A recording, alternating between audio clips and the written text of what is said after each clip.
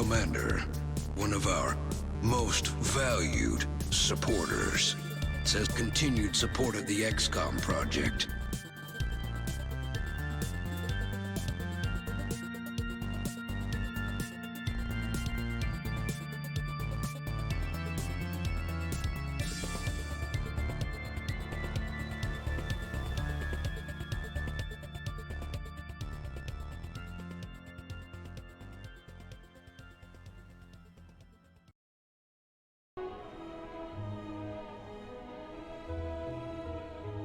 Hello?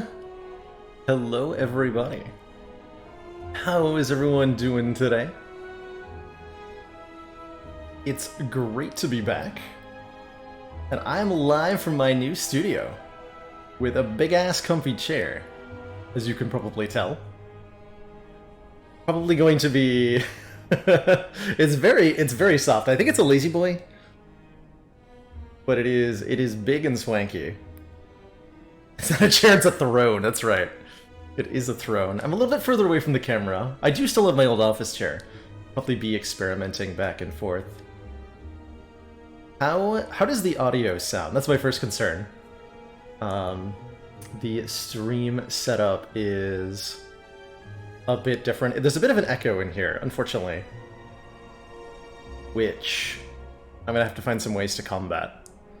I'm doing what I can on the software side, but there's definitely a bit of an echo. I just need to like put a blanket on one of the walls or something.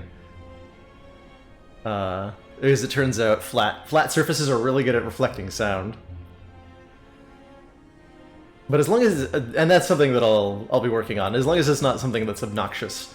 How am I doing with the game audio balance as well? I didn't actually specifically test that beforehand.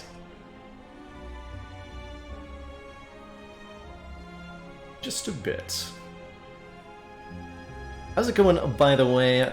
Godot, Shmoo, Dozy Lion, Pala's Cat, Tom, Gin Fizzes, Glug Glug Glug, The Enhouse, Chronometrics, Urshan Velkava, Leishan Hall,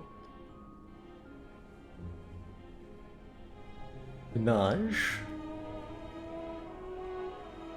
Epona21, thank you so much for those 7 months of Tier 1 support on your way to the Watcher Badge.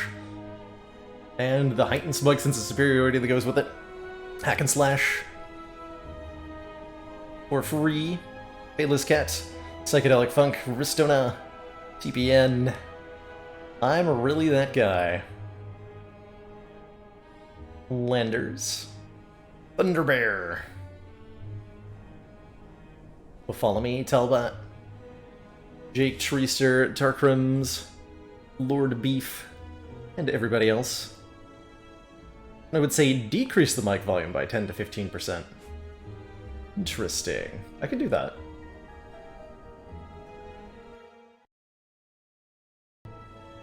Yeah, I tweaked it down a little bit there. I'm sure for some people it's interesting, depending on how high quality everyone's audio setup is. I'm already either perfect, or like there's a few minor things that might wear on the nerves. But we'll see if the only issue we have in having moved the entire stream is like that I have to tweak the audio for a couple of days, then I'll be very happy. Internet was out for like a 12-hour period yesterday, and I'm very happy that got resolved.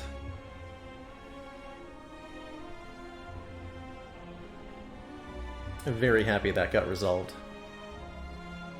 Lighting is weird right now. We're not actually using the built-in lighting, but I have several stand-up lights. I get some weird shadowing with the current configuration of the built-in lighting. But otherwise, the studio is great. Let's see if I can give a little bit of a mini tour here. Grab the camera. Show a peek behind the curtain. So I've got like a little sort of gaming altar set up here in the corner to several of the games that have been influential to me. So there's my PS3 and Dark Souls on top. Next level has my Game Boy Color and every Pokemon game from the first two generations.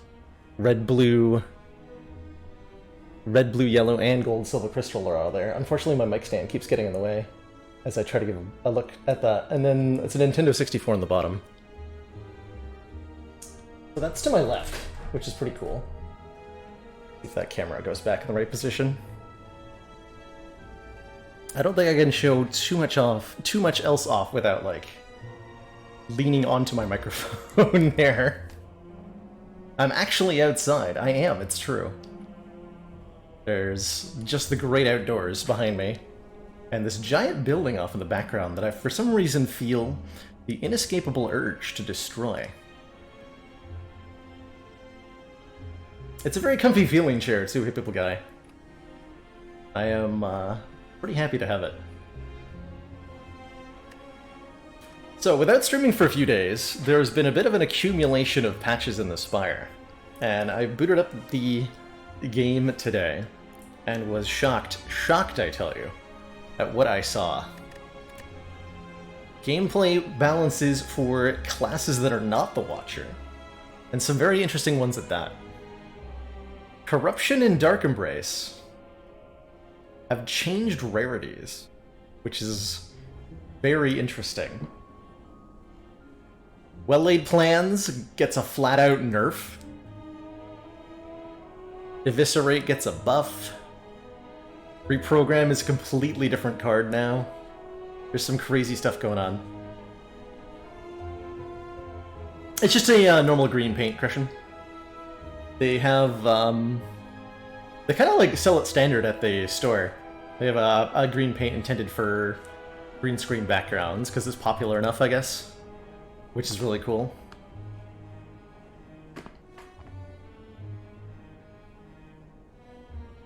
I'm kind of behind the Corruption Dark Embrace changes. I'm really curious if this creates some weird situations where Ironclad runs end up with lots of copies of Dark Embrace and it breaks something. We'll see about that. We'll see about that. I do think Corruption feels better as a rare. Mine a rocking chair? It does rock. It's more of a, it's like a lazy boy recliner kind of thing. And it's glorious. It is so comfy. It is so comfy. How's it going, Sneaky Teak? I'm curious to see how I like... Let me... Hold on, I gotta go to the art. My first thought at this is, how do I feel about the cards and their art now that the border has changed colors? Dark Embrace with the blue. I kind of dig that, actually. I did really like this card when it was gold, but the blue is pretty cool too.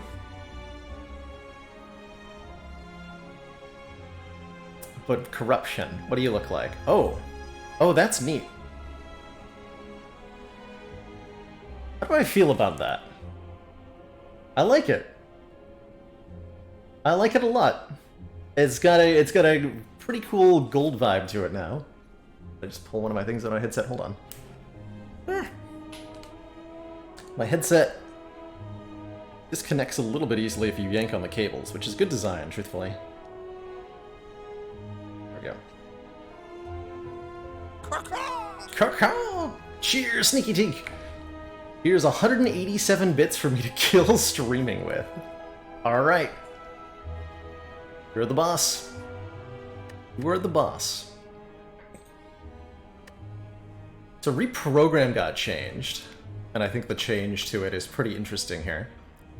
So previously Reprogram was a scry card. This council is pleased to see our But now it does continued this. support of this project has been worthwhile. Maniac and a Mask, thank you so much for those 3 heckin' months of Twitch Prime support.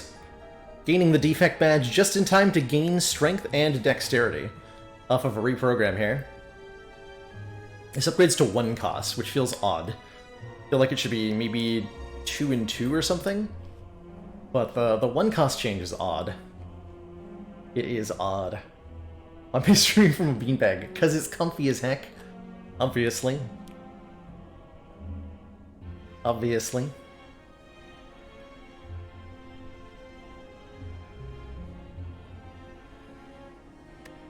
This is a really neat addition to the card pool. It enables a... I feel like I had a command for it, Jin, but I have no idea off the top of my head what it is. We have a link. Hold on. Let me dig that up in a second here. But I like Reprogram here as a option for defect to scale without using focus to do it. Defect to scale up in a way that's not orbs. And I think this card could do really, really well in like a claw deck. It does feel a little underpowered, like undertuned, at first glance, right? Like you can only gain 1 strength, 1 dex at a time. So it feels like consume, but the number on it's not quite big enough to justify the price. Like compared to what do you call it? Compared to that version of fasting we had for a little while. 1 cost power, gain 1 strength, gain 1 dex.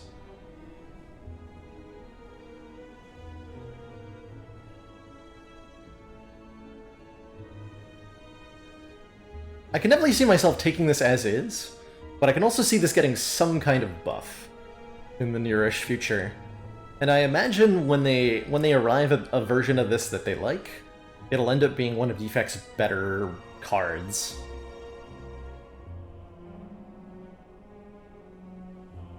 But I definitely see this being a really neat way to scale up stuff like Hologram, any sort of Defect deck that utilizes 0-cost attacks like Beam Cell, Claw, Go for the Eyes, anything where you're using a lot of Steam Barrier, Hologram, Leap, like Defect benefits a ton from Strengthened decks. A totally ton. There, reprogram go, there you are. So it upgrades to 1 cost. We'll see if it ends up staying like this. I'm certainly going to give it a try if I find it.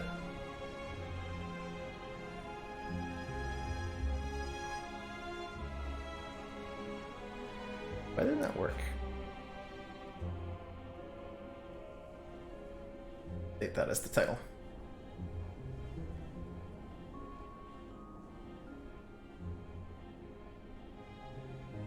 There we go.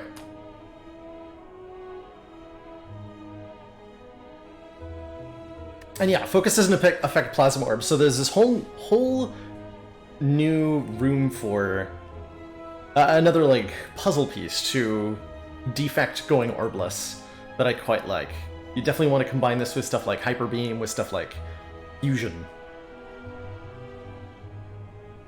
Silent wants this card. This is also yeah, that's a great point, Sergeant Joe. This is an excellent card to get with Prismatic Shard. Like this card makes Prismatic Shard way better because anybody other than Defect is just benefiting like heck out of having this card added, right? Like pick this up on a Silent run, pick this up on a Watcher run, and it would be a pretty sweet pickup.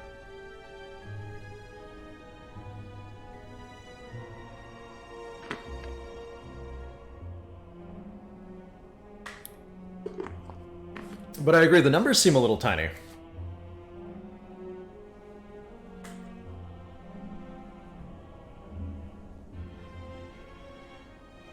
Numbers seem a little bit tiny.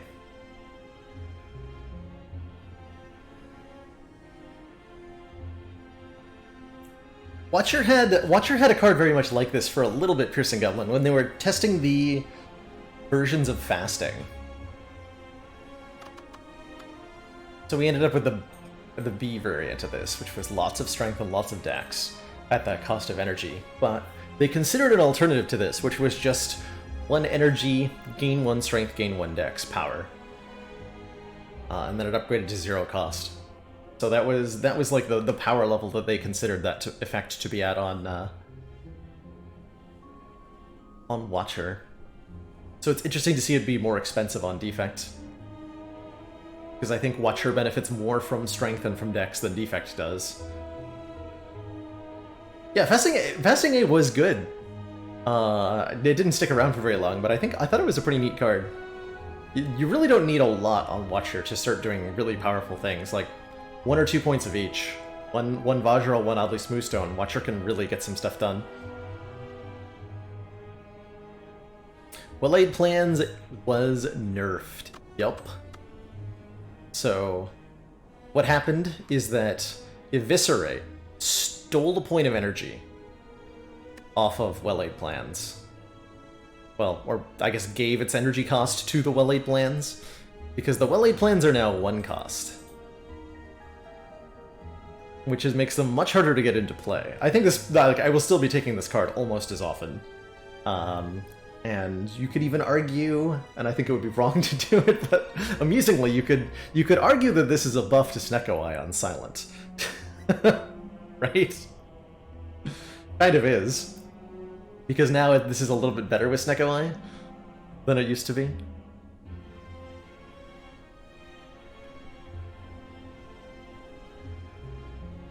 Hey, Baby Tech! The chair is awesome. Thank you so much. I'm doing great.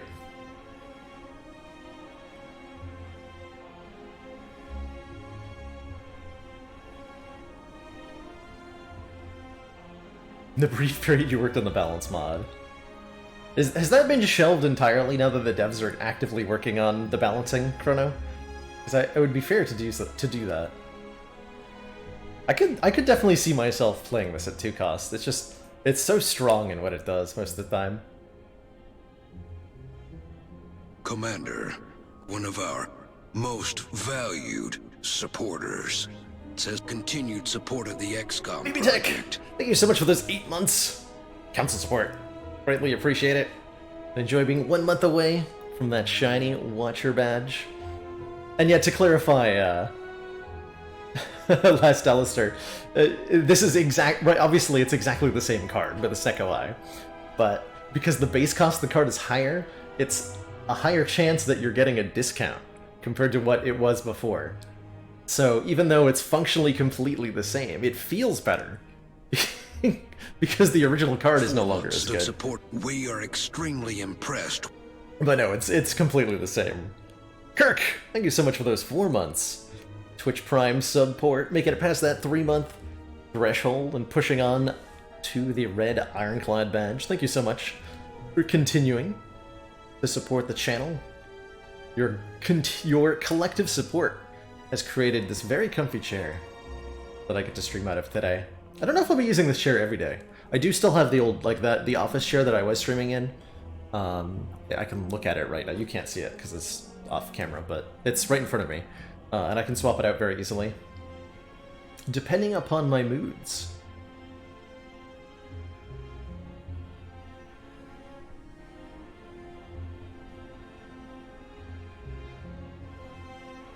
This is the same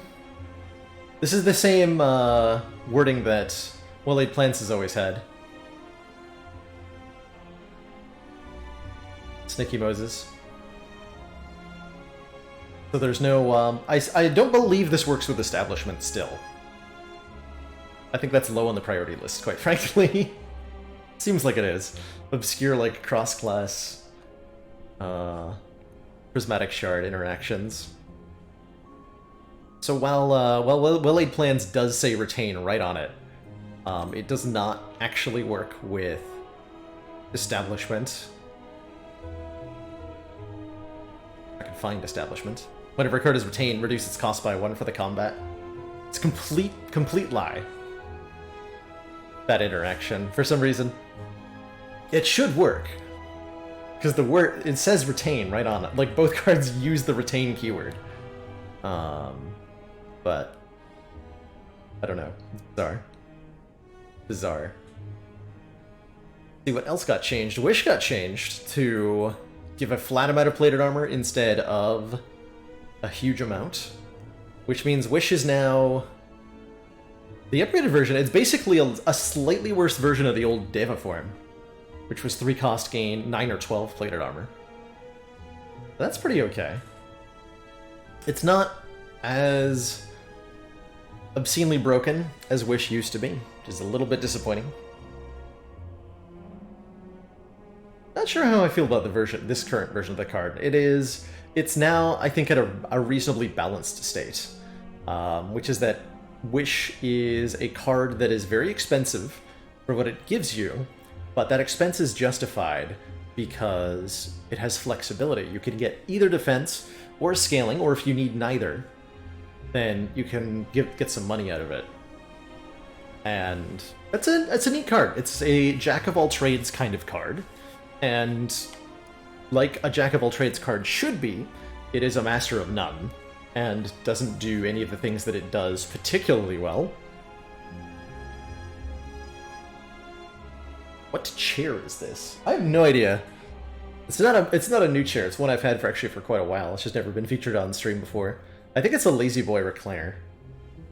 It is green, and it is very soft.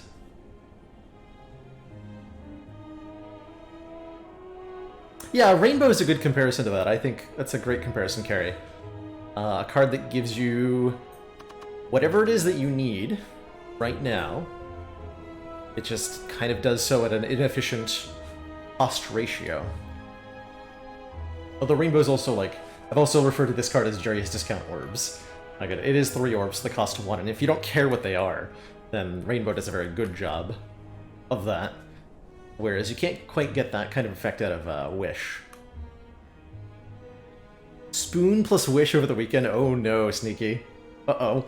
That's that sounds a little bit degenerate.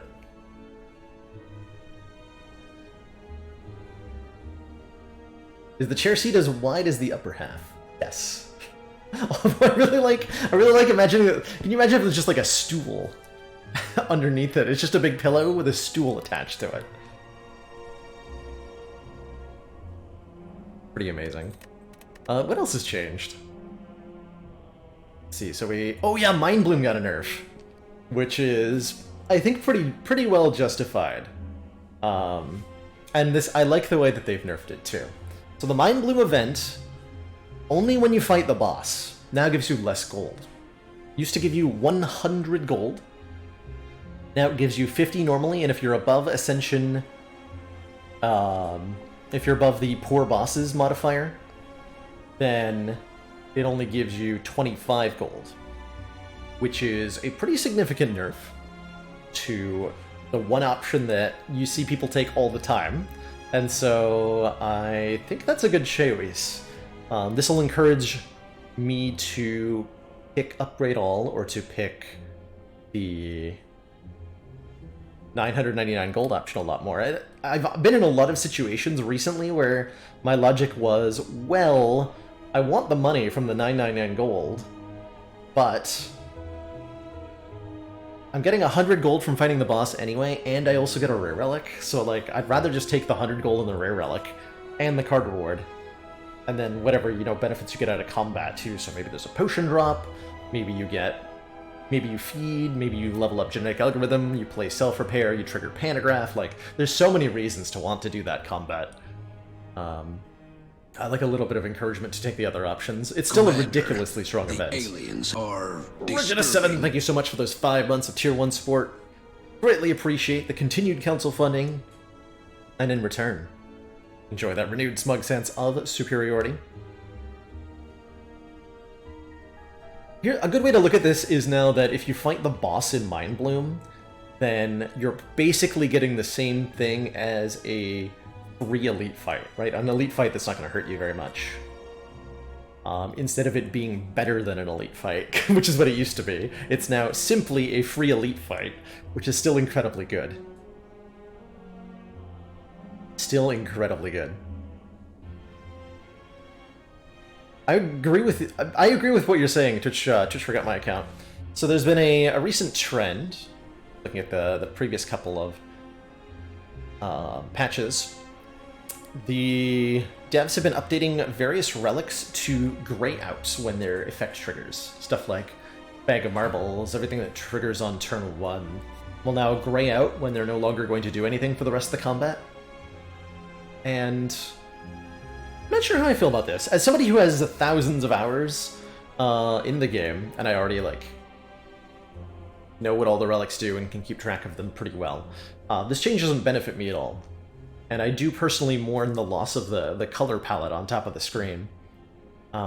If you're a newer player, though, you might find it a bit more beneficial, and I'd be curious to hear from people who are still new to the game, how they feel about the relics becoming grayed out.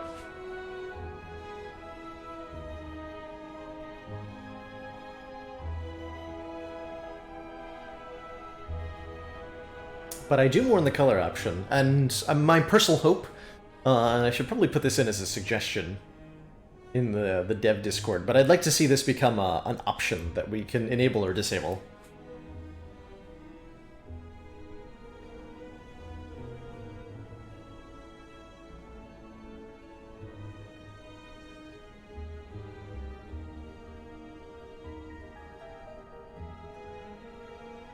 See. Oh, another neat little change that I think slipped under a lot of radars here. On Friday, the rare potion drop rate doubled from 5% to 10%, and that 5% came off of the common potion drop rate. So 5% of the time, instead of a common, you're now getting another rare. And that is pretty significant. So to completely elaborate, this is a double chance of the class-specific rares, which are all obscenely strong right now. Heart of Iron, gain 6 Metallicize, Ghost and Jar for 1 Intangible, Essence of Darkness, channeling 1 Dark Orb for each orb slot, or the Divinity Stance Potion. These are all obscenely strong potions.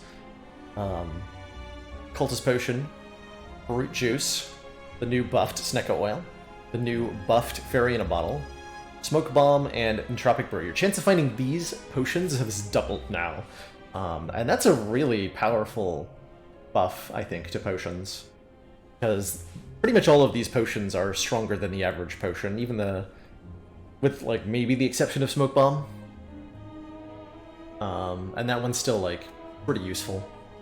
Buff Fairy is 30% of your health instead of the previous 10% Apocalypto, and if you get a Sacred Bark, the new boss relic that doubles potion effects, then it's 60%, which is a heck of a lot of health. It's better than a Lizard Tail. So basically, Sozu gets worse, again. Because that's what it needed. Sozu needed more nerfs. I'm looking forward to finding more Heart of Irons. This potion's pretty cool. The Rite of Ghost in a Jar is the Essence of Darkness. Channel 1 Dark for each orb slot.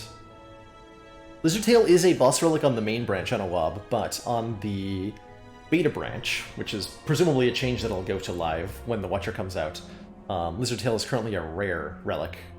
And it's a very, it used to be, I think it was a lower tier boss relic, but still valid in some runs.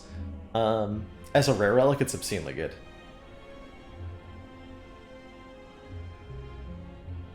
Do I think potions have been buffed enough that it would be reasonable to change Sozu to say, quote, potions no longer drop from fights? I was thinking about exactly that the other day, Sneaky Take, so it's funny that you mention it. But yes, that's exactly what if I was going to revise Sozu, that is exactly what I would do, is change it, cause it to prevent you from getting potion drops randomly after combats, but still allow you to purchase them, still allow you to get them from events, like the Potion Vendor event.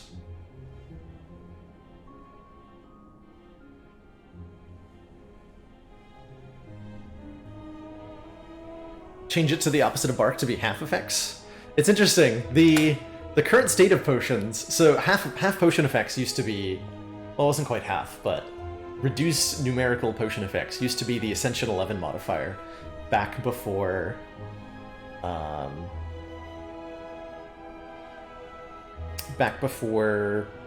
it reduced the number of potion slots you had. It reduced the strength of potions. And the problem with that came with a number of potions that you can't reasonably cut their effect in half. Like, it's easy to cut the effective blood potion or poison potion in half, right? You have numbers that you can chop down to 0, or chop down to 1/2, like 10%, 6. But when it comes to something like a Gambler's Brew, discard any number of cards and draw that many. Something like a Liquid Memories, choose a discard, pile and return it to your hand, and it costs 0. Things that say 1 for their number, like Ghost in a Jar. These are a lot trickier to reduce in effectiveness in a way that makes any sense. And part of the reasons that the devs, I think, changed the Ascension 11 modifier was because it gave them freedom to create potions that didn't need to be capable of being reduced numerically. So it opened up the design space for potions a little bit more. And interestingly, I think they've kind of shot themselves in the foot by adding Sacred Bark, because it restricts that design space again. You now want to include potions that can be doubled in a meaningful way. And it's possible to work around that, like,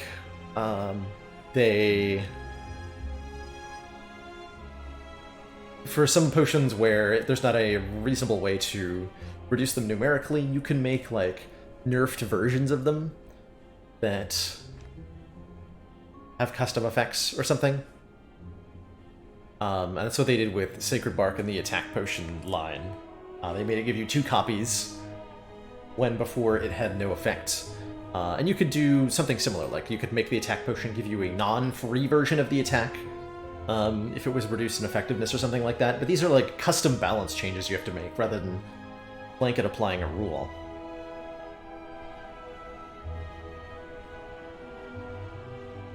Making potions expire after holding them for a few fights. Oh, I like that idea for Chivalry. Gain an energy at the end of your turn. Potions disappear if you don't use them for 3 combats. So it removes your ability to save things for the heart. Would be really cool. I really like that idea. Because that would even be like worse than the current Sozu in certain circumstances. So it meant like if you had a Ghost Jar, you take a Sozu. You can't hold that to the heart. You have to use it or lose it. I like that. That could make for a fun Sunday run, actually, where I have to use potions quickly, or they go away. How's it going, Orion Hunter? Let's see, was there anything else I wanted to talk about in the patch notes? Empty Fist got a huge buff. The upgraded version goes from 12 to 14 now. Which makes Empty Fist unique. Not quite unique, actually. It shares a property only shared by Wild Strike, which is that Empty Fist... Where are you, Empty Fist? Hello? Empty Fist, common or uncommon? Common? Common. Empty Fist is now a common that upgrades to +5 damage, which is crazy, especially on Watcher. Like, holy crap, that's a good upgrade for 1 energy.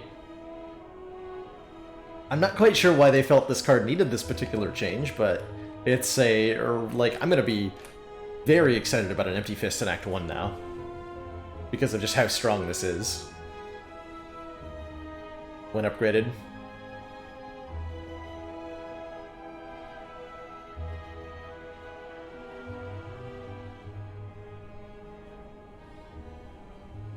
Else got a rarity change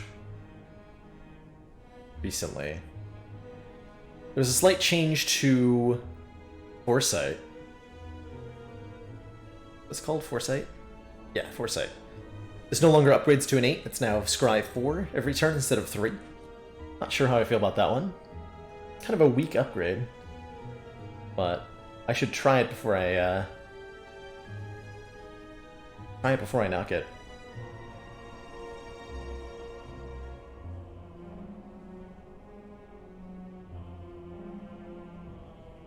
Yeah, Ryan, I think the reasoning for that, I too agree, like it doesn't feel like there's as much of an emphasis on stance changing. A lot of that has to do with the removal of adaptation. The removal of drawing a card or 2 every time you change stances made it a lot less exciting to have the empty cards. I don't think I've taken empty mine since adaptation was removed. And the nerf to Mental Fortress, making this 3 and 4, also hurt that quite a bit. Any 3-to-1 watcher will leave the beta. Probably like a week or two is my feeling. Could be wrong about that, but it does feel like we're most of the way there at this point.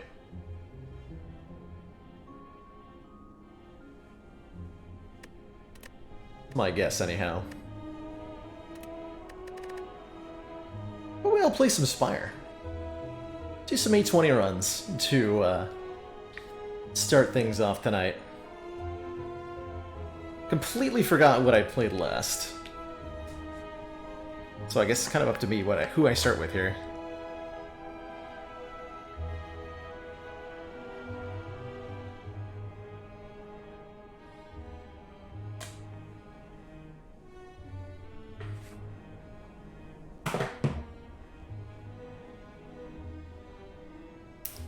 Right, Ryan?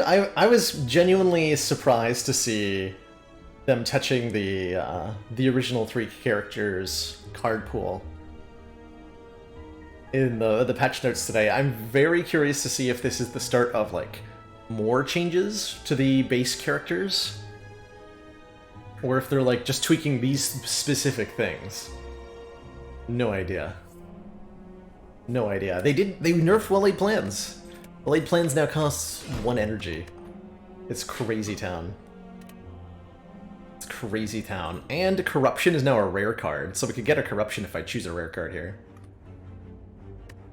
Let's see, Act 1. What do you hold in store for me?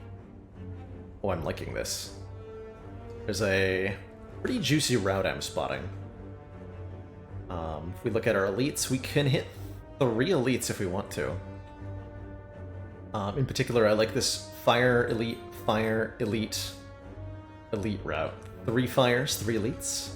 We can even get a shop with 200 gold to start, which would help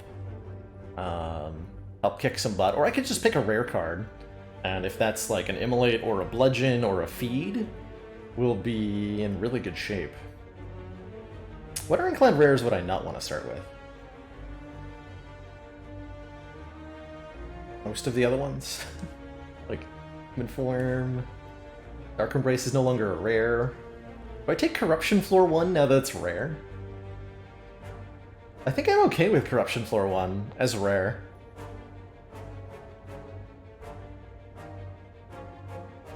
Zoom's not good. Juggernaut's okay. Floor 1. Let's try start at rare. Okay, we got a feed. Feed Floor 1 is just very strong. You should take it. Just very strong. Barricade is... it's so hard to start with. I think you can only really start with Barricade on Ascension 0. Or Ascension 1. But it's so hard to get into play that it's really not worth taking on Floor 1. You need more energy, or you need like a Mummified Hand or something. Double Tap doesn't do a lot at the start either, but Feed is such a good beginning card. So, because I have... like, go to the shop. I think I don't go to the shop. Greedy here. To be greedy.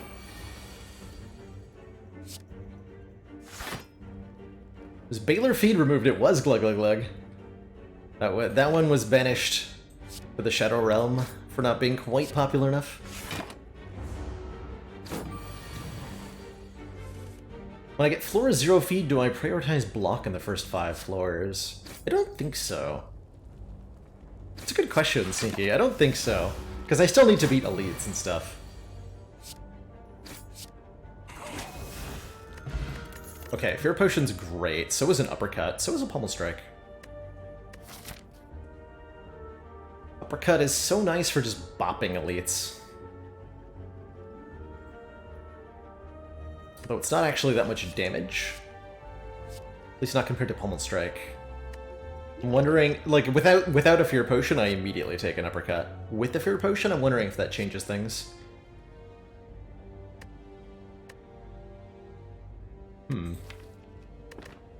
Let's try going Pummel Strike here.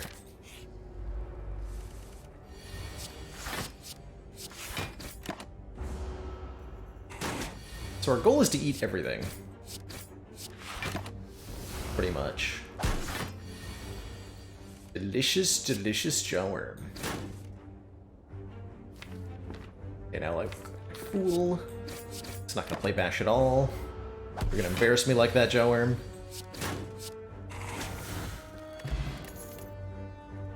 Sword boomerang, clothesline, dual wield feed. Dual wield feed. If I wanted to eat everything, that'd be a great way to start. I think this is hilarious and fun, but I don't think it's very good. Right here. Clothesline's nice for bopping early elites.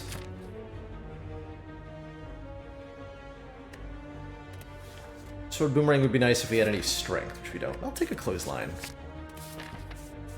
And I don't think I want to do 2 hallway fights, do I?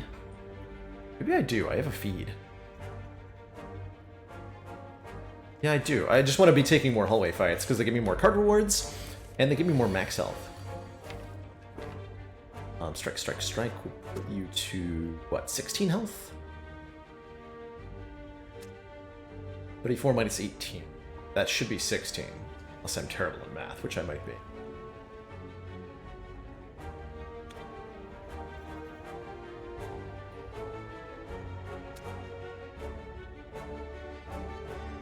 Just double checking, because I don't trust myself right now. Yes, that is 16.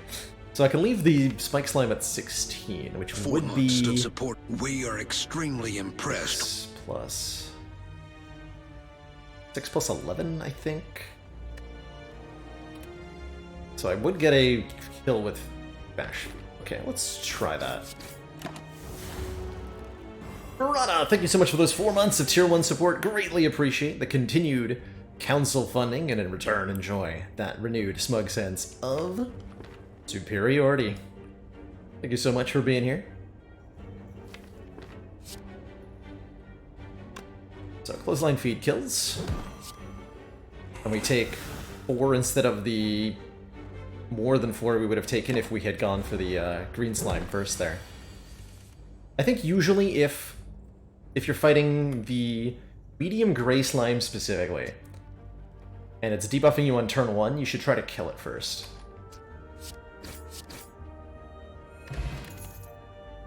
Hey! Those are some cards. Wow. Flame Barrier. Chemokinesis and Uppercut. 3 very good uncommons in Act 1.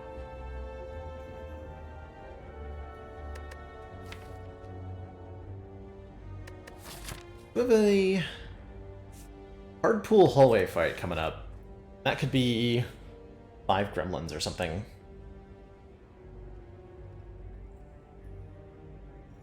That's actually my more immediate concern. I think both Flame Barrier and Hemokinesis will be good against the Elite. A block card like this is great against all 3 of them. Flame Barrier, Lagavulin, and Triple Sentries, and it does damage too. So I like that. Hemo is just so much raw damage. How do I know what the pool of the hallway fight is? In Act 1, the first 3 combats you go into. Doesn't matter where in the act they occur. The first 3 though. So if I chose a different route that fought less, like fight 1, shop, fight 2, question mark, fire, elite, fire, thing, whatever. This would be the 3rd one, so this would still be easy. And then whenever we get to the 4th one, that's when we run into the hard pool hallway fights of Act 1. So that can be on floor 4 if you go straight for 4 hallway fights, or it can be the end of the act. It's about the number of fights, and if you get a fight in a question mark room, that counts too. So this will be the hard pool stuff, which is just exactly as rewarding as all the others, just way deadlier. In Acts 2 and 3, it's only the first 2 fights that come from the easy pool, and then everything else is after the hard pool. I think I need to go. Man, I'm gonna take the Flame Barrier. I want to. Got a nice easy fight out of the hard pool fights. This is one of the easier ones. So that's good. Single thief. We're lucky we can eat him.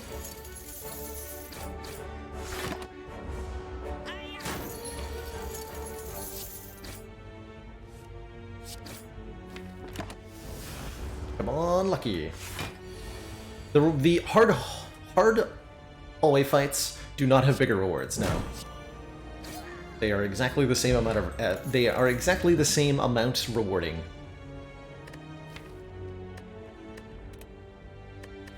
So it's often better to avoid getting into the hard pool fights until you have a bit of a better deck, until after you've gotten a relic, until after you've gotten an upgrade down or two.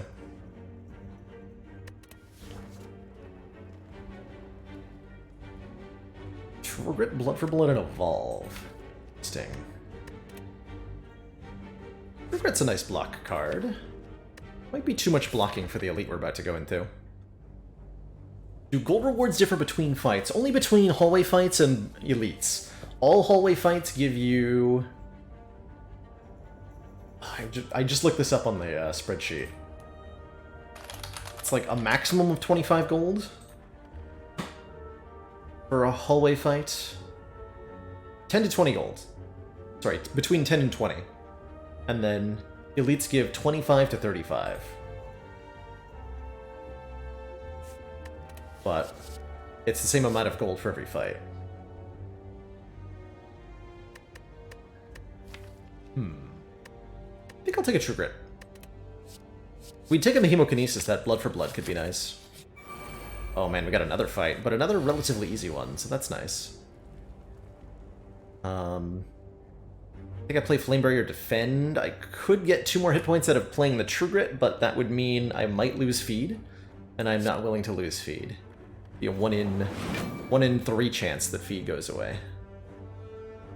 I'll risk that.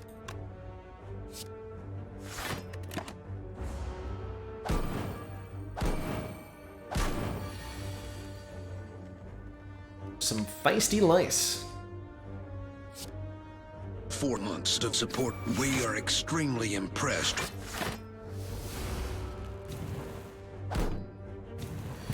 Thank you so much for those 4 months of Tier 1 support, Apocalypto. Might as well sub if you're watching every night, heck yeah. Great to have you here. 7. Damn it, I'm again risking losing feed. Take 2 more here.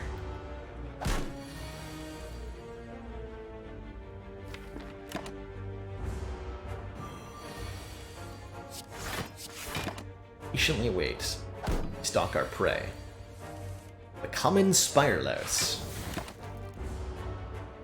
It's juicy and succulent. Okay, I'll take another Pummel Strike very happily.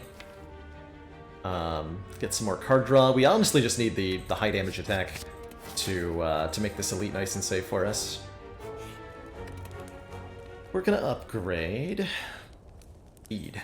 I'm greedy.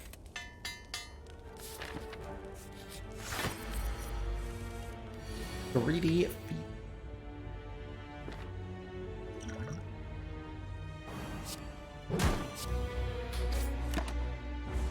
Happy to see feed get tossed there. Flame Barrier.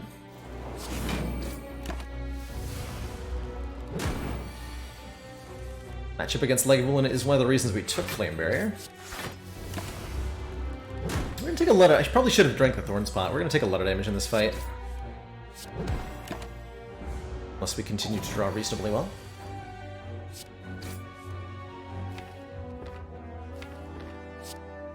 Not gonna let me kill, right? -2, so this is 15. So I'd have to do another 15. Actually, if I draw Clothesline, this will kill. So just draw Clothesline. Please draw Clothesline. Yeah! Nice. Alright, meat on the bone with a feed is Excellent very work, good. Commander. This council is pleased to 10 see our billion continued ducks. support of this project has been worthwhile. Thank you so much for those 3 months of Twitch Prime support. Greatly appreciate the continued council funding in return. Enjoy that shiny defect energy badge and your heightened smug senses of superiority. I hope all 10 billion of you enjoy it. Yeah, that whole fight was very good draw order. I thought we were going to take so much more damage than that. Beat on the Bone will heal us 12 at the end of each combat that we end below half health. I believe it's been buffed now to flash when you're below half health. which is pretty cool. Had I taken that Evolve, this Power Through would have been sweet. This is an okay Perfected Strike. We have 7 strike cards, so this does a reasonable chunk of damage.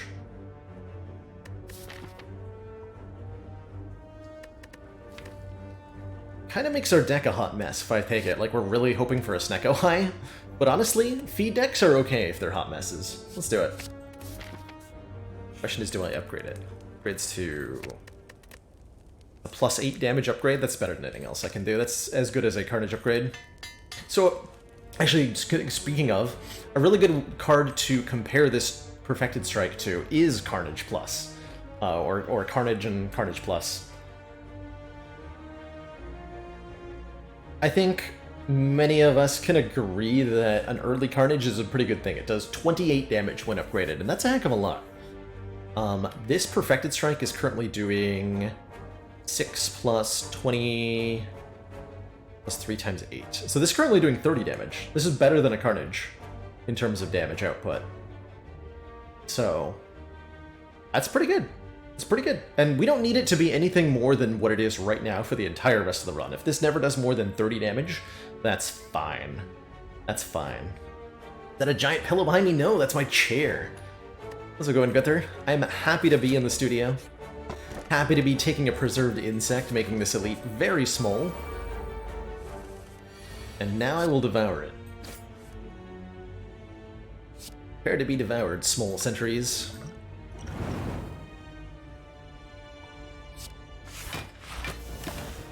Leave this one at exactly 12 so I can eat it.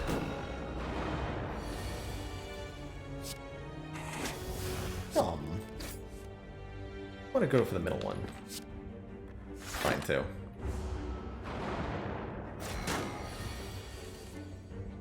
Boop.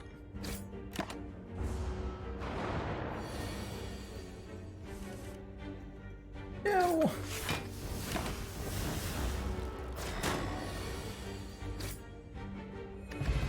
Regal Pillow. This thing. Whenever you rest, heal an additional 15 health. Probably gonna need it.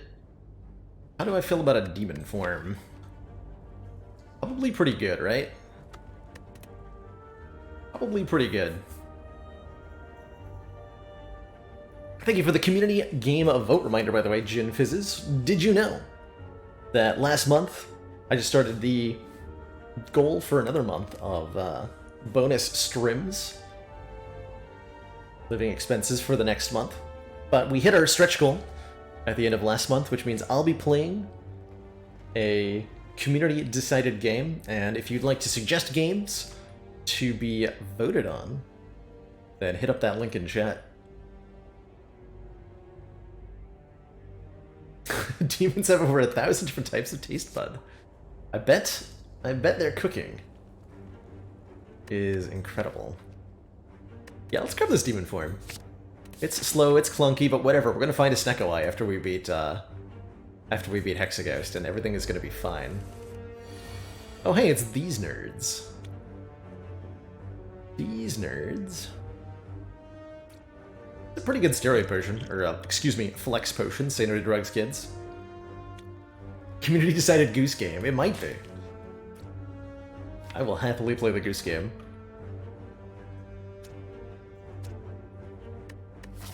I mean, I can probably just hold on to this potion until Act 2, right? We have so many hit points that we have a meat on the bone, so even if I take a ton of damage here, it doesn't matter very much.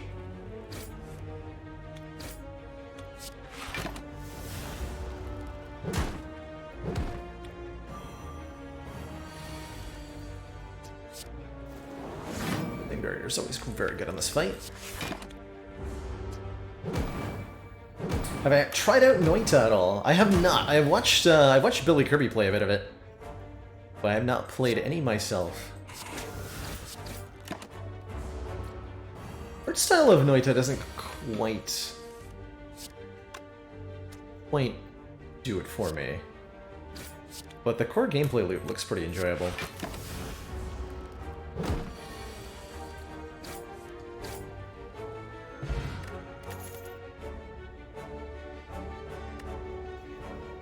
It's just some very strange choices that we've been offered this act. This one feels like a skip. Power Through versus Rupture versus True Grit. Oh, I completely agree, Kentar. I'm referencing the name change that the potion underwent. Flex potions used to be called steroid potions, and the name got changed some months back. We've not got an official explanation on this to my knowledge, but the best explanation somebody changed was probably either Nintendo or some regional distribution place having policies about drug references. Kind of interesting. But yeah, steroids have totally legitimate medical purposes and are very powerful. Which is why you should put them in bottles so that people can drink them when they need strength. But yeah, the speed pot is called the speed pot still. I guess it's because they didn't call it an amphetamine potion. That one slipped through the radar or whatever. Jax is still in the game, yep. That one's interesting. that one seems like they would have more of an issue with, right? But because Jax is, I guess it's a fantasy drug, so it's allowed or something. I don't know. That worked for Jet in the Fallout series? I feel like Fallout had some trouble with the way drug use is portrayed. Remember, we will be watching. Throwing 11-11 at the stream. You heard it, kids. Do drugs. Apocalypto, thank you so much for starting up the funding for the month. Appreciate the generosity. Excellent work, Commander. And oncoming storm. Council is pleased to see thank you so much for those 3 months. Support of this project has been worthwhile. Really appreciate the continued funding. Enjoy that shiny new defect energy badge. And I hope you're having a good one. Let's take a strike out of the deck. That does make Perfected Strike a little bit worse. Brings it down to 27. Maybe I remove a defend? God. Right, this is why Perfected Strike is not necessarily just better than Carnage. I want to remove these strikes, don't I?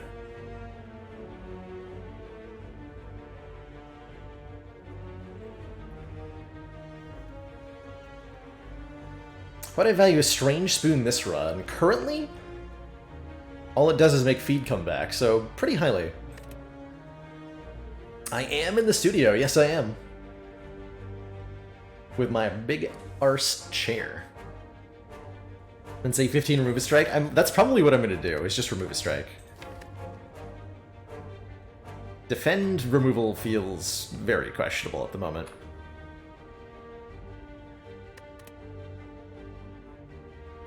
Demon Form does like strikes a lot. You know what? Screw it. I'm gonna defend out. Oh, couldn't I have had those in the other order? Get out of here, curse Serpent, with your curse. Don't need that. Don't need that. Hey, Sir Leodius. Oh, I'm so using my, not drugs potion right now to get a feed off.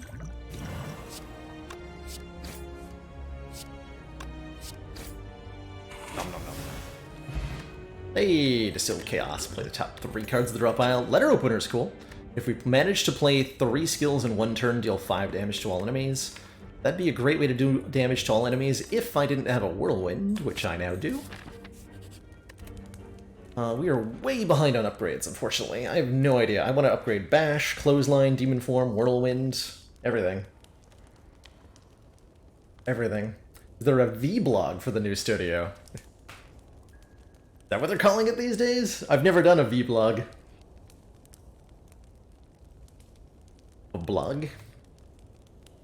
There are a few pics in the Discord. And I showed a little bit of it off at the start of stream. Not very good, though. Turns out just picking up my webcam with my hand does not work very well.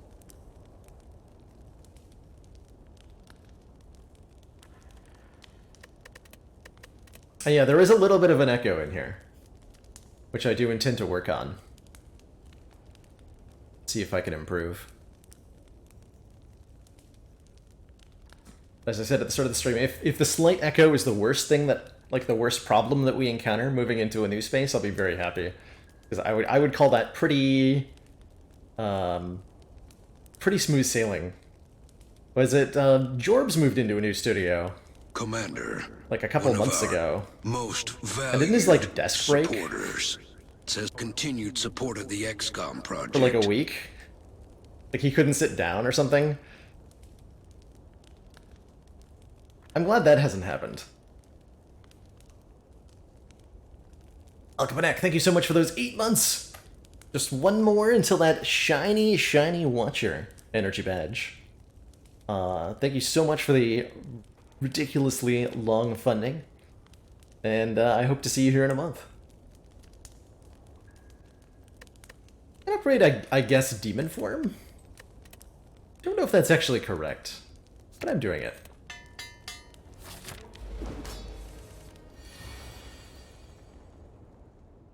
Considering I have 73 hit... Oh man, I have 73 hit points, so this is what, a 7 times 6, I believe?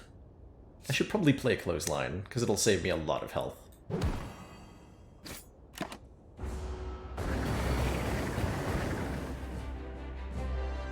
So 5 to 6 well weakened. I think I'm going to use the Liquid Bronze here. I'm not actually sure how this fight's going to go right now.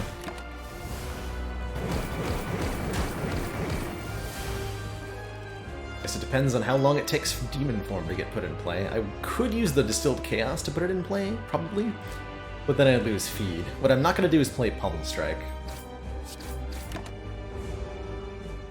That could draw the Demon Form. Yeah, it would have. I think I have to play this, right? Let's take the damage. I like that Meat on the Bone flashes when you go below half. That is pretty cool. Nice. Nailed it.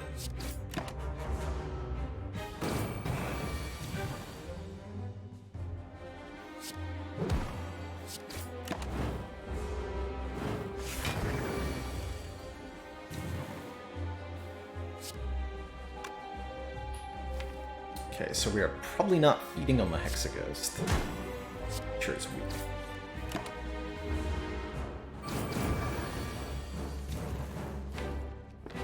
This is a little bit scary.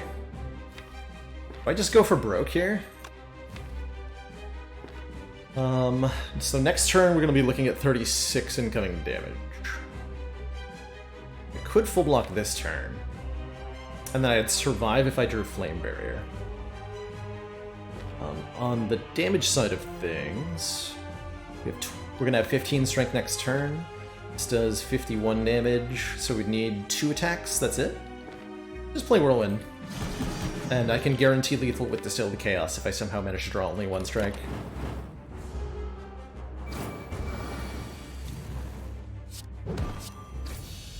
I'll take it. I'll take it. Berserk. Gain 2 vulnerable. Start of your turn, gain an energy. I think this deck would definitely appreciate more energy. Whirlwind is something we would need to upgrade, though. You can have a second copy of Feed. I do like. Or we can get a double tap. This turn, your next attack is played twice. If I wasn't so far behind on upgrades, I might consider this Berserk a little bit heavier. This deck does want more energy pretty badly.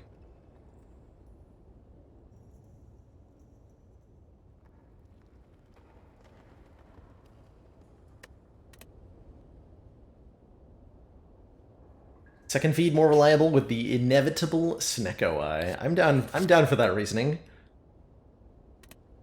Come on. Not a Snecko Eye. Disastrous. Disastrous. We have to settle for mere energy here. Take the Philosopher's Stone for 1 energy but more strong on all our foes. Curse Key for 1 energy, or getting a curse when we open a non-boss chest, or 3 relics and a unique curse. I think we're not gonna be very good if we don't take an energy here. So I should take an energy. I'm just not sure whether it should be the Philosopher's Stone or the Cursed Key off the top of my head.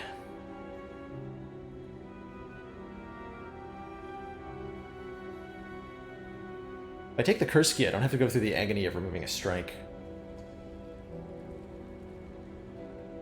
Hey Bob the Snake, this is not the ladder challenge, to clarify. I'm just doing an Ascension 20 Ironclad run.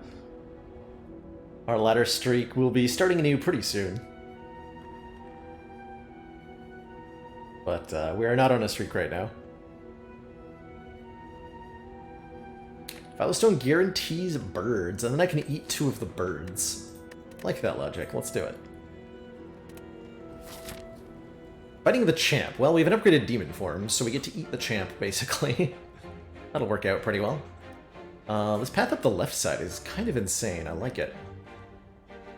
Path up the right seems just mostly better. We're taking an early elite, basically no matter what, and that's terrifying, because we have Philosopher's Stone. It's terrifying. Not sure we do very well this act. Well, we have 81 hit points. That will hopefully continue to be true for a little bit while. It is birds! It's guaranteed birds!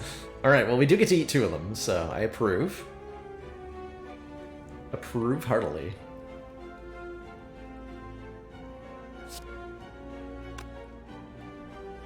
Wondering whether I just take the full 18 here. I do.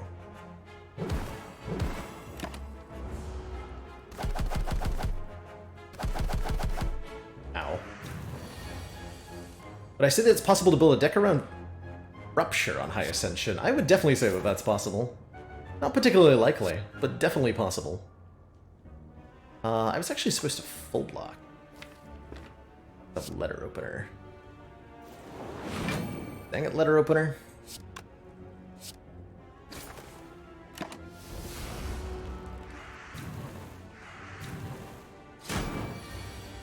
Oh no. Oh, this is good. Okay, we're fine. Forgot we had a whirlwind. That was terrifying. It was, what, 54 incoming damage? My life might have flashed before my eyes there. Just a little bit.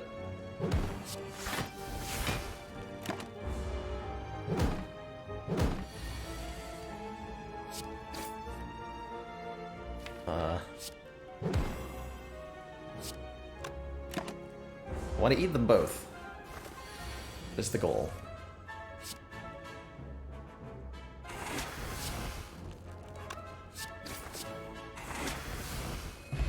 Success. Ghostly Armor feels like the kind of powerful block card that we currently need. I'll take it. I will take it. I'm just gonna play that.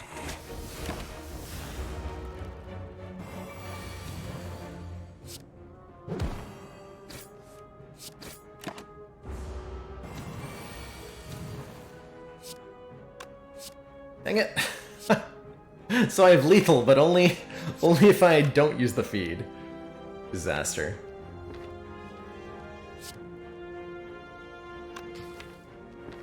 I think I should just take my lethal. Ironwave Plus is an upgraded card. I kind of like it for that reason. We don't have that many. How'd the move into the studio go? Pretty good. Krillin the Killer. Pretty dang good. So far it seems like everything's working pretty smoothly. We have a slight echo in here, but other than that, the setup's great, the internet's working, this chair is very comfy, I've got more personal space to work with in my bedroom, so I can actually, like, have a guest of some kind. Very exciting. Look at that. The biggest chair you've ever seen. Bigger is, in fact, better. At least when it comes to chairs. I think so. How do I feel about events?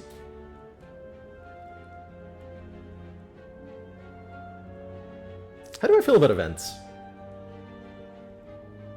See, the thing is, if we go into hard pool hallway fights, we can just eat them. Which is delicious. And then I also get money and stuff. Events could be like upgrade all strikes defends.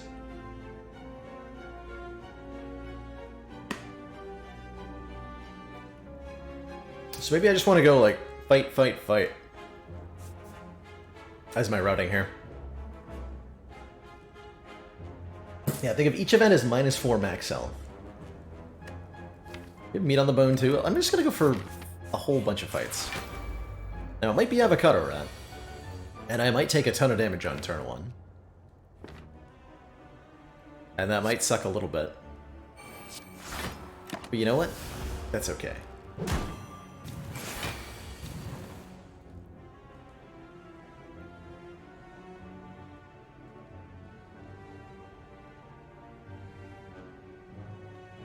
Well, it's a lot of damage. Should be able to feed it. 10 damage plus 15. Put it at 16. Okay, so feed is not a kill no matter what. So I think I go Pummel Strike first.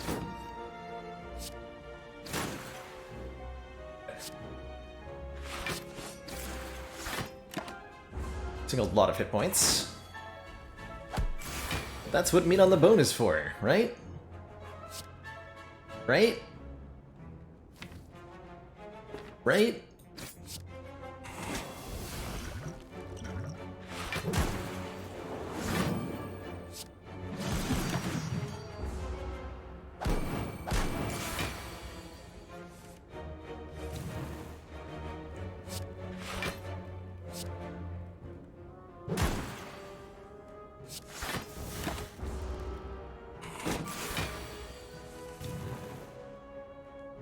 Kill him.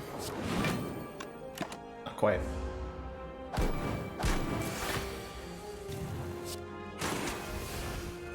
Okay, we got 7 max health out of that, and an Inflame, or a Sword Boomerang Plus. Oh man, an Inflame is so good. We can actually like gain strength without losing an entire turn. Isn't that the nerf version of the fight? It is, Carrie. So, in that Shelled Parasite and Fungus fight, the small fungi beast used to be a blue slaver, or I think sometimes it could even be the red slaver. But it used to be a slaver enemy, and back then it was by far the most dangerous fight in Act 2.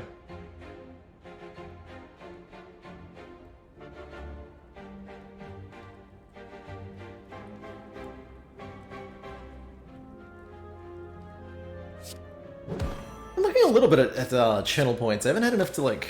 I haven't seen enough other people using them to make me want to use them, is basically my opinion on that.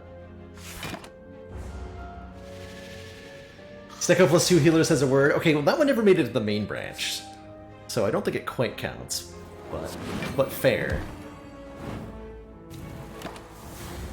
Fairly put, Chrono. Give you that one. Take tons of damage, whatever. We got meat on the bone, it's fine. Status update, it was in fact not fine.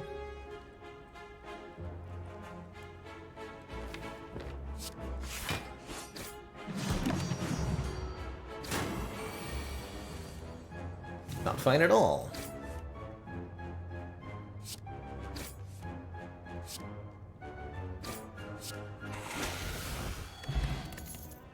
Dual Wield Plus. I mean, with the Snecko Eye I'm gonna get, that's gonna be a meat.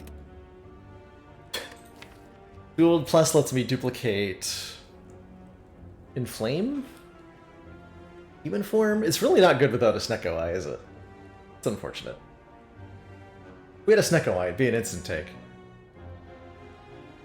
We could also make more feeds, in the event that that is somehow necessary to get more than 2. I don't think we're allowed to take it, unfortunately. We're a little bit on shaky ground currently. I'm gonna skip, much as it pains me to do that. Now, this fight I'm in. I'm down. That's unfortunate that we drew both of the feeds. That means I'm not gonna get to eat anybody. Presumably.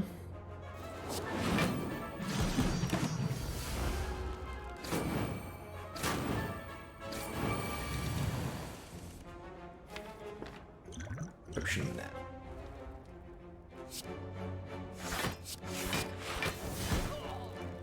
Oh. I'm lucky I'll get 1 feed off. I think 2 is asking for too much. Oh. It's not enough. But this is...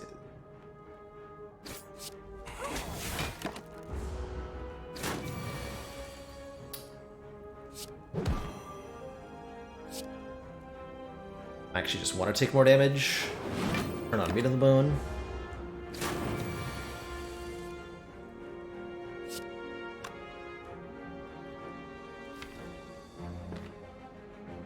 Take 15 to gain 3 max. About that. I can't do that.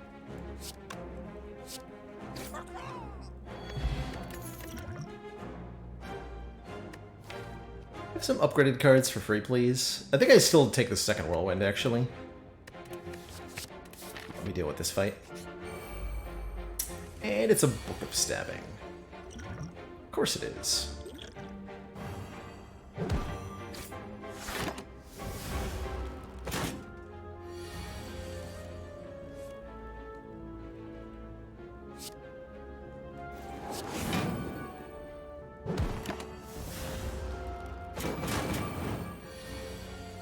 The longer this fight goes on, the worse it's going to get for me.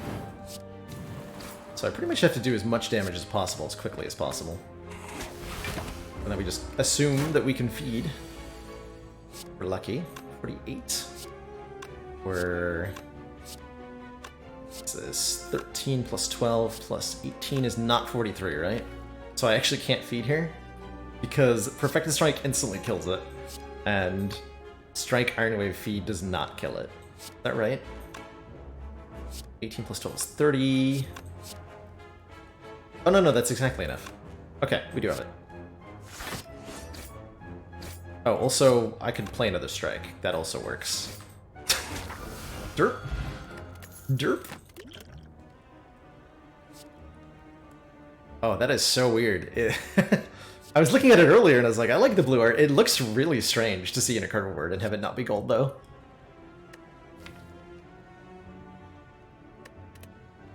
You know, I think this is Rage Plus, actually.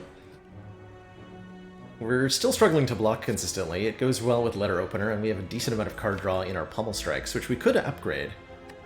Potentially. Yeah, the blue border looks wrong. Isn't it strange?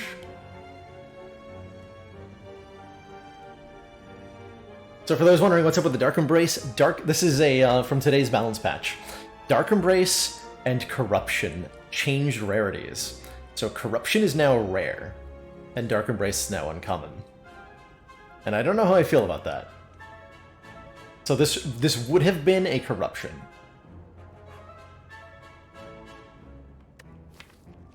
Previously.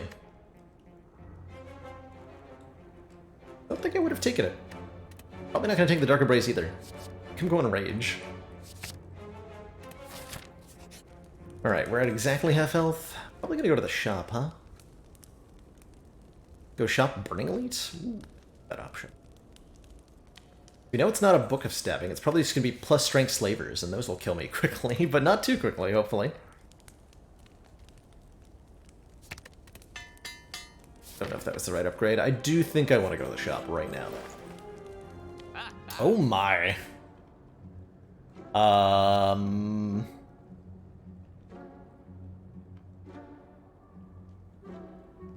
Wow.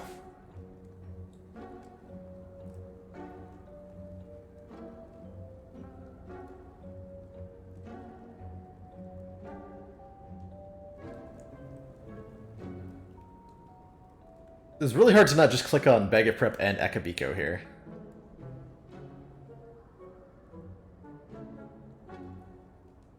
I'm eyeing the orange pellets alongside Flex Potion. There's also Panacea Flex, which is kind of hilarious, but I think I have enough strength gain that that's not too much of a concern.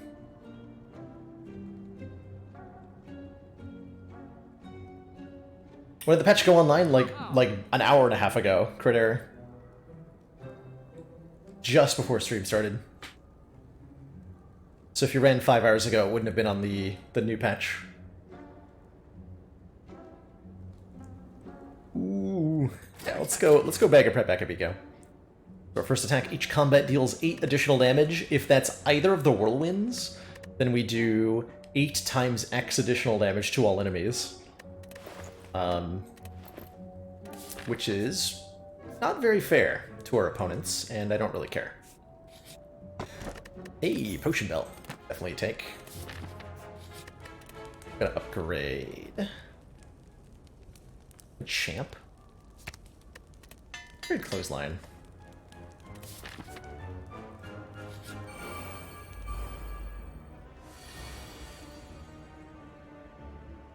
How dare you?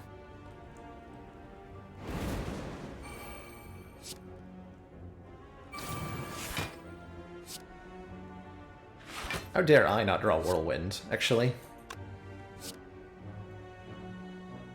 Oh, this didn't work out like I wanted it to. Yeah, I could kill both of them. Somehow screwed that up. Take a little bit.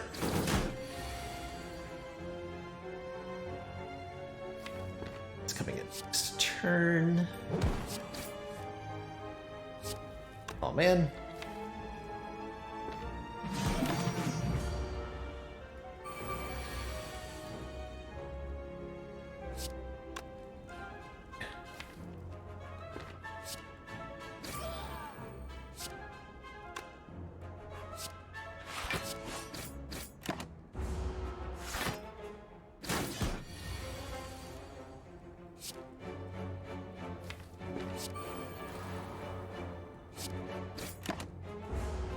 Oh, I was probably not meant to play that strike. That would have been Art of War. Let me play another card here. Well, it doesn't matter. I'm definitely taking a beating here. He's buff strength one time. There he goes. Madness, I tell you. He'll guaranteed attack me next turn if I don't kill a minion with this clothesline. Buy yourself some time. Damn it. Clothesline him. I think we still get a kill anyway, though. 28 plus 31. Yeah, that's a kill. Okay. I definitely screwed up the turn before that, but there we go. Yeah, wanna buy a Reaper? Please, hello? How about more copies of Inflame? In case you needed your strength to be even higher. I think we do take one more. Just to let us get strength down without demon form. How about we go to 60 health apparitions? Is that a thing I want to do? Oh lord. I don't think I want to do this. 62 max health, you say? It's an awful lot of max health to be losing. The other way of looking at it is that we still have 62 max health after we take the apparitions.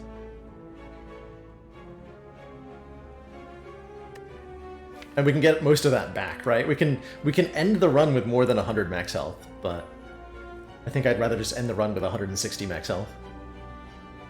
We lose no current health, that's true. Get out of here. Ooh.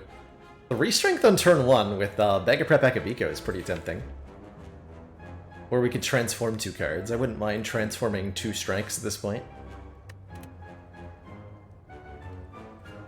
The 3 strength on turn 1 is big. Rip orange pellets. Disaster. Still fine. Yeah, I want the turn 1 strength. Give me those mutagenic strong. Start each combat with 3 strength. At the end of your first turn, lose 3 strength.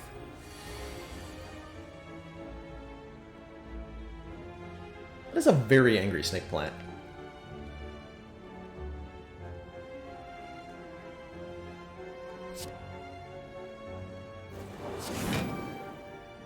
Fortunately, our strong-ass whirlwind is not enough to KO the plant here.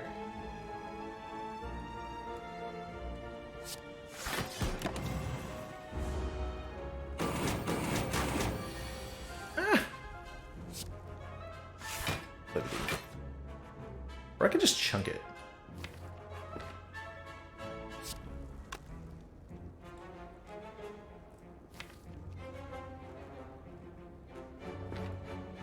That's too much damage to play demon form.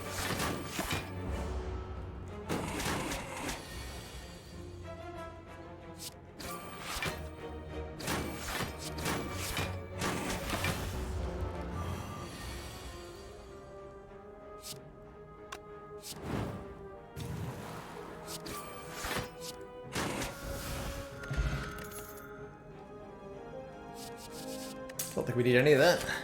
All pretty basic stuff. 67 health going into champ feels like it should be enough. Especially if we get our strength upgraded a bit more. I mean, like, this is full health for a regular Ironclad, right?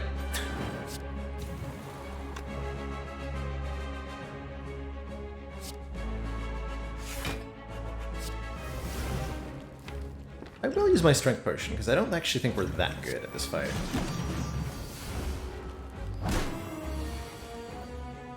It's pretty yikes. We're gonna lose health very quickly, so it's our goal to deal damage as quickly as possible in return. By gaining all of the strong.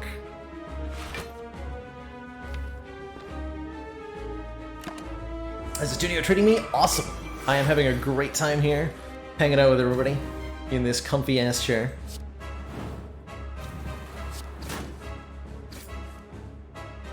Ouch.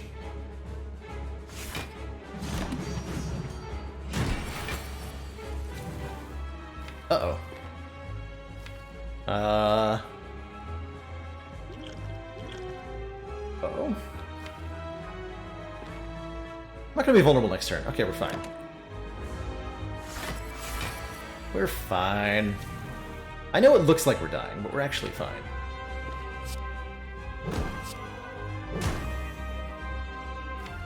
Now, next turn, that could be bad.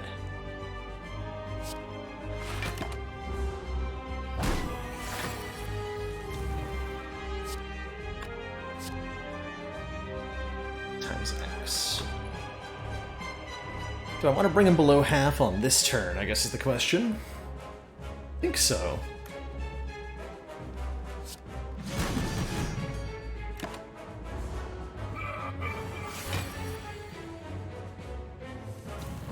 Good.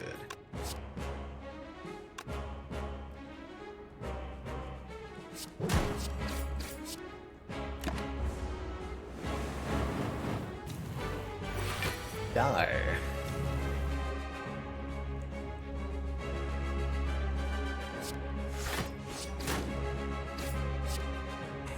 Nom nom.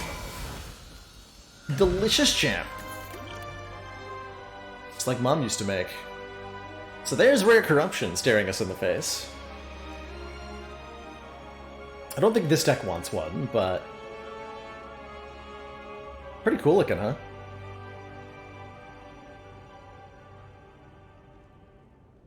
I love the reactions from everybody.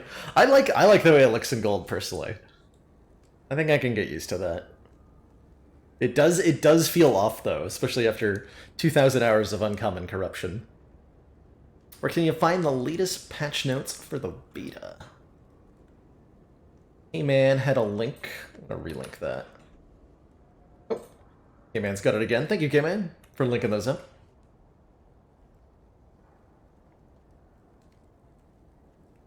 Looks even better in beta art. Oh yeah, the black and gold definitely has a has an old Dark Embrace theme to it. Respect that. I want to immolate. I don't want to immolate. I have two whirlwinds. Do I take any of these? Ooh, I might not take any of these. We just don't have any skills to corrupt. We are very much struggling for block right now. Why did they make corruption rare? Presumably, they found that it was either too strong or too easy to acquire for what it does. I'm not sure how. We'll see. Making it rare makes it easier to acquire in some circumstances, like if it's a rare card, you're more likely to start a run with it, for example.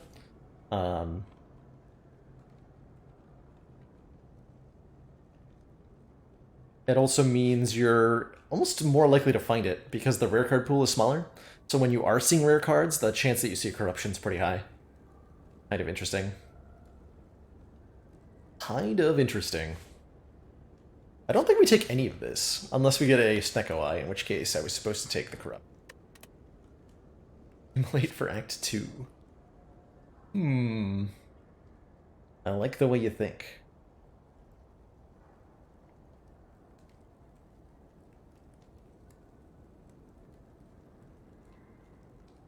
You find malaise as often as you used to. I think the number of runs that find a malaise are pretty similar. With the uncommon, what you're going to see happen more often is that you get lots of the copies or lots of opportunities to pick up the same card. Like a given rare card you'll see like once or twice a run. It's really rare to see 4 copies of the same rare card, whereas 4 copies of the same uncommon card is way more frequent. Thoughts on the new program? I like what it's trying to do, Nelu. I like that it's trying to give Defect more options to not use orbs as scaling. Okay, I'm skipping. That feels so weird. Oh, there it is. Cool. All right, there were 2 other really good options, by the way. there was a frickin' Pandora's box and a runic pyramid, both of which are completely insane. But the easy Snecko, right? The easy Snecko. Yeah, save scum to get one of the cards. Tempting, right? It's very tempting. Easiest Snecko of my life. Draw 2 additional cards every turn. Start each combat confused. That was an insane boss relic choice. Basically the 3 strongest boss relics in the game when you're already on full energy. Let's see, we took out our Burning Elite already, so I imagine we just want to take as many combats as possible. Because I want to eat things. Okay, let's do that. Our goal this act is just to gain max health, pretty much.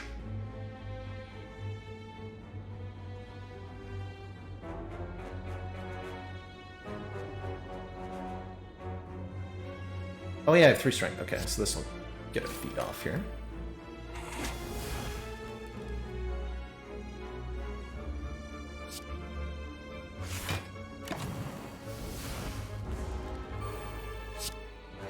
I want to pick up a copy of Impervious now. We're going to end up with, yeah, hands like this are going to be a bit of a problem against the Spiker. Don't have that many block cards. How about that corruption?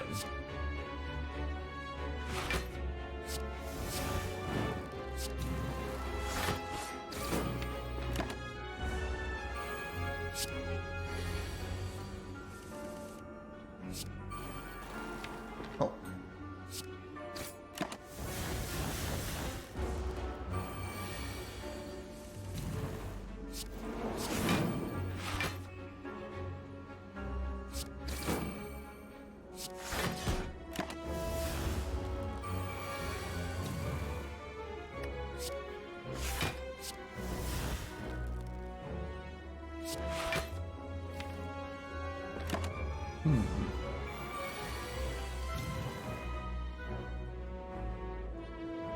I sense a problem.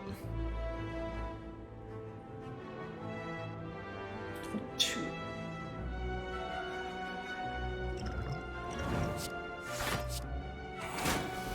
Alert. Cultist Potion! Gain 1 ritual, which says gain strength at the end of your turn. Heck yeah. Hey Bart! Good to see you as always. Hello, hello. Hello, hello. Skip all that. We're just here to eat things anyway.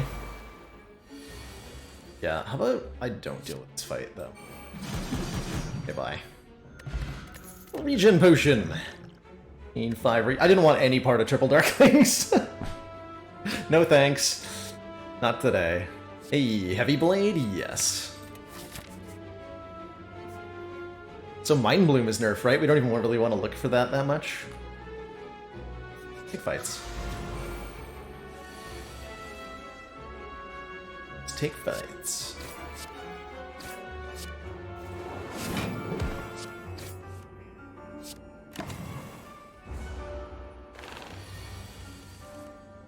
There's the Mind Bloom nerf. The fight a boss option now gives you 25 gold instead of 100 gold when you beat the boss.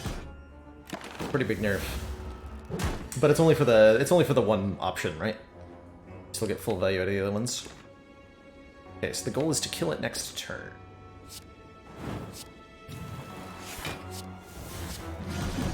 I think I'm gonna do that.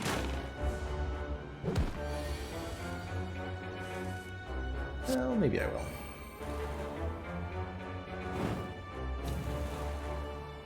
$14, $14, no.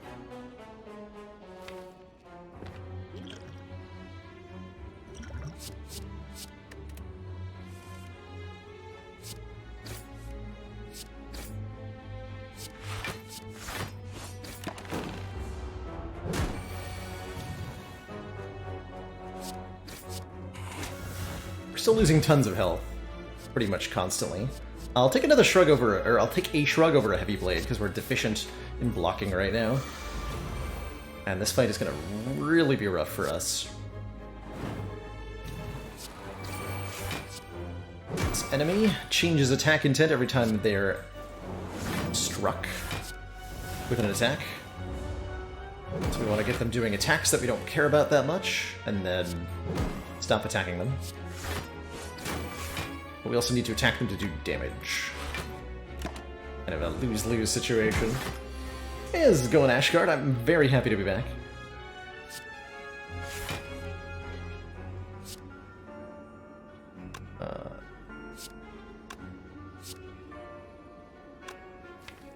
This could hurt a lot.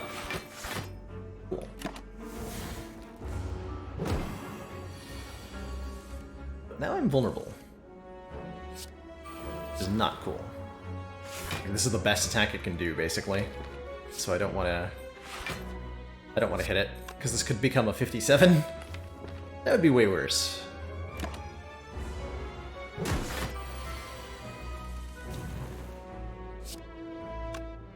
Oh, it's forgot I had this Omamori, by the way. Completely skipped my mind. That's the one we don't want. That's not much better. Ow! My entire face.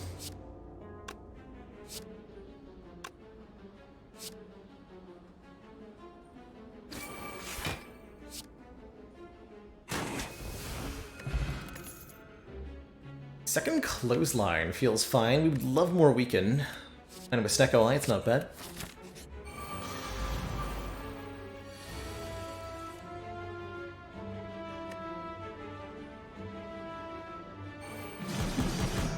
Still don't want to deal with this fight. Theoretically, I could get a feed out of it, but I just don't want to deal with it. To be entirely honest with everybody, I just don't want to deal with that. Get out of here.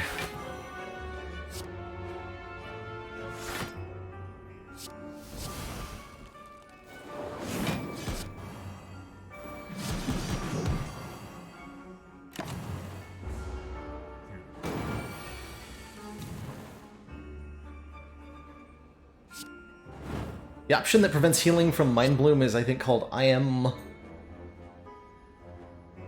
all? I'm awake? I'm awake. And then you get the relic Mark of the Bloom, which prevents you from ever healing.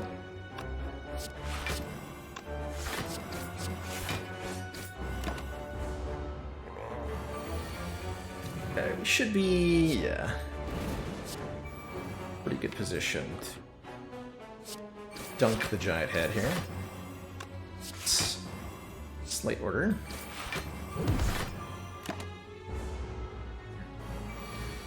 Wonder if I meant to upgrade Bash. Oh god. Excuse me, giant head. I believe there's been a mix-up.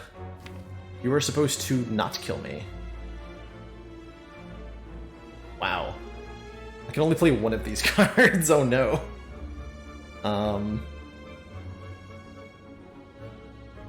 It should probably be Clothesline, huh? Did we skip the boss card reward? We did. Yeah, we skipped it. And then we found a Snecko Eye. Let's hear from the Snecko Police. Take away my hit points. It's very rude of the Snecko Police to do, you know? You can, like, YOLO the shrug.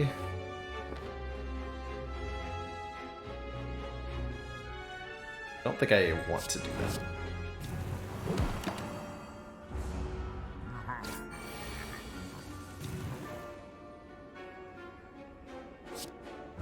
That's not a kill. This is just shy of being a kill, but it is not a kill. Wow, Snecko Police are very angry with me. Hello?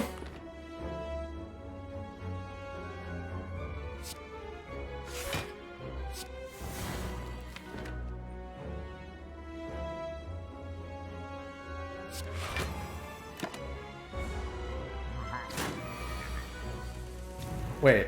No, I'm bad at math. That was totally a kill. Why did I think that wasn't a kill? Damn it. Whatever, I was doing a calculated play to get the feet off, obviously. Obviously. Ignore everything that I just said. Whoops. It's okay, I still have 56 hit points, which is plenty. How do I feel about a Juggernaut? We're not blocking very well, so Juggernaut doesn't really do any damage. Let's give me a Ghostly Armor instead. Full heal. Clap, clap. Full heal. Full... Oh, that's fine. Remove a strike. The risk I took was calculated, but man, I am bad at math.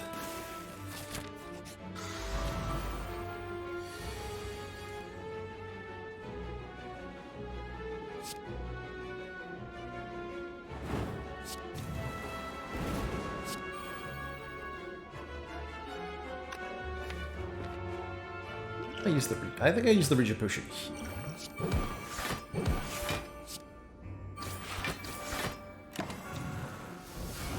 Next turn could be bad. Okay, not using the ridiculous attack, thank you.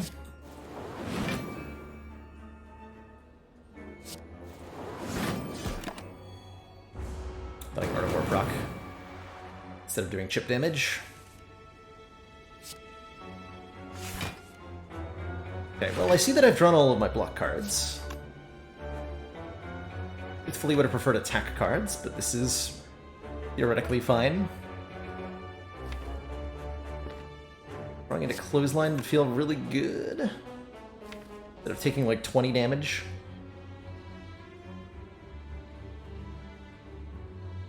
How do I like the patch notes? I think they're really interesting, Raven Jr. I'm basically at this many hours into the game, I'm excited for just about any changes. So I'm not too picky about how they change it. Exactly.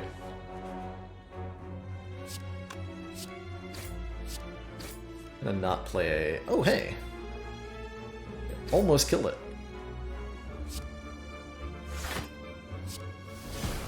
How tragic.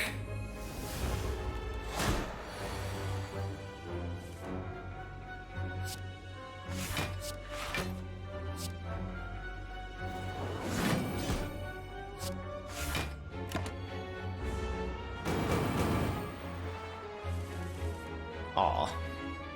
I tried my best to set up a feed kill here. Did not work.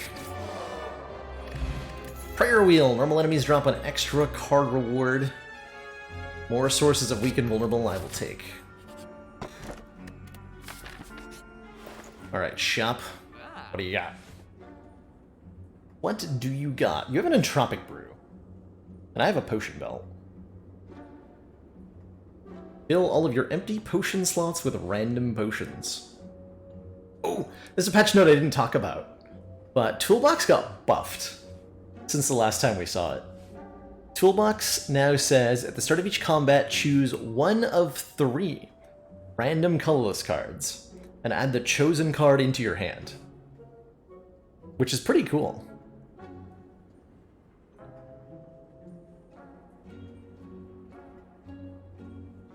That's pretty cool.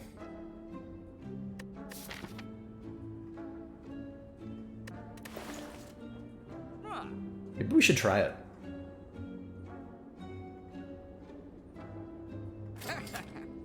Let's buy these 2 things. I don't think those are maybe the best things we could have bought, but they are cool.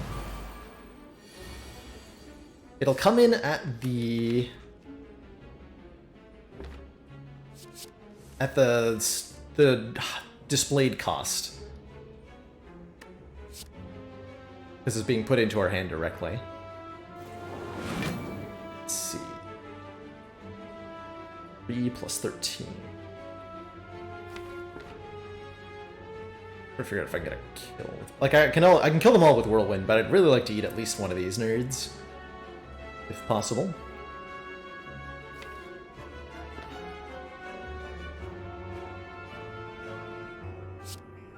I think my technique for rage.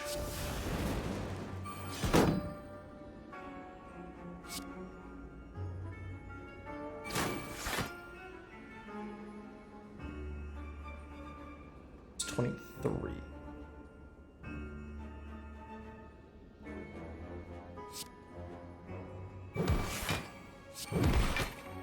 Yeah, that one.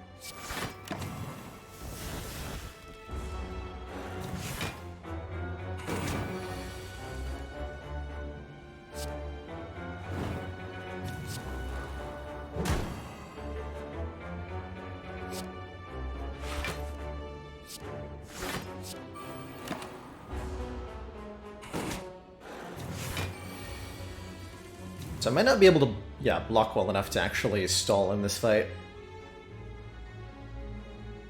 Of course, perhaps I can't attack well enough to do it either, so we'll just take a whole bunch of damage, as usual, for this run. Just take all of the damage, and everything is fine. Eventually.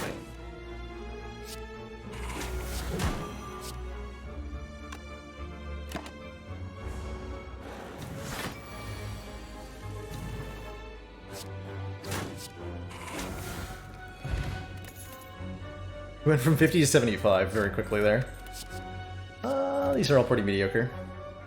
What flavor would jawworm flavored nerds be? Jawworm flavor.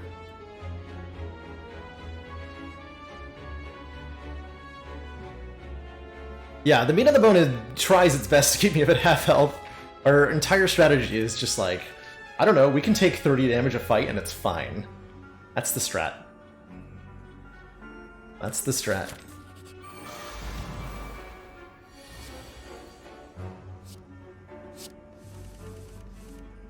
I think I like this toolbox. Toolbox is just sometimes a bottled apotheosis, huh? Neat.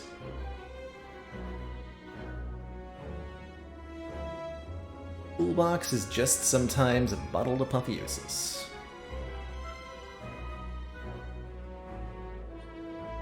Respect that. So can I actually... 18 plus 13. Yeah, that's 31. Okay. So I can do this.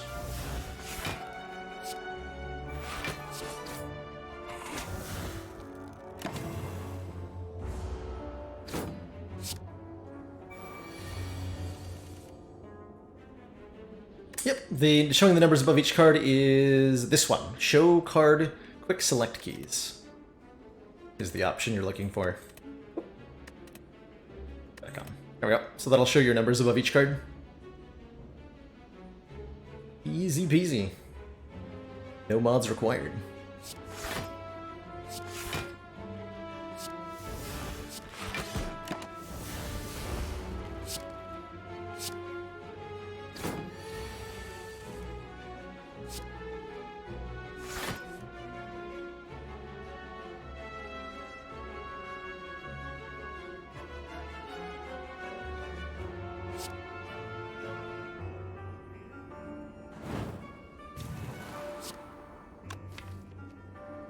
I have a hard time against the spiker.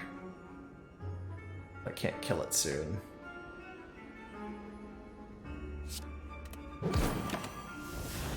We're about to draw a lot of dazed. Am I specifically prolonging the fight to get more health off of feed? That is the goal, yep. That is the goal.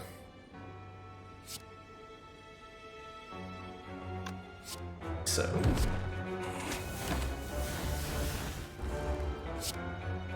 I also now need to take 1 damage. Done, apparently. Okay, I've managed to do it. Good job, me.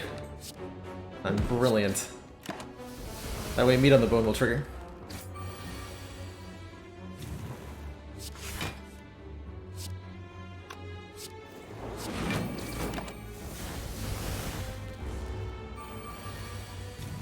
Wishing I had a fire potion right now.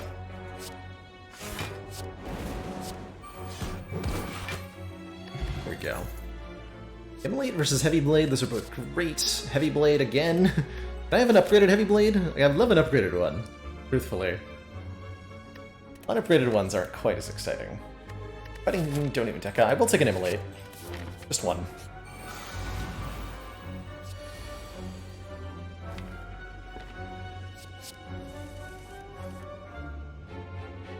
This guy again, huh? Not sure I approve.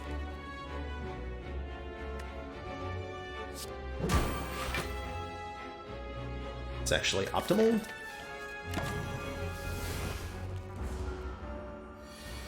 Memory blocks the curse, no prob. We essentially get a free turn here.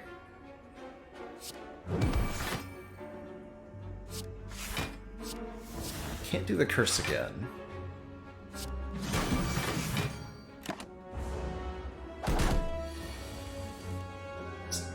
Writhing Mask can only attempt to put a curse in your deck once per combat. If it fails, it fails.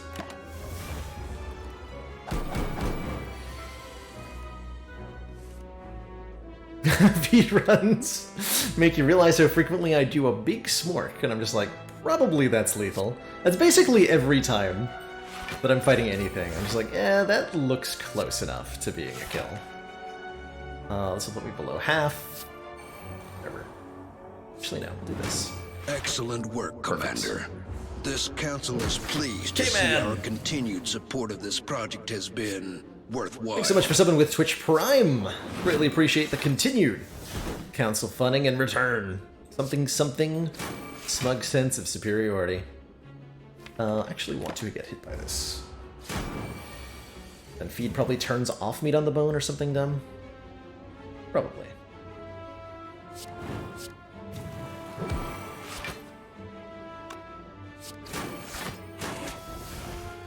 Nope, not quite. I think I was at exactly half there after the feed. Which is totally something I did the math for. Take one more Whirlwind. Not because I need to, but because I want to. And I still didn't even draw one on turn one. I'm kind of impressed, actually. 4 months of support. We are extremely impressed. We are extremely impressed. Thank you so much, Scruffus, for those 4 heckin' months Twitch Prime support. Greatly appreciate the continued council funding, and in return, enjoy that renewed smug sense of superiority. It's great to have you all back. What the heck am I doing on this turn? I'm gonna put Flame Barrier on top. You know, I think I'm not actually playing any attacks this turn. I want to draw Whirlwind next turn.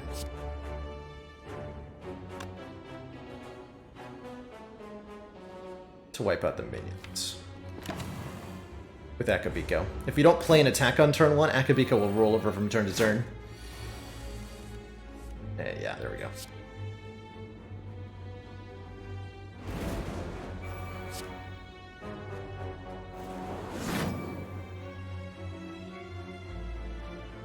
So I can play that for at least 2.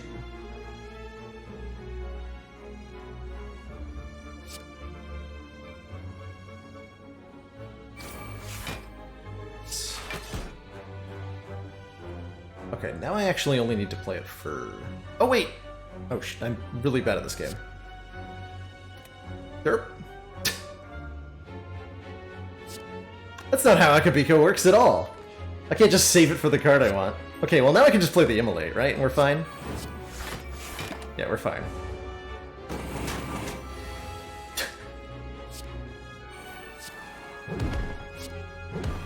And that's why Baylor Math is an emote. Whoops. Whoops.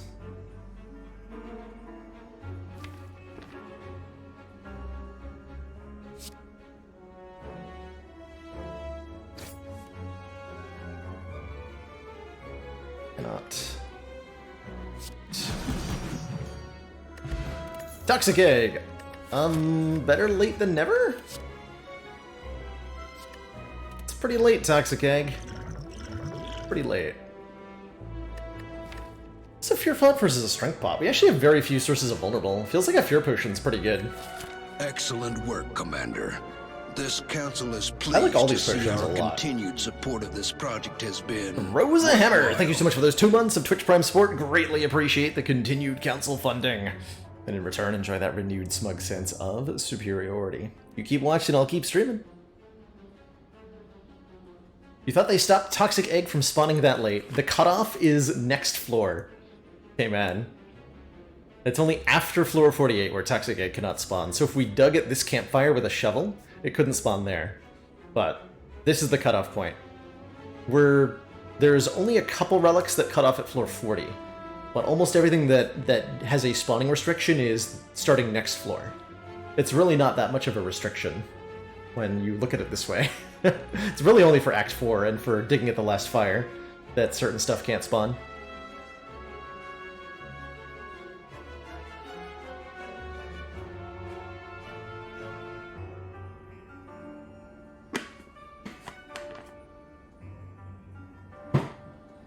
Let me see here. Wait, I'm recalling this fire, right? I'm not taking any of these cards, and I'm not taking the Strength Potion. Okay. Recall!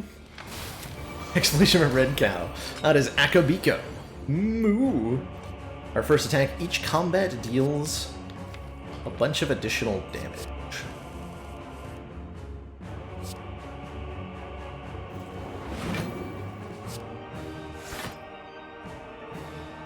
Could let me do a lot of damage with this Whirlwind right now. I think I'm going to play this Discovery, though, because it might have a freaking offering in it.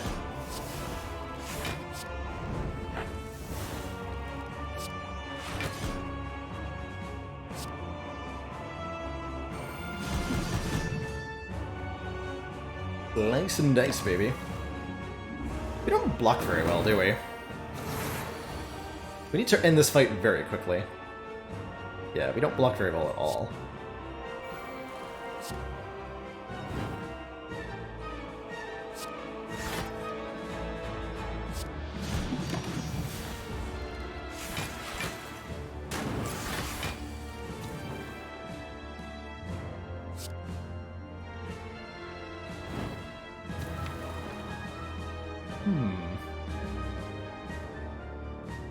Why do I have this feeling of impending doom?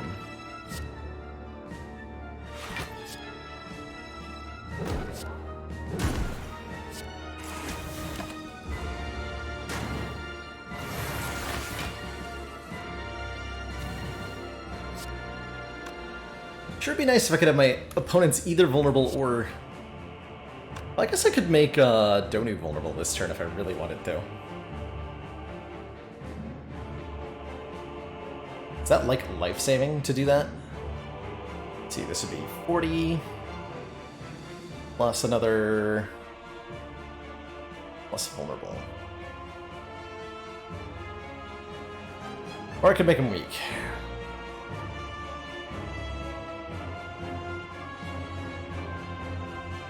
You know, I originally thought I could, like, save these potions with a heart. I don't think that's gonna be the case anymore. I think I have to use a power potion pretty early.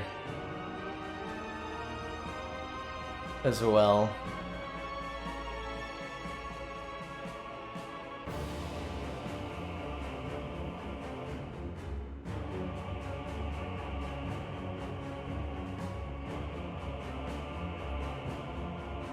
If I don't kill Donu this turn, I'm not going to win this fight, period.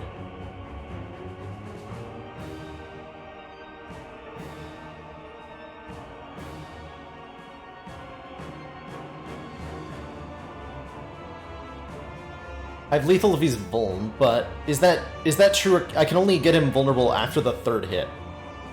So it's only the Perfected Strike and the Pommel Strike that benefit from the vulnerable here. We're dealing 40. These do not benefit from vulnerable. 40 plus... Oh yeah, that is vulnerable. Or that is a kill. Yes. Okay. Again, I'm bad at math. Cool. Yeah, that is definitely a kill. Boop. Cool. Always triple check your math, kids.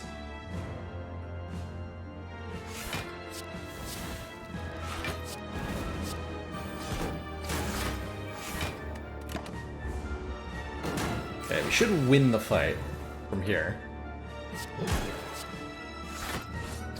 I hope.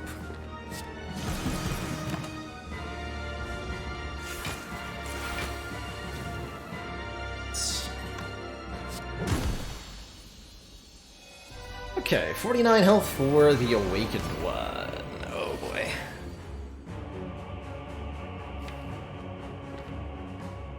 How did I get 170 max health? 2 copies of Feed has gotten me to 170 max health. Use a Ritual Potion against the Awakened One. That is very fitting.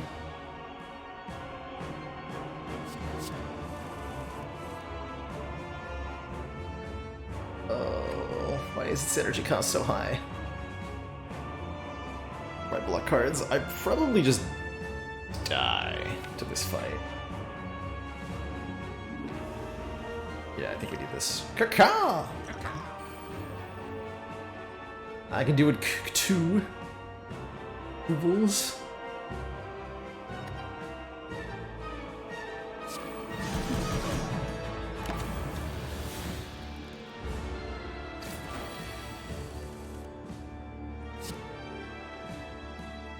I'm at 5 health. Might have to drink the Entropic Brew too. M.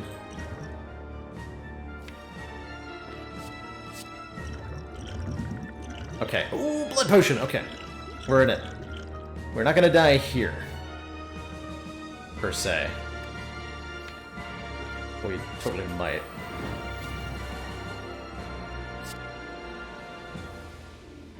Totally might.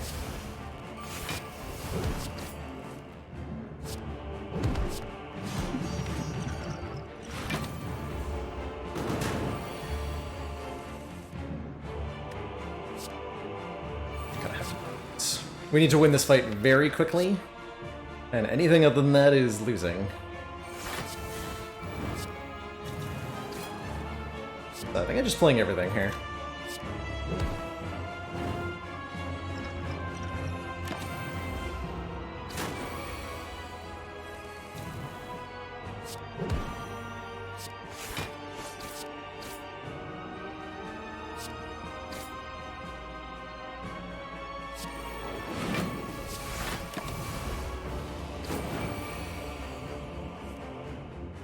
All this power we have, we wanted to use on the heart. Fortunately, did not get there. Grr.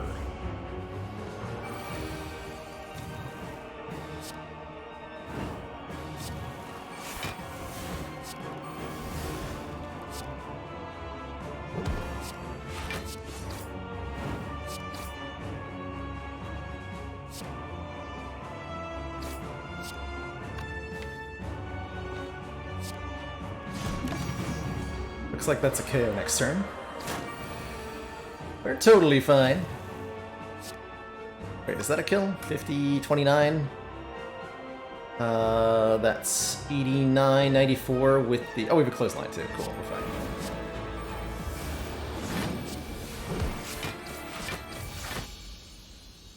Yeah, never worry. There was no need for concern in that fight. All we had to do was use like 6 potions on the Awakened One. To thump, a deep pulsing dread can be felt throughout the room. 20 damage! I can see why this run is so successful. I have flawless vision. He said, wearing glasses. Alright, well, we get 35 hit points out of resting, so I'm gonna do that. What do you got, Store? You have a Blood Potion. Blood Potion is a lot of hit points. 20% of your max health is 34 hit points. A lot of hit points. Rip Chemical X. That would have been awfully nice. We can afford Blood Potion and Block Potion, that's probably the play.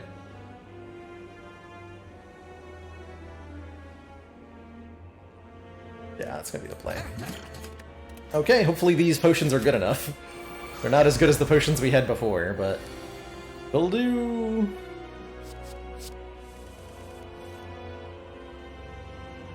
Really was hoping I could find a whirlwind here. I think I'm going to use the Swift Potion to try to get a whirlwind.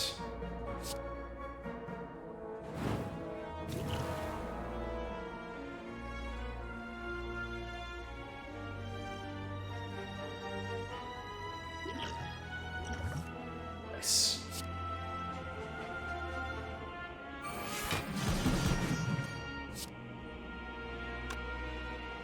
Perfect. Pummel first? No, I'm not falling for that one again. Not falling for that one again. If we play the pummel, we lose the Akabiko, and the whirlwind wouldn't have been as good.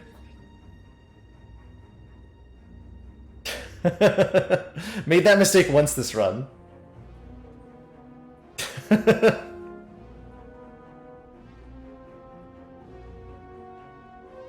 This looks like a really good start to this fight. Let's see. 19 plus 11 is exactly.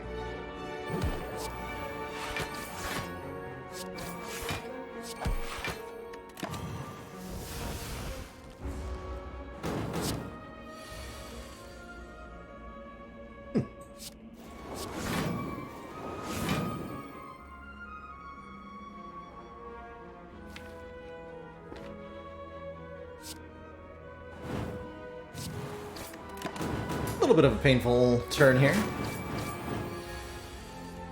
If I'm lucky, I can eat him now.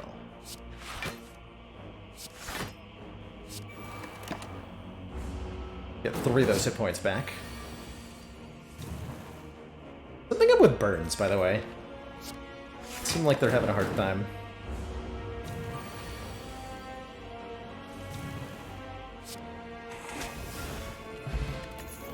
Gremlin Horn. Really? Ooh, disarm before the heart. Yes. Alright, thanks, Gremlin Horn. I will take that disarm, though. Pretty happy with that one.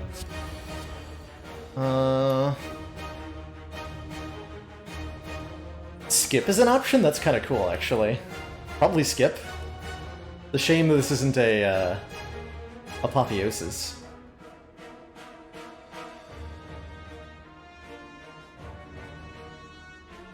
We'll skip. Pretend we don't have that. Turn 1 disarm. Excellent. Excellent.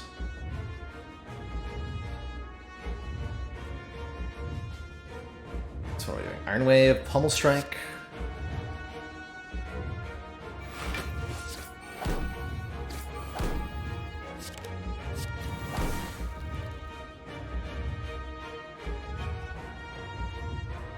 To play either of these, I'll play the regular strike. I don't want a pummel strike because I don't want to draw a demon form and be unable to play it. We're mostly surviving this fight with our massive amounts of health.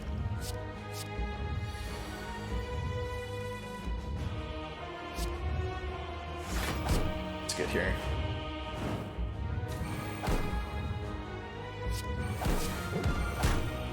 This is 18 damage for 2. That's probably an exchange worth making.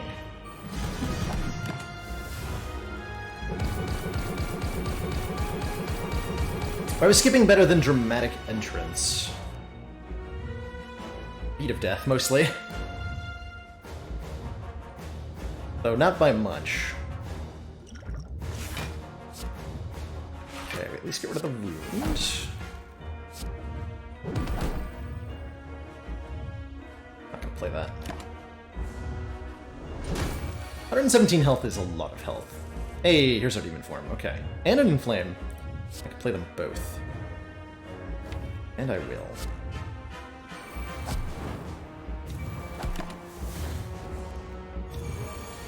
Okay, we have to survive at least this rotation through. We get to apply Weaken with Clothesline, which is very nice. This is looking promising.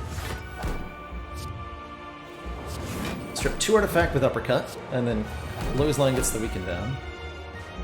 I'm just gonna play my attacks now. Take a ton, but we still have lots of health left. Also deal a ton of damage to the heart there. 105 return damage, wow. That's a lot of damage. Unfortunately, I don't block very well, as we've established a few times. Still fine. Fine-ish.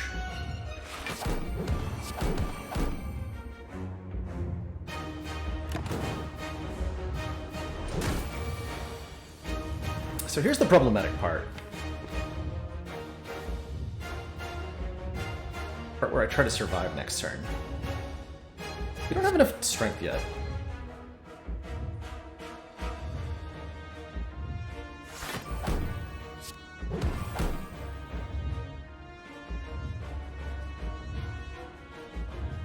Whirlwind is better than Heavy Blade. Okay. I need to kill this thing in 2 more turns. I don't think I can.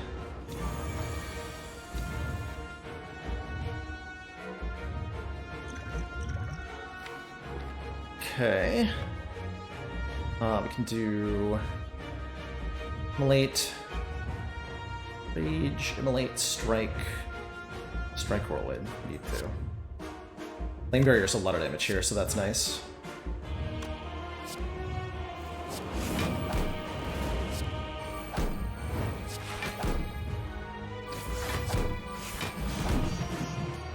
Okay. Probably... We might be able to survive next turn. We draw well here. Is that enough? Beat of Death is at 3. Windows 28 times. Wait, is that lethal? Hold on. 26 plus 28 times 4. Hey, I think we got him. Yeah, that is just lethal. Oh no, the damage cap! No! The damage cap! The damage cap does not get there. So we have... We need to block for 9 more. This is 2 plus 6. We are dead because of damage cap. Oof.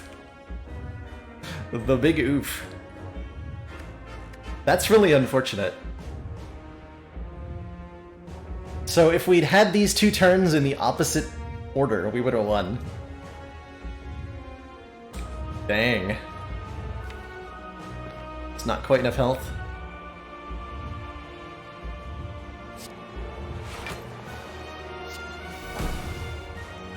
Dang.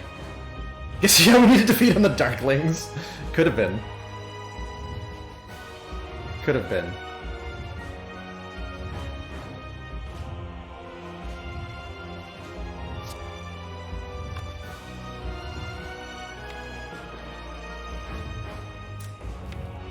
Life we could have had.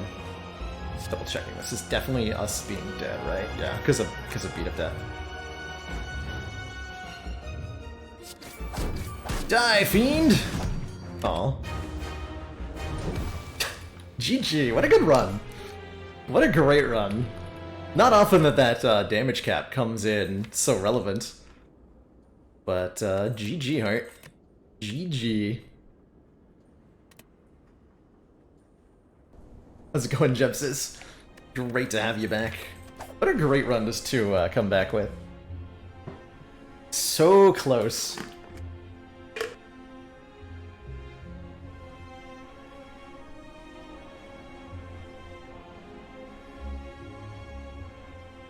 So close. Couldn't quite block, couldn't quite kill. Couldn't quite not knock over all my shit. Whoops. School's killing ya, I hear ya. I hear ya. The school is like a pressure cooker for stress. I'm not sure why we put students through the things that we do.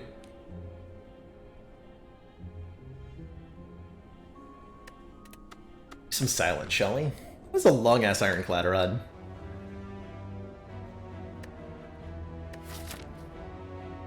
Alright, Silent, what would you like for Christmas / for Act 1? Like 3 elites beaten? I think you would like 3 elites beaten. See you later, Jamie Gravy. Great having you here.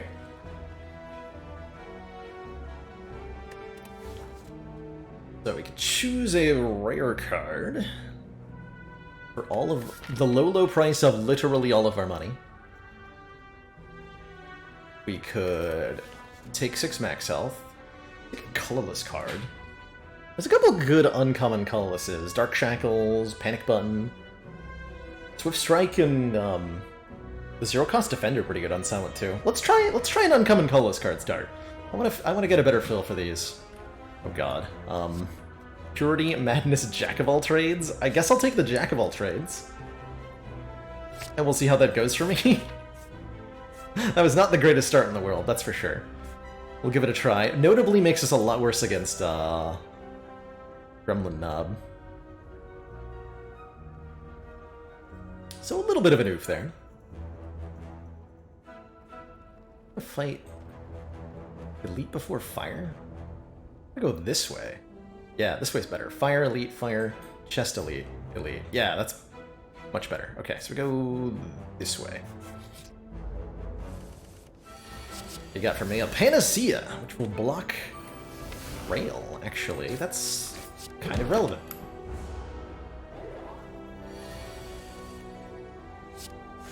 The colorless card start value would have taken 2 damage here otherwise. Oh, what? Ow. What is that draw? Thanks. Appreciate that one, game. I like an early terror.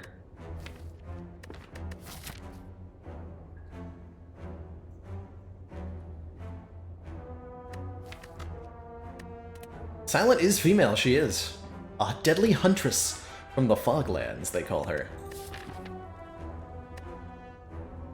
The Flechettes is not bad either. Why I'm debating. I'm gonna go with the terror. You agree? Being cursed at the start of the run is excellent. Do you agree?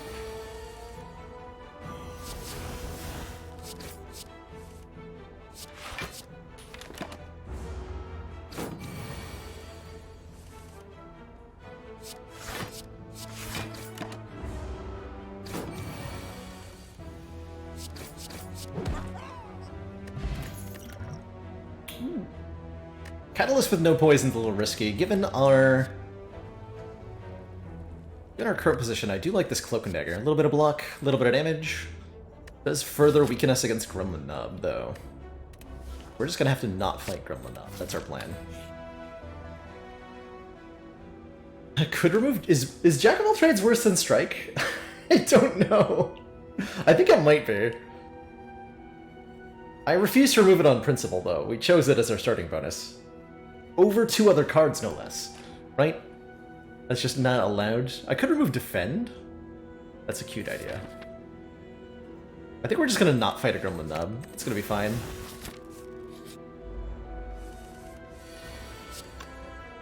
It's gonna be great.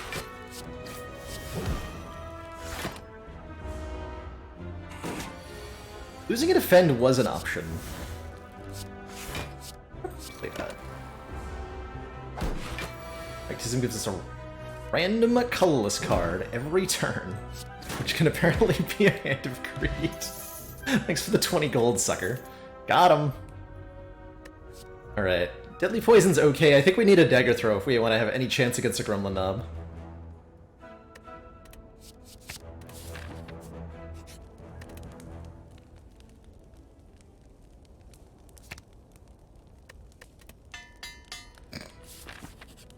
Oh no! He's here! The one they warned me about. Gremlin Bob. Next turn might hurt quite a lot. Not that bad. Honestly, let's see what we get. Secret Technique. Not worth playing. Defends are worth playing, though. Assuming I get a kill next turn. I can Secret Technique for... Oh, hold on! Actually, we do this. Defend, Secret Technique, get Cloak and Dagger, play Cloak and Dagger, play Shiv, and the Panache goes off. Then we can guarantee ourselves lethal this turn. Cute. Ocean Belt and Tropic Brew. You're talking my language, game. We're talking my language. A language of love. Oh, this is not a grand finale setup. As much as I want to take a grand finale. Grand finale requires some combination of, like, card draw and retain to make it work reliably. We don't have that combination, unfortunately. For fire spirits. You know? The worst idea. We do have exactly 17 cards if we take it, though. Which means there is a 5 out of 17 chance we get to play it on turn 3. If we don't play Dagger's Throw. Not convinced. Take the dodge roll. And I'm gonna rest. Then I'm gonna get a Regal Pillow out of this chest. An Anchor, okay, that's cool. Our combat with 10 block is fine-ish. Alright, Jack of all trades, I need you to give me a magnetism. That's not helpful. It's not helpful. It's actively unhelpful. Yes, Sozu will stop Entropic Brew from working. Yes, it will. I'm gonna drink that right now. Oh, we got another one! Yes! Yes! It was just 3 free potions. Hogchap. Oh, that's so good.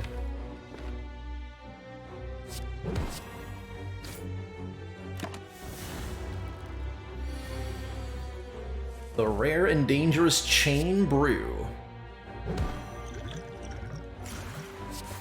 Gotta play Dagger Throw. Take one here.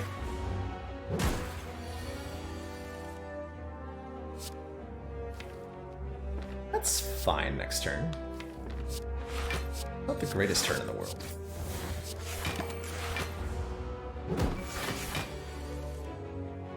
Oh, yeah.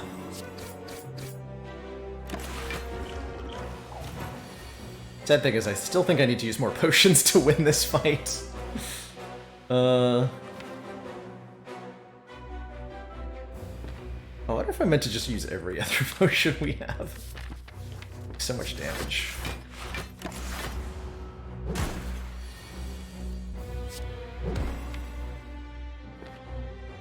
It's a good turn next turn. Yeah, I think I have to Duplication Potion Dagger Throw. Fortunately.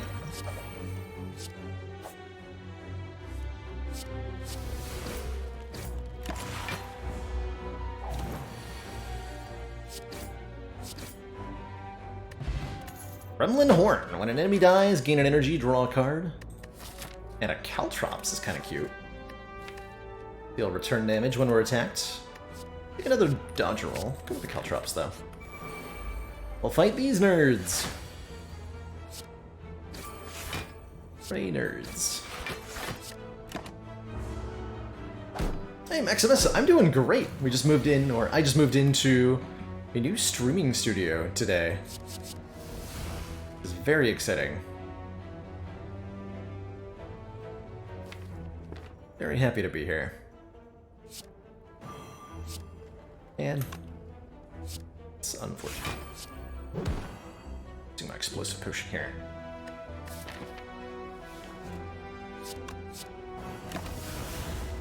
Jack of all trades has not been particularly amazing so far.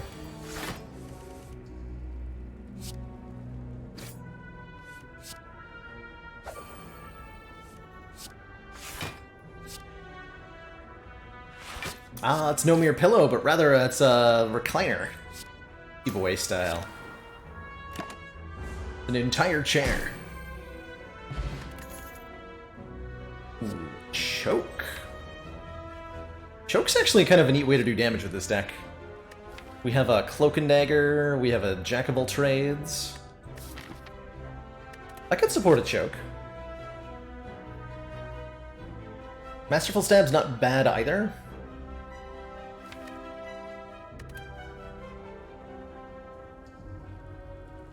The Baylor's casting couch. Not technically wrong.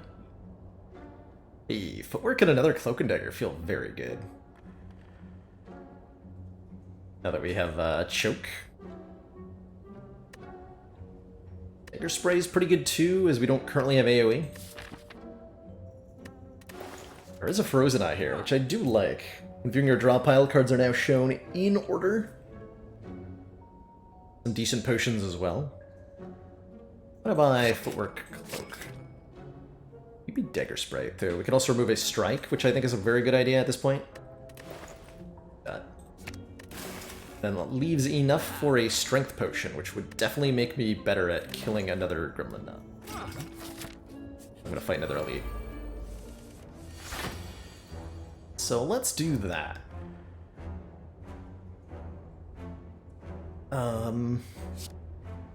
Terror before Choke is better. Hilariously.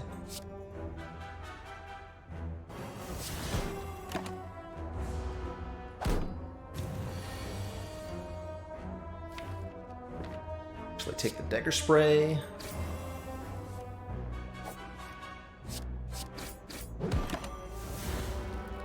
Nice and easy fight. The 2 fungi-based fight is one of the easiest ones in Act 1. My limited experience. With Deflect and Blade Dance seem fine. With the Footwork, I'll take a Deflect.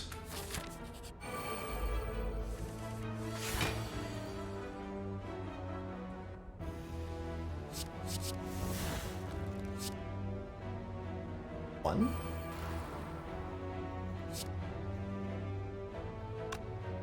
2, 3, 4.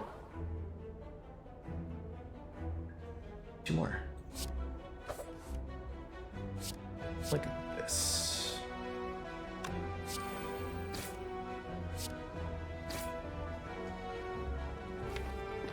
Explosive Potion next turn. Panache is sweet for this fight with this deck. She just full block. Easy game.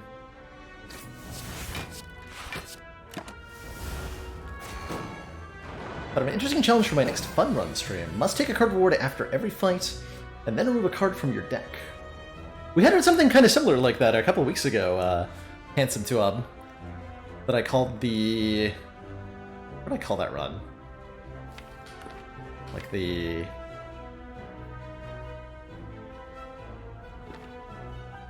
I had a name for it. The Rotating Draft, that's right. Yeah, we did that pretty recently, and it was really fun.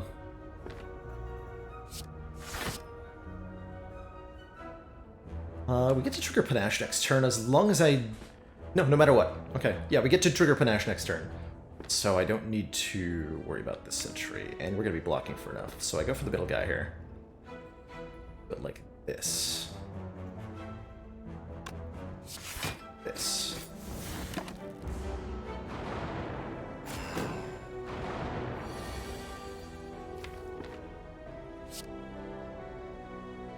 Dagger Throw. Let's use the Caltrops. Deflect, defend. Strike you, neutralize you, draw 2 cards. Strike you.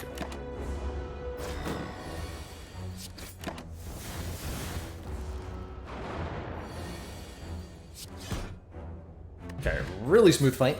Got ourselves 7 maximum hit points and a freaking backstab. Backstab Anchor. Ring of the Snake feels very good. Feels exceptionally good, actually. Air Spray's not bad either. I think we're far enough behind on upgrades. I'm going to take the backstab because I don't care about upgrading that.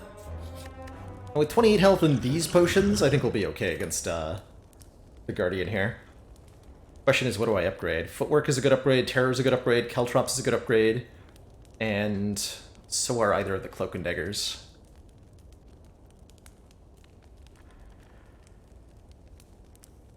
Yes, you can add status cards to the deck directly with the console, Baron Humbert. So we can have... We did this during the one of every card run a long time ago. Had status cards as part of the actual deck.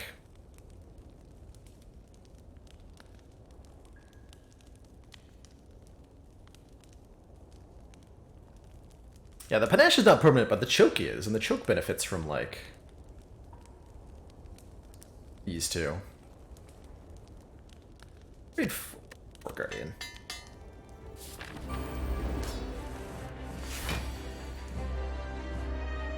Turn 1 Terror Choke Backstab might mean I don't even need a Strength Potion in this fight. I think I'm going to use a Strength Potion, just to be sure we win.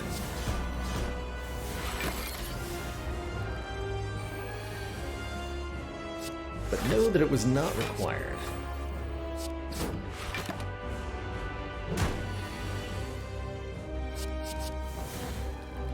Sadistic Nature.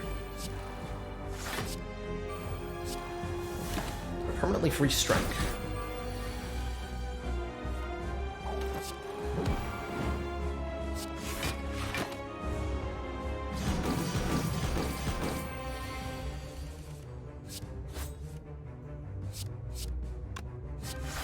So he'll transform if I hit him with a strike and gain block, so we want to shiv first and then strike for optimum damage dealt.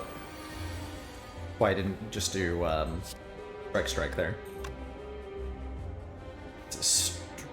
Deflect, choke, dodge roll? Weird ordering. Oh, actually, no. Deflect. 10. Okay, I can't play the strike if I do that. Oh, Cloak of Dagger, dodge roll, deflect, strike. I think this is better. Oh yeah, the choke does sadistic nature damage too. That's cute. That's really cute.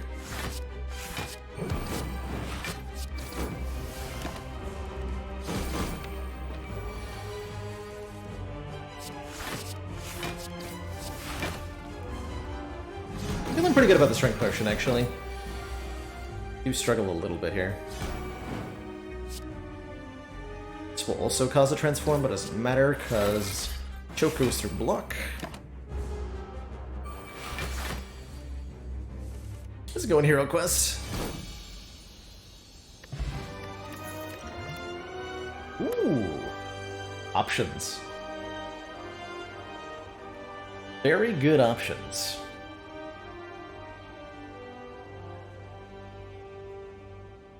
Malaise says defeat Book of Stabbing. Corpse Explosion says defeat Triple Slavers. Neat thing about Corpse Explosion is that you can add it into a deck that has no other poison cards, and it's still totally fine, because it's the secondary effect of this card that matters. When the enemy dies, deal damage equal to its max health to all enemies. Essentially, when any one enemy dies, win the fight. For a lot of relevant combats. Helps a lot with things like triple cultists, triple slavers, triple jawworms. And it's really good in decks that don't have AoE, which is us currently. So I'm going to take it. Much as I do like that malaise. Ooh. And then our options here. Wonder if it's a little bit worse because of Gremlin Horn, though. I didn't really think about that. Options are Hovering Kite. The first time we discard a card each turn, gain 1 energy. We do have 1 Dagger Throw and 1 Survivor to turn that on, so we'll gain an energy approximately half the time until we start picking up some more stuff. Black Star. Elites drop an additional relic when defeated. Or Pandora's Box. Transform all of our strikes into defense. We only have 3 strikes left, and we do have footwork to make our defense better. Honestly, I'm thinking this might be a good Black Star. We have some very good potions. Some very good potions that could let us cheat our way through a couple of elite fights, maybe. And that could let us get a lot of relics. I'm not sure how we beat any bosses currently, though. So we'll have to figure that out.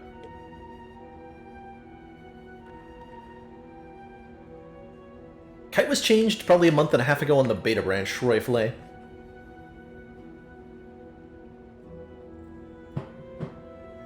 So we're currently on the beta branch of Slay the Spire, as you can see up in the top right corner here. If you're playing on the live version, then you'll still have the old version of Hovering Kite. Let's grab our Black Star.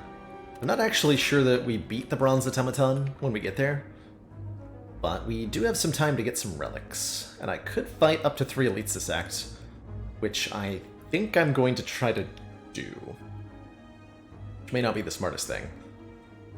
But I'm going to... Actually, maybe smarter is go this elite. Rather than try to do this. This is risky. It's less risky.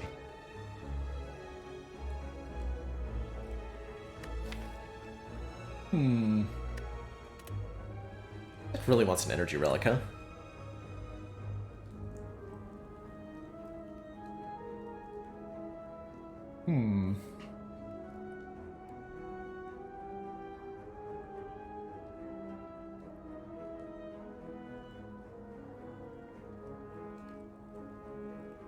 A lot of hallway fights I have to survive. Well, actually, hold on, is it? 3. Or... not that many. There's not actually that many. Alright, give me the extra relics. I'm sure it'll go fine. Probably.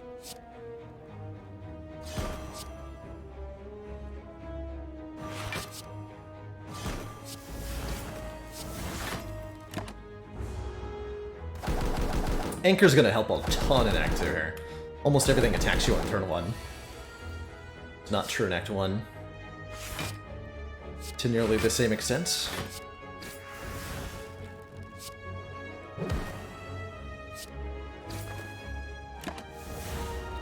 The horn was very clutch there.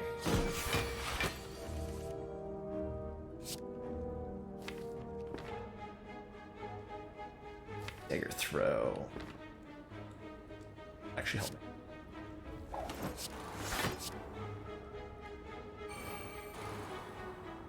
Debating using a potion now. Do that.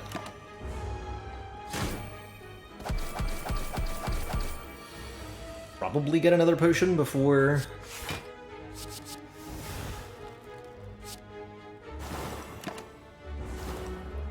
we fight an elite.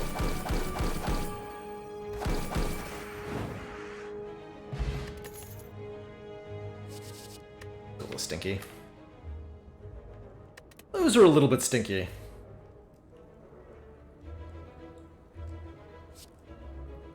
Damage commons that are not upgraded are not very appealing in Act 2, usually. I don't mind Quick Slash. Guess I'll take 1 Quick Slash. Just a little bit more damage. Here's the nerfed Well-Aid plans. 1 cost, huh? Not as much of an instant purchase as it used to be. It's actually pretty rough. We do have another store immediately after this that we have to go to. Eviscerate showing off the buffed energy cost. Just buy it anyway? I'm probably going to do that, especially with the Corpse Explosion. It upgrades to 2 retain, but it is not 0 cost. Stays at the 1 cost when upgraded. Thinking about that energy potion, but I already have one. Buy it. There's gonna be one on sale in the next shop, right? Okay, it's a Caltrops. Power was on sale. How about a speed potion?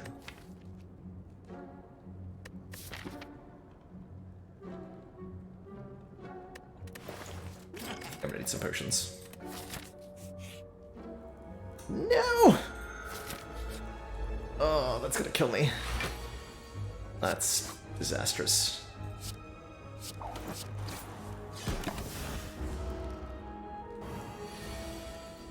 Turns out the events were worse. The events were worse than the fights.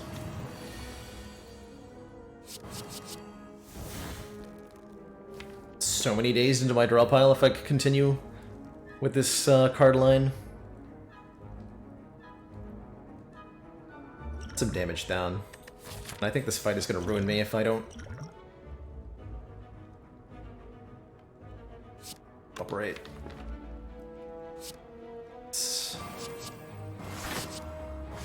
Damn, playing a million stuff though. Might have been ambitious. Might have been ambitious. Probably should have played the Discovery, though. Looked for lethal.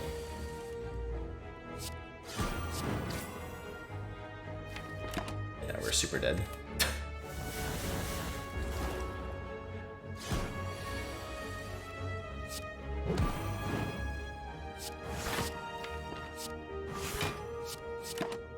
Alright, so next turn... It doesn't attack us. Damn it. Oh, we're good, though. Okay. So all that took was like 20 health and 2 potions. No problem, no problem. Now we just have to fight this with basically no health. Which I'm sure will be easy. Right? Right?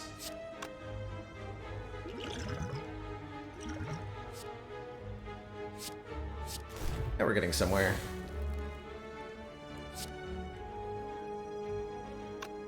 Now we are actually getting somewhere. Not sure who I'm corpse exploding here. Why discard instead of drinking? For some, because I didn't have any skills in my hand that blocked, and I was like, well, this is clearly useless. But then of course I got skills in my hand that block. But I didn't really think that through very well, did I? I think we're just gonna use everything here. All in on getting relics. Not exactly playing at my best today. That's alright. It's my first day back. I'm really happy to be here, hanging out with everybody. We're gonna go for the red guy.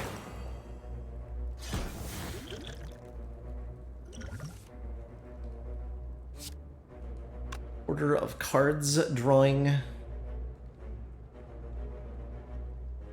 I do 8, 8, 11.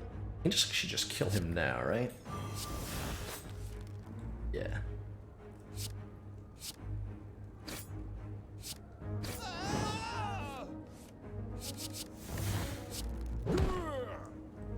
That hand of greed value, though. Cloak class. But at the end of our turn, gain 1 block for each card in our hand. And the Courier says the merchant restocks cards, relics, and potions, all of which are 20% cheaper. I think a backflip's okay, too.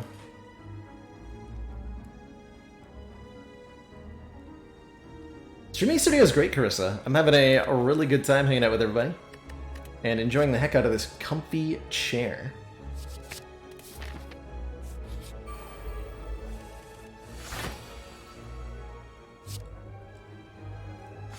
So comfy.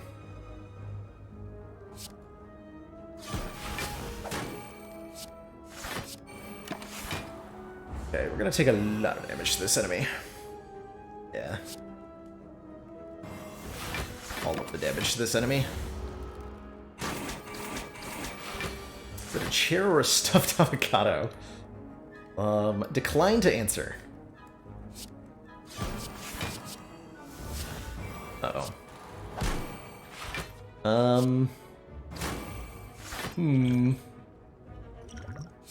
I appear to be dead. How unfortunate. Just immediately fold to Snake Plant. GG. That's Black Star for you sometimes.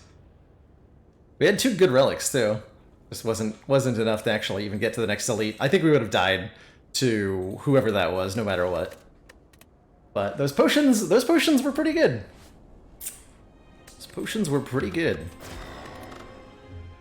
Do a run with the defect. The Deef, as his friends call him. Ugh.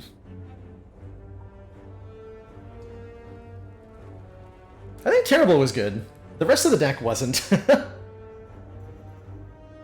The rest of the deck was not, didn't really come together. The deck, truthfully, a couple things went wrong there. One, Jack of all trades was not very good most of the time.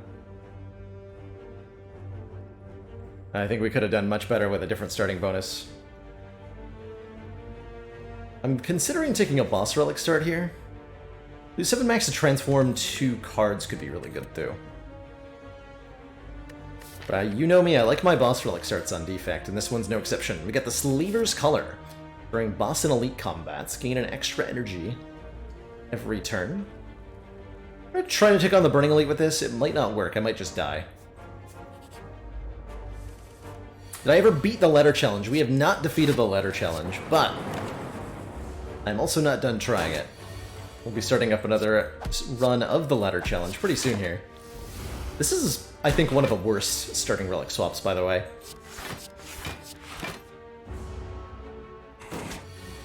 Given that it does nothing for you. It's just lose your starting relic for the first 3 combats, which is particularly rough.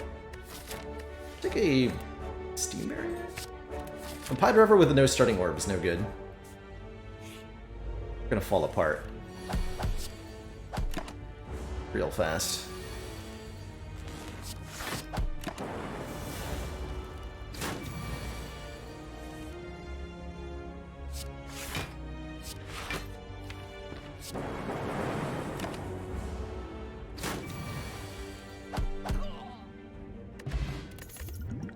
Energy pot's nice. I think I need the raw power that comes from rebound. Does say deal 9 damage. Scrape is oddly, like, okay. Steam Barrier? How about Loop?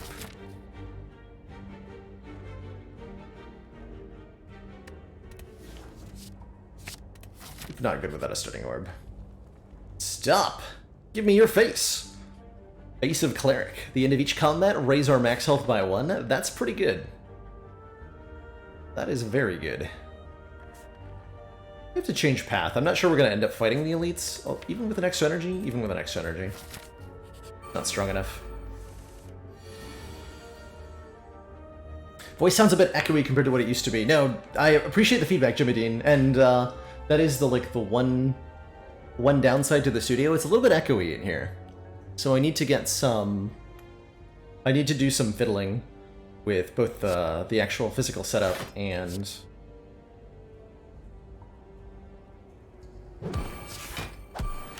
on the software side of things to help reduce that a bit. Because I agree that there's an echo, and I do wish to fix that.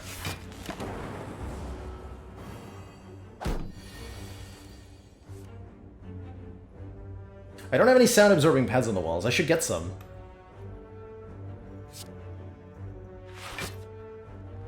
Truth be told, I don't know the first thing about acoustics, which is probably why it's echoing in here in the first place.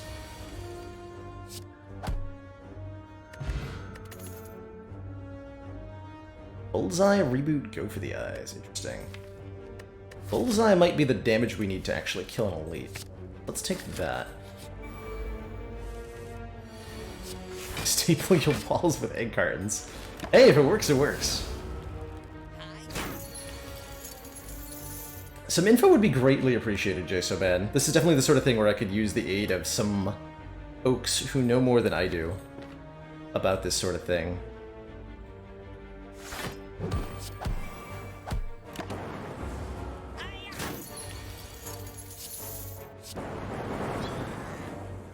Ball lightning. That's good enough. Fight some elites with reinforced body.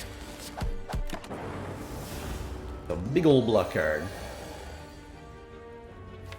Absorption and scattering.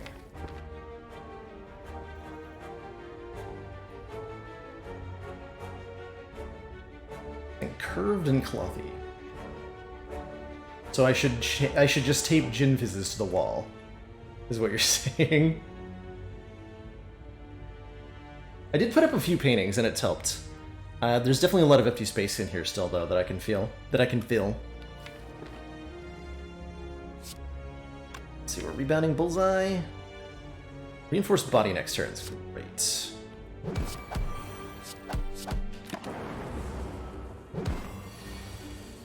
And ceiling foam, yeah. That. Want that.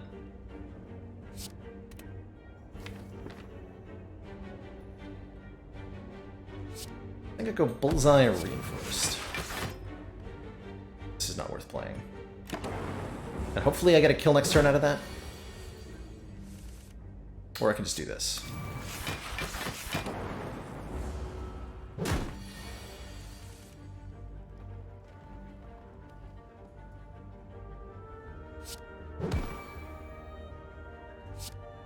No, wow, I don't kill here either, though. Oof.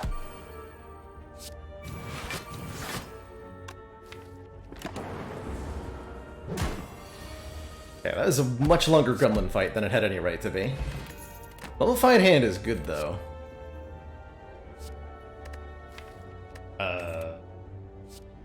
I'm gonna take that. Cool. Good talk. I have to do 2 more elite fights, so I'm gonna rest here.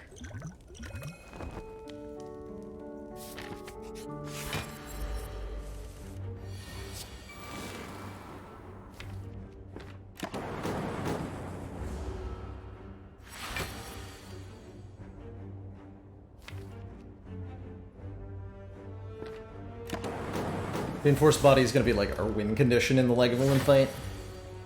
Or rather, our not dying condition.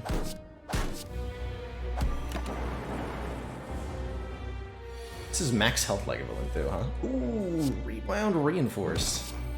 Just what the doctor ordered.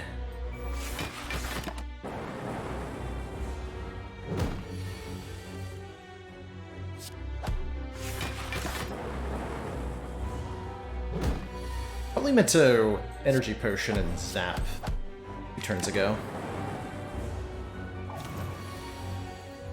Or just to take the damage.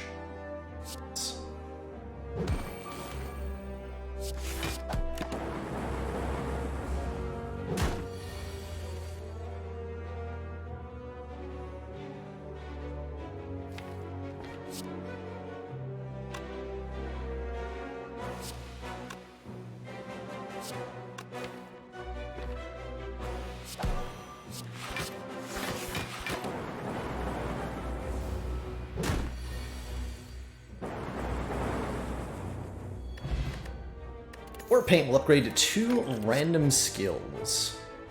The second bullseye, interesting. I don't want to upgrade Chill, but I think I do want it in the deck, right? Yeah, I do want to Chill, but I don't want it upgraded. So I take the War Paint now. Ooh, those are good upgrades. Hey, 10 max health. Putting us up to 90 is also very good. And I have to lose 9 max to get the gold medal. I wonder if this is where I take a curse, actually. Normally this is only 6 or 7 max health on defect, but because we have more max health, it's a lose 10% of your max health is what this means. So because we have more, we're losing more. And I wonder if that means I take the injury and remove it at the store. For 9 max health. That might be worth it. That's worth it.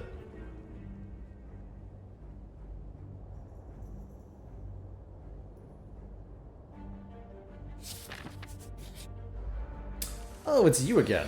Hello. Sir. A little bit more prepared this time. Well, I'm not sure I brought my draw order with me.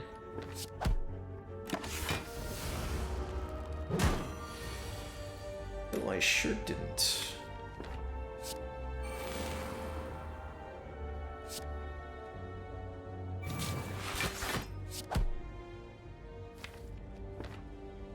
I have to play this. Gonna do the math, just gonna YOLO it.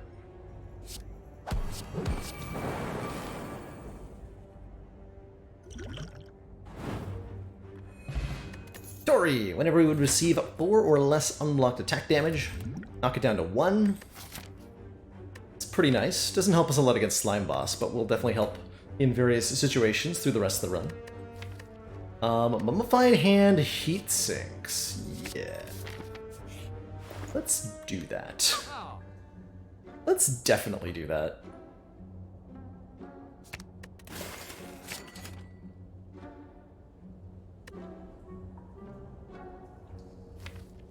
So we have a couple of powers now.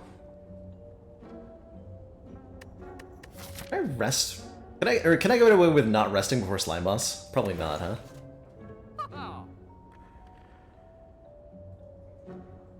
We just basically add every power ever to the deck now.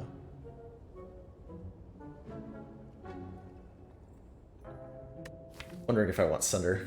This deck feels like it needs more damage. I'm willing to pay 76 gold for a Sunder. No. No, I'm not.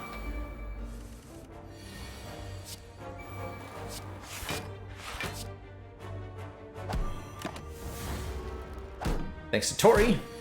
Only take one.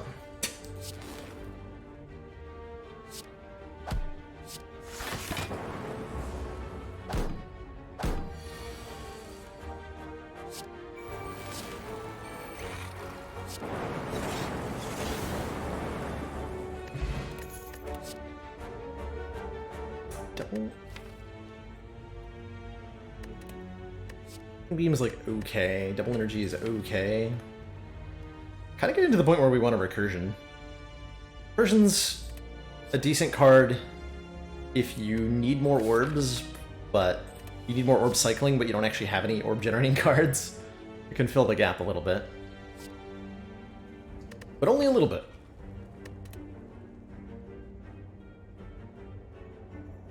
Basement does need acoustics. It does indeed, Adam Sims. We're working on it. Bohm is being advised.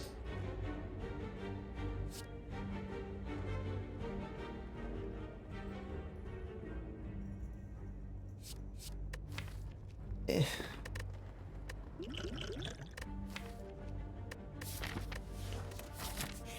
leave all the rewards on the ground. See, it's fine. See, this would be 20... Yeah, that just kills everything. Wait. Wait. Oh, there was no way for that to actually kill everything? Huh. Another Entropic Brew. We've had so... Oh, that's right, because the rare potion chance is higher.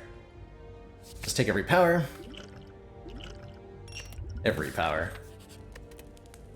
And I might totally die doing this, but I'm going to upgrade Defrag.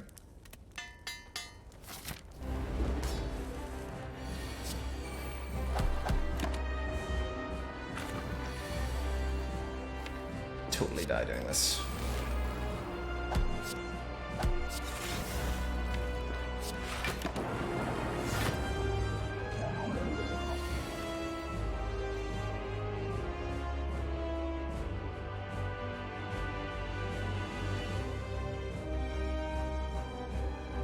This looks fine, actually.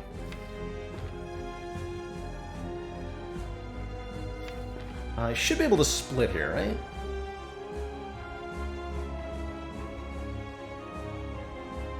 I can rebound something and use loop to redraw it. So I can either double dual cast or double zap. My double dual cast. Which damage are we talking about? 16, 32. Plus another 12 is 44. 120 minus 44 is not a split, is it? That's one off? 76. Really? I get him to 76? Yes, I got him to 76. If I rebound dual cast zap. Goes to 76 health. Amazing.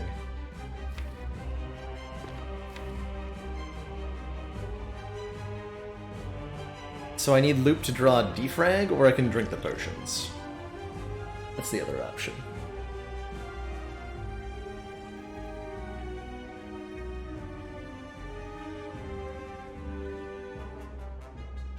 If I zap first, I can't dual cast both lightning orbs. That doesn't help us. Yeah, I got a potions. Okay.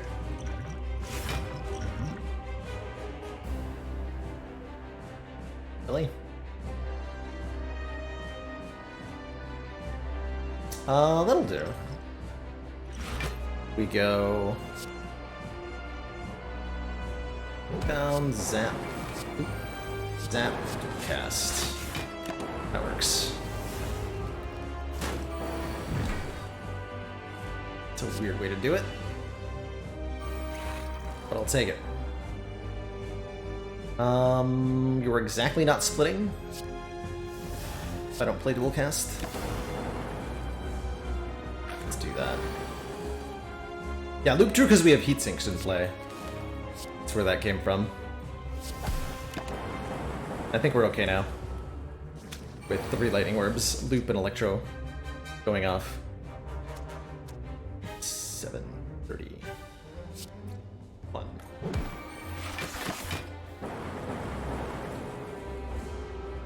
Did not need to rebound that. Or did I? Cool.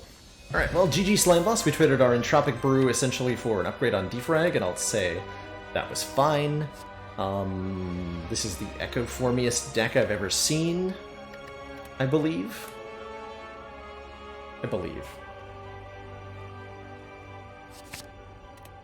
The Mummy Hand, and because of so many other things, oh dear lord. Take the Snecko Eye. Do we take the Snecko Eye now? We have Reinforced Body, we have 2-cost Electro, we have Echo Form, we have Heat Sinks. Yeah, we just take the Snecko Eye, right? Starting your turn, draw 2 additional cards, start combat confused, and then we just like windmill slam every power we see. Yeah, Snecko Eye with Mummy Hand and with Slaver's Collar. Yoink.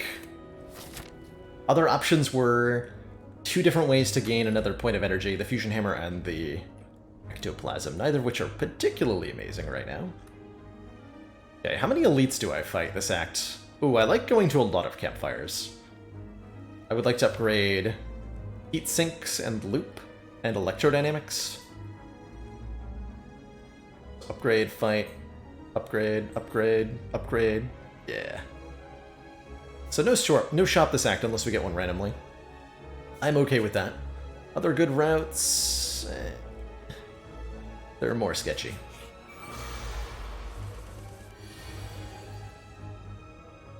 Yeah, there's no way to prevent the confusion from Snecko Eye. Hindsight.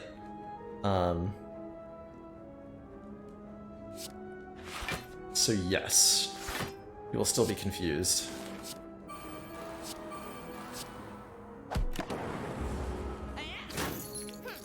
So much health, too. Really nice.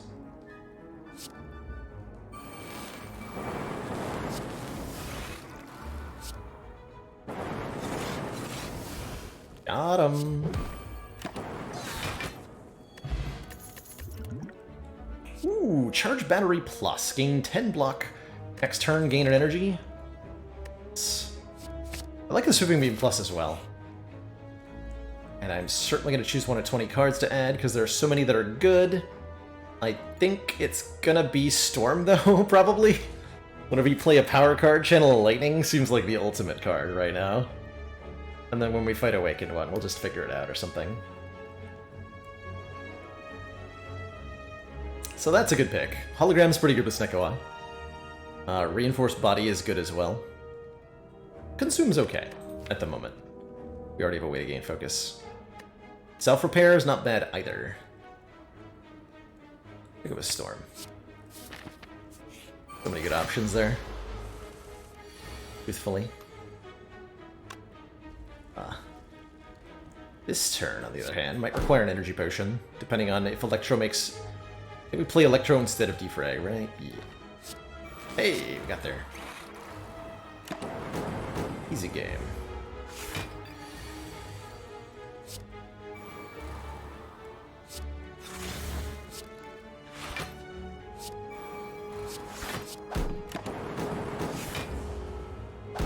Upgraded rate on Ascension 20 is, yeah, 1 in 8 in Act 2 and 1 in 4 in Act 3. That's right.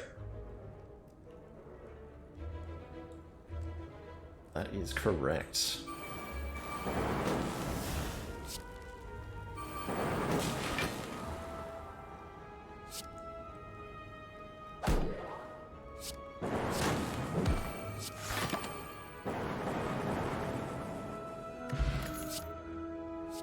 Equilibrium is kind of love it or hate it with Snecko Eye.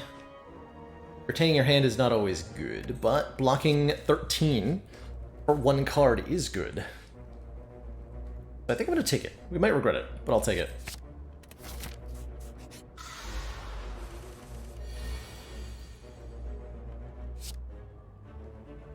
good. I think I'm going to use a potion here.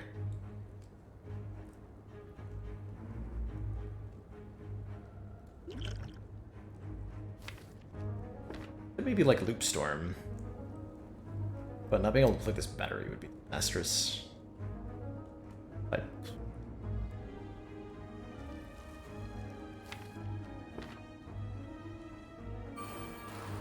oh, okay. So that went reasonably well. I'm still gonna Swift Potion, though. Eat.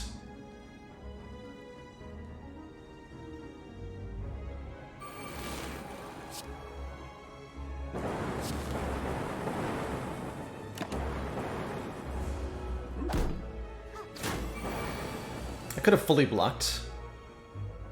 Figured getting the Electro out was better. Though.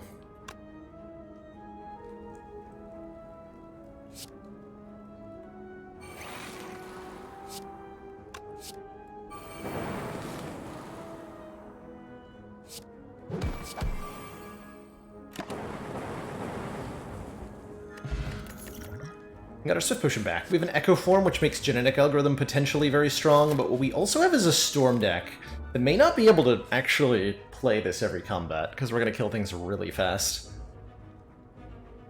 Not sure if want, TBH. Presumably I can play it enough times that it's better than a Leap, though.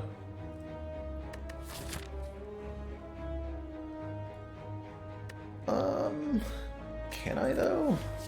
I'm gonna try it. This algorithm might actually be terrible. I'm not gonna be able to remove that anytime soon, so I'm not gonna take it. We're gonna upgrade for the next fight, Electrodynamics. One extra Lightning Orb when we play it. Because we're fighting multiple enemies. Probably.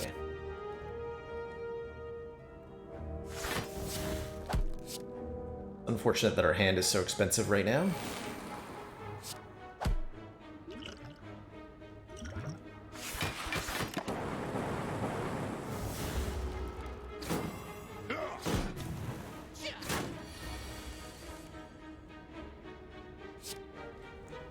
You just die.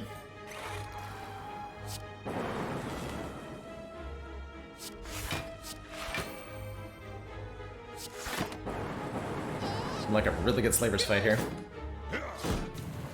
Our first relic is the Slavers Color, which is a boss relic. During boss and elite combats, we gain an energy every turn.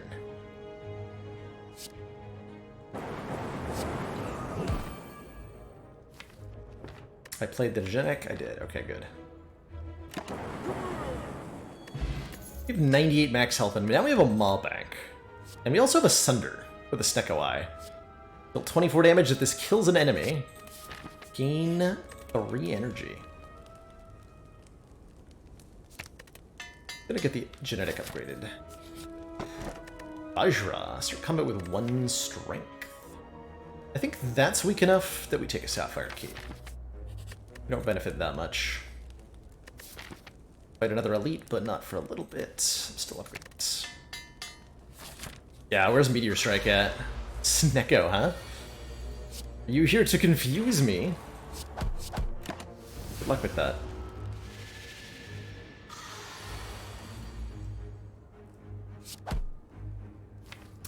I'm gonna try not playing Genetic here. That might be a mistake, though.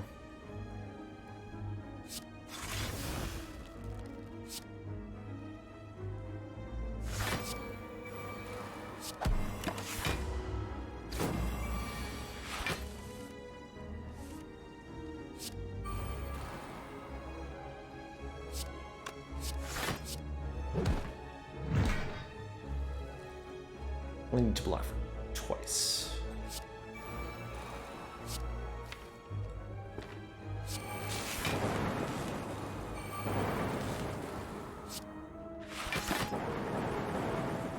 Okay, hopefully we draw a Genetic next turn and can double plant.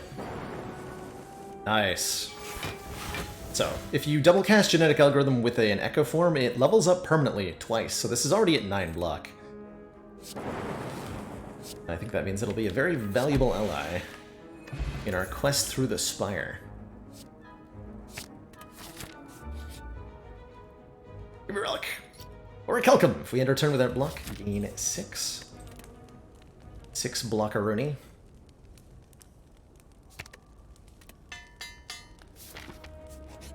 The hottest sinks. Sinks that are too hot for Twitch.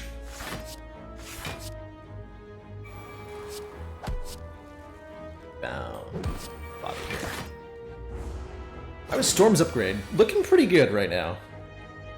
Storm's upgrade is looking great.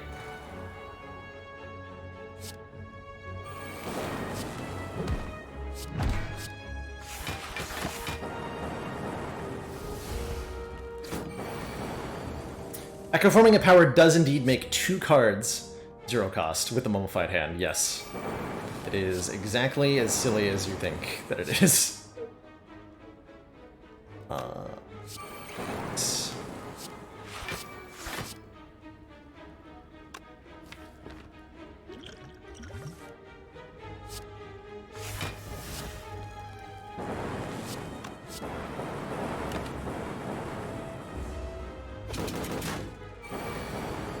Sorry.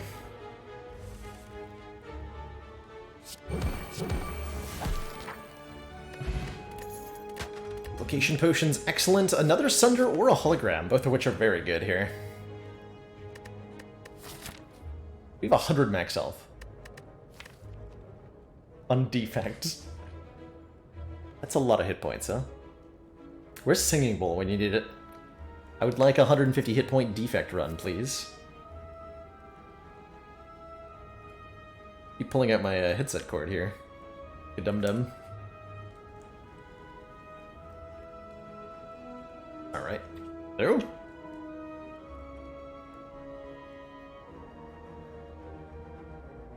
There we go. I'm gonna go with Hologram. Hologram Stick OI is like a winning combination. And we're gonna upgrade...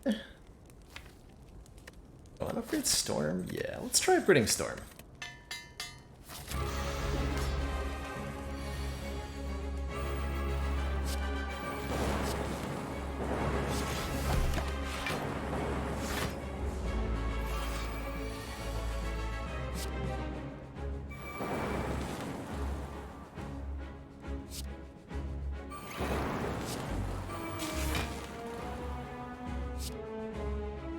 A little bit of an ouchie here.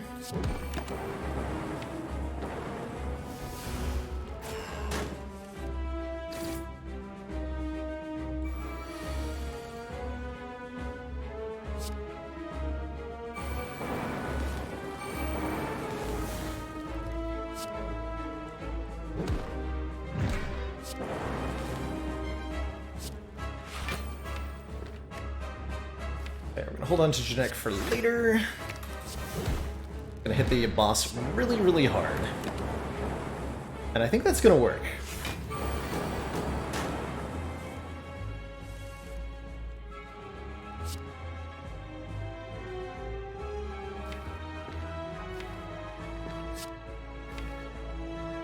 Just trying to determine if I kill it. Double.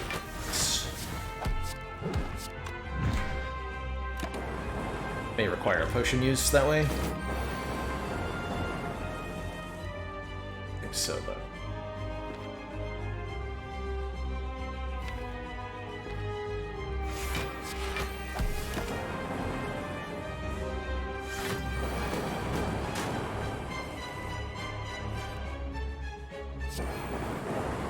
GG.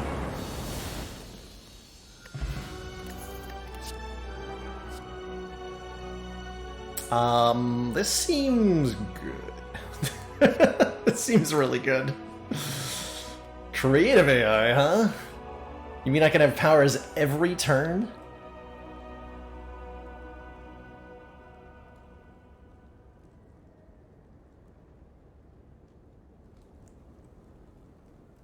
Just what the doctor ordered.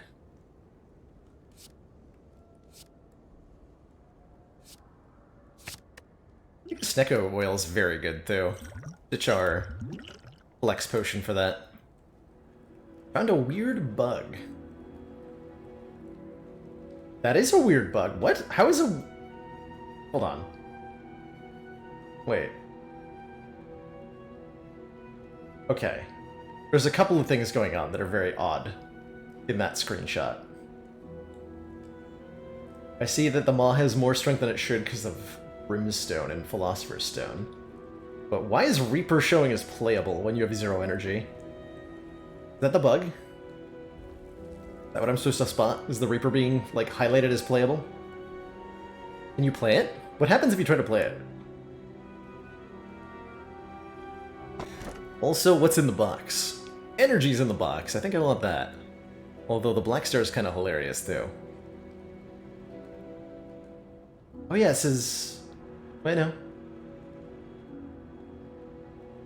Oh, that is odd.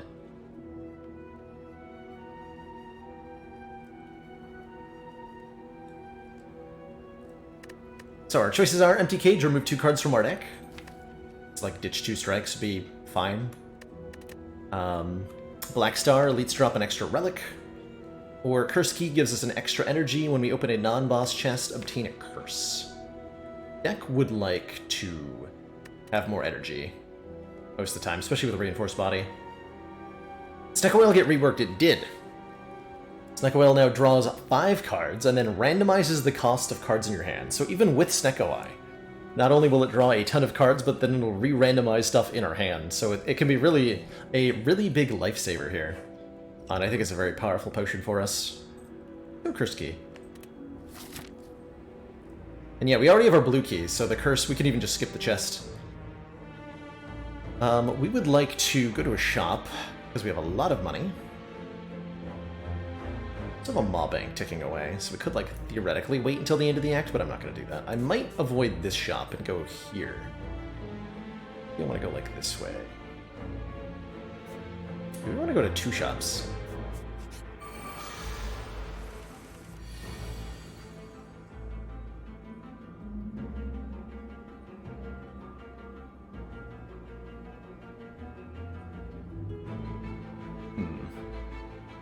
Well, that's not good. This is actually the exact situation that the Snecko Whale helps with. So I'm considering... I'm going to use one of these 2 potions. I'm just not sure whether it should be Duplication Potion on Electro, or if it should be Snecko Whale. I think it's going to be Dupe Potion on Electro here. Which made 2 strikes free. Wow. Really? Oof. So I think I can still actually only take 1 though, right? Bullseye, strike, strike, yes. 1. Next to Tori. Which then draws me 3 cards. Which then lets me kill this nerd. Well, that's convenient.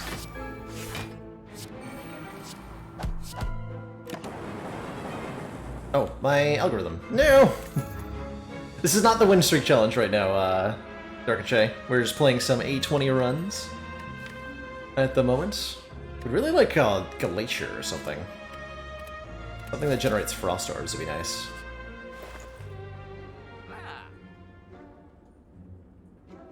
Preserved Insect makes elites a lot easier to kill. I think we're gonna break the bank here for the Preserved Insect. And then we're gonna go to the second shop and look at what's there too. Yeah, I changed my mind about the second shop. I'm gonna break the bank here and still go to it.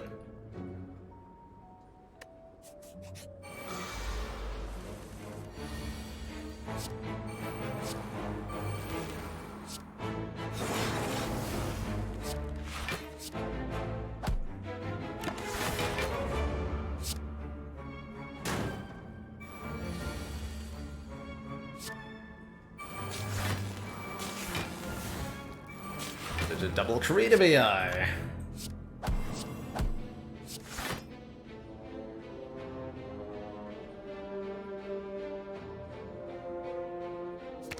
Hold on here.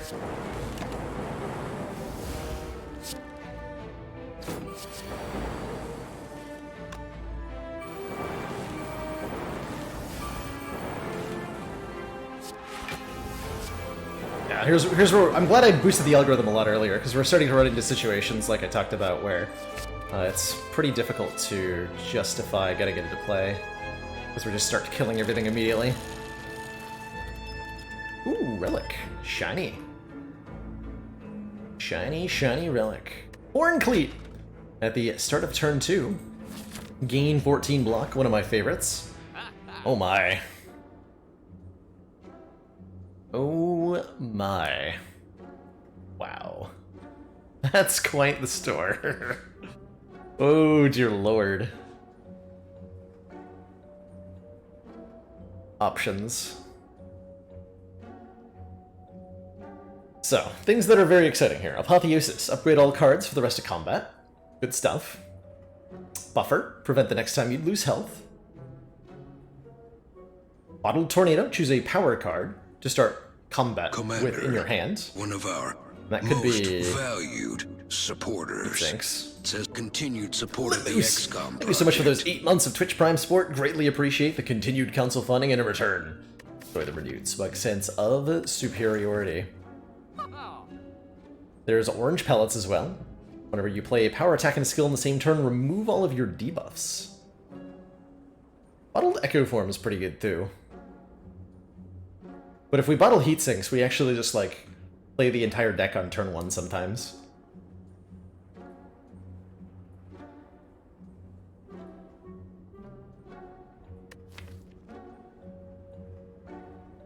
It's true, we would remove our own confusion. We don't actually want to do that.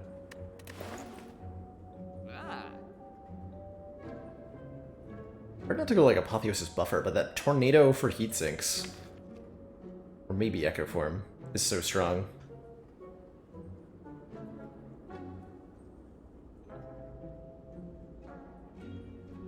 I'm not actually sure how good Echo Form versus heat sinks bottle is. No idea, truthfully. I think it's pretty far behind on upgrades. I think an Apotheosis is very good. Well, is it though?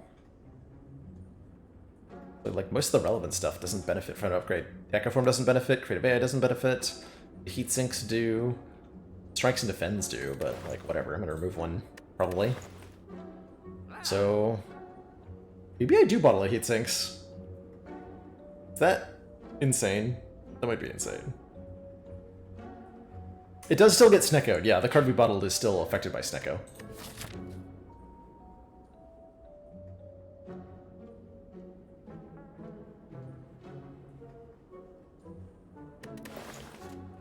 I mean, I don't get to remove a strike, though. I don't think we need to bottle.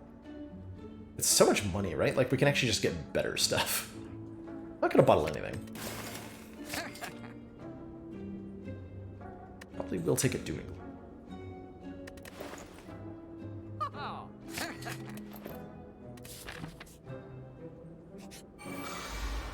Alright, Crazy Snake Lady. Hope you are ready to die.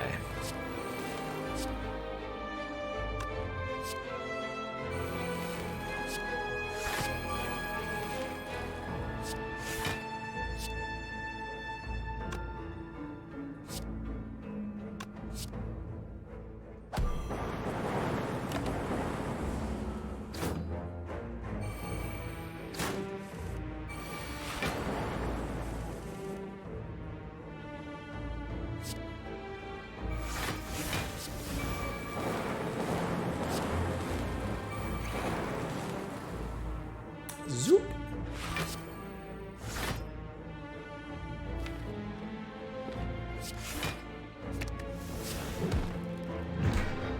I wonder if Bullseye was actually more damage than Sunder was. I didn't even think about that. How's it going, Jupiter?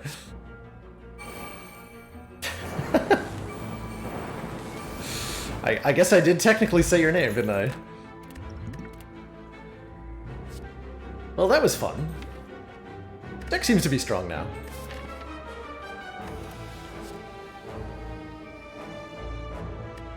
Multicast? Question mark? Or skip? Hip is fine, too. Transient. Transient is definitely terrifying. We do have a smoke bomb. I think I still gain the 1 hit point from Cleric Face, right? If I smoke bomb. Also just Equilibrium Asunder this turn. Run into a bad turn.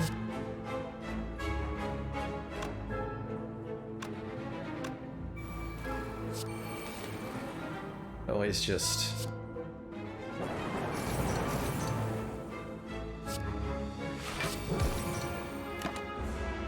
Stick around until we're taking damage, in which case we'll put things to a halt. Oh, we gotta play Algorithm, right? Just actually required.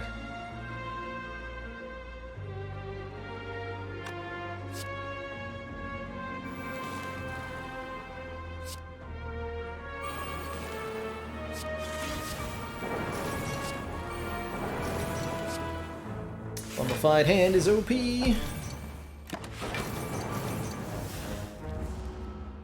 Deck does not have a self-repair currently. It should pick one up. It would like one, but it does not have one.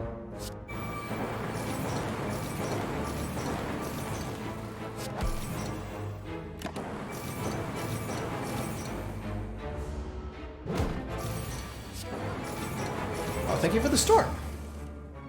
Greatly appreciate that.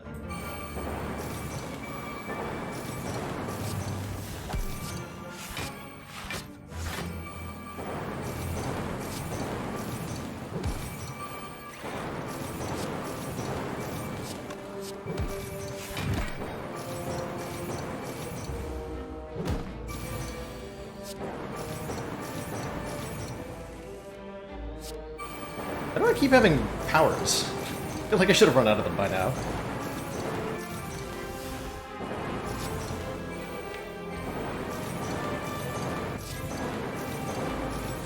Simple. We kill the Batman.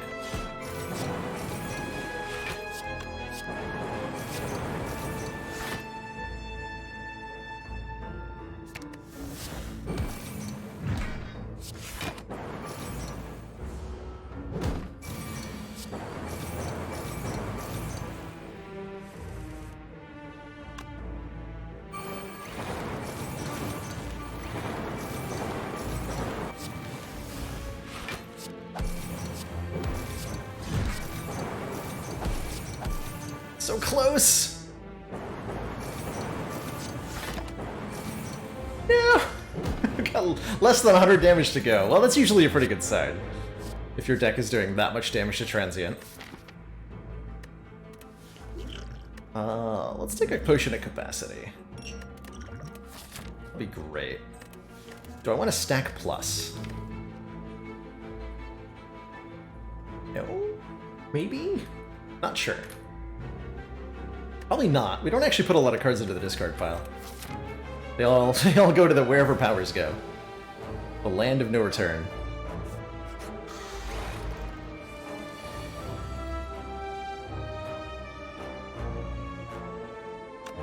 Take a little bit of damage here.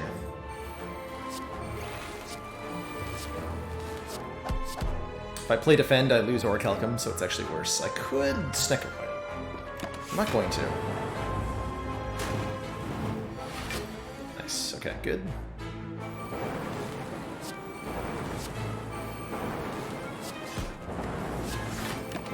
Hold Genetic to play it twice.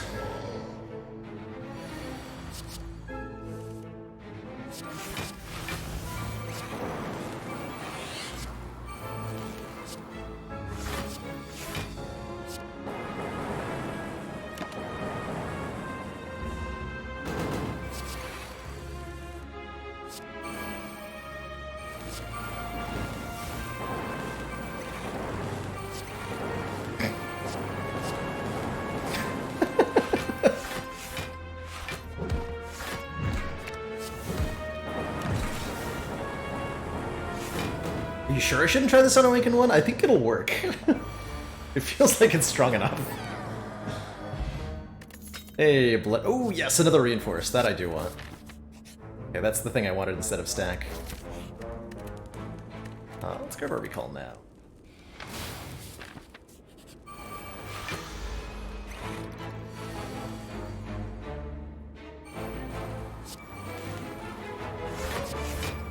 Boop.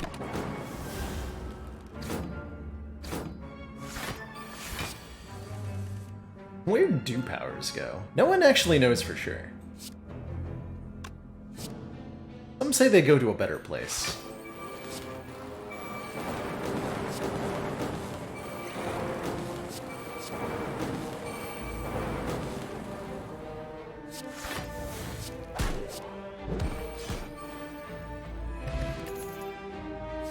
Some don't truly know.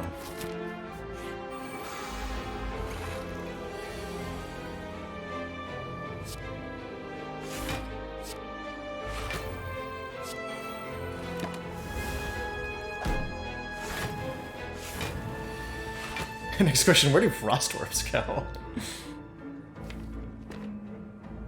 Where have all the frost orbs gone?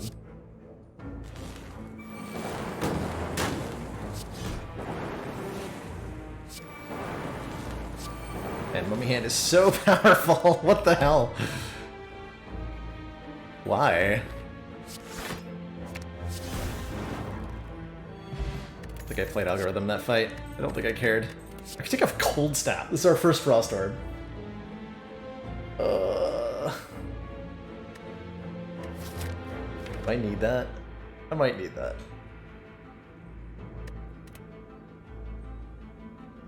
I have reinforced bodies. Now we're fine. Totally fine.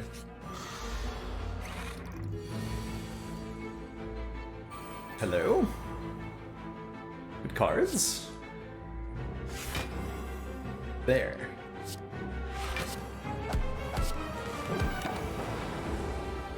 Slightly wrong order. By the way.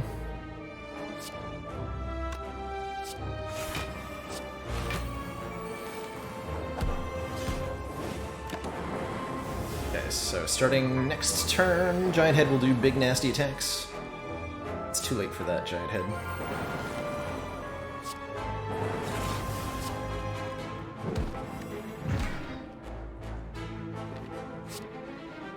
Zero cost bullseye back.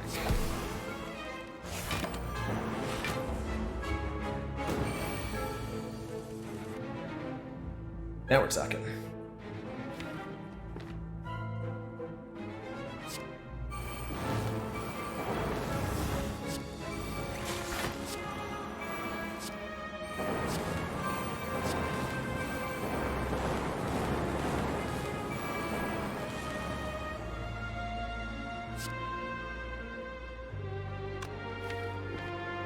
That seemed like it was strong. I gotta dual cast the algorithm before I end the fight, though. Ideally. Please allow me to do this. Thank you.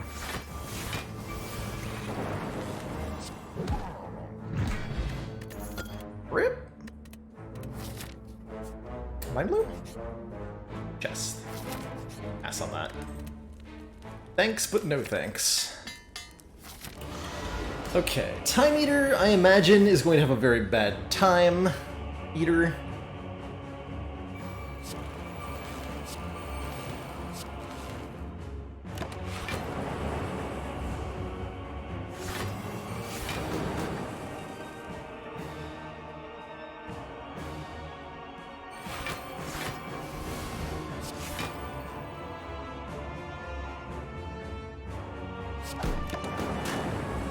Hand there. Okay. This is a bit of a scary turn. I only get to play 4 cards, and 2 of them are genetic element. Actually, I think 2 of them need to be defragment.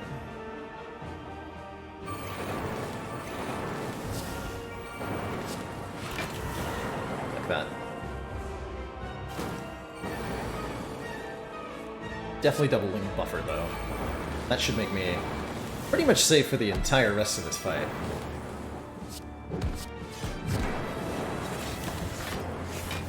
Already below half, by the way.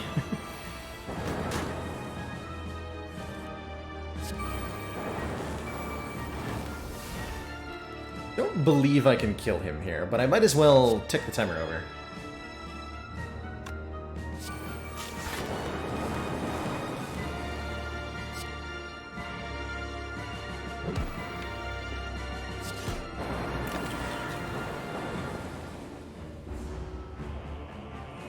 Foolish. Foolish. Uh-oh. Got bad news time eater.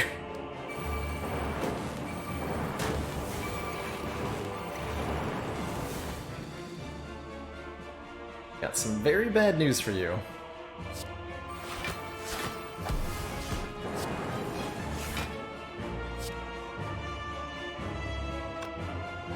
It's also bad news for me. I don't know how to block. Sorry, I got buffers.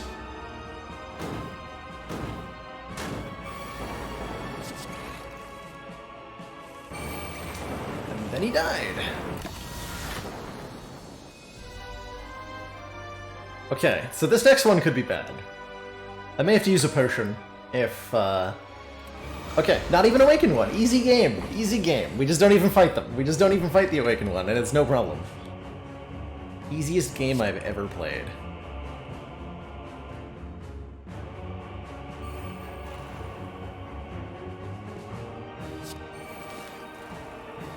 It's a little bit of a punish there.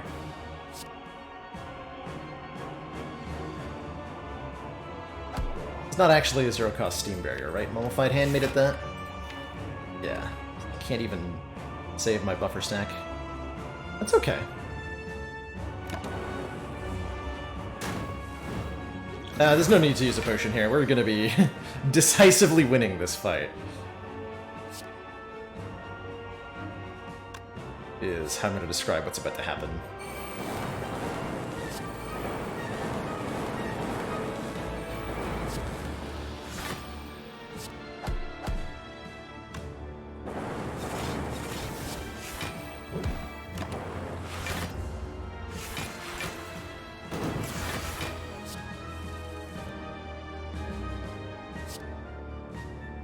I'll play this twice.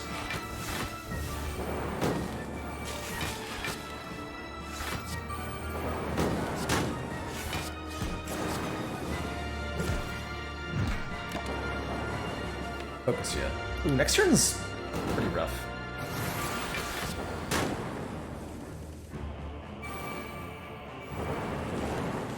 Or is it?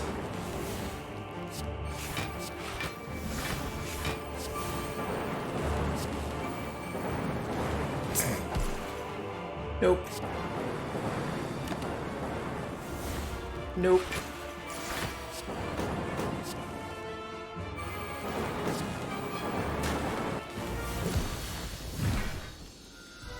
Sad day to be Donu Tekka. GG. G freaking G. Deck is very silly. I like it. To thump, a deep pulsing dread felt throughout the room. Is this the part of the Spire? Is this the source of this evil?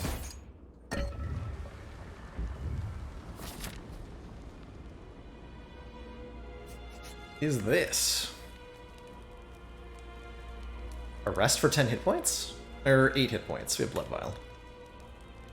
Probably not. The heatsinks upgrades don't feel necessary. Maybe Hologram? Or Bullseye for the third turn of Lock-On. Bullseye's a really important card for beating the heart. Let's upgrade Bullseye.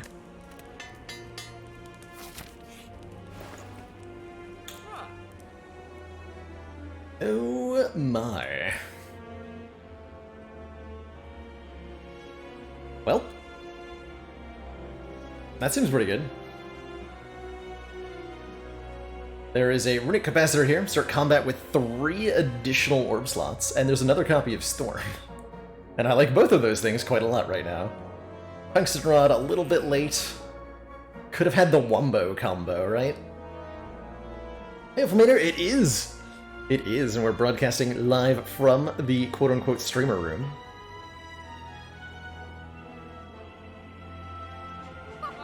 Is this the right time for Hand of Greed? If now is the right time... I don't want to be wrong. Let's go with these two. Bring it on, nerds. They are bringing it on.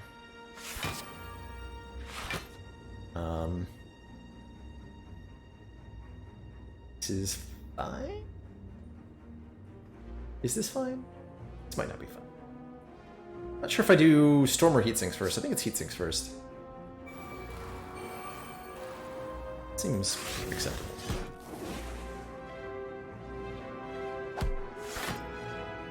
Take 6.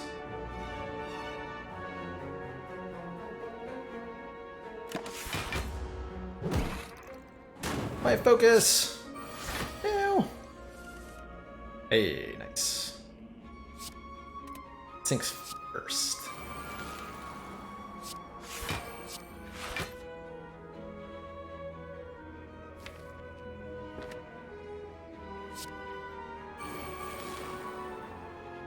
Okay, we can retain that if we hologram equilibrium.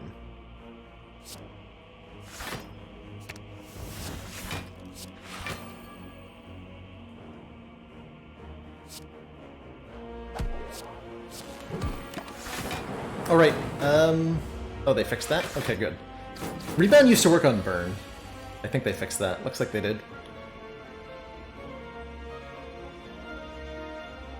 Don't need to boost this any higher, right? This chair is extra comfy. This is like one of the comfiest chairs I've ever sat in. Very happy to have it. Positioned beneath my posterior.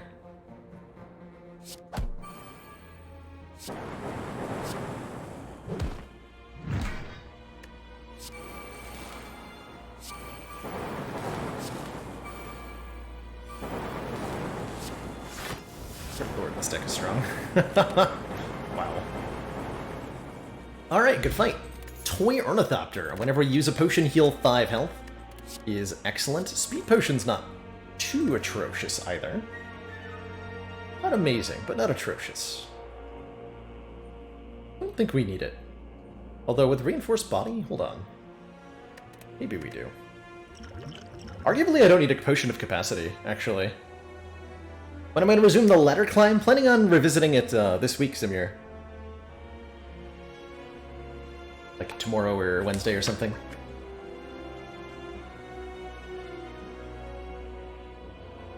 But wanted something non-committal for the first day of new Strim. Make sure everything is okay in the studio here. All I need is some ceiling foam, apparently. Potion is 2 orb slots. I think that's actually unnecessary. Like, we're not using frost orbs, we're cycling orbs so hard. We don't actually care about slots that much. And we're not going to need barrage either. We have damage covered, trust me. Alright, we have 100 hit points. Going into the corrupt part of the Spire here. We drew Echo Form on turn 1. And if I take any beat of death damage, I'm going to draw 3 cards here. If I want to end this turn with Buffer. I should Doom and Gloom first, too. But Echo Form does not make it free. Cheers, Bashananas! Does that count for the December stream? It does! All forms of revenue count towards the monthly revenue goal, so bits, donations, subscriptions, you name it, it counts. So thank you so much for that generous 100 bits.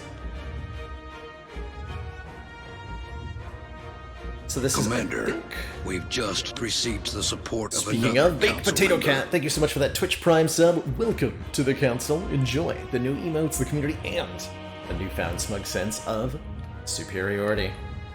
I think this ends up being Doom and Gloom. Let me see what we draw.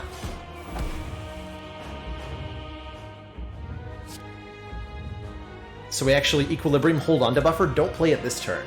We play it next turn if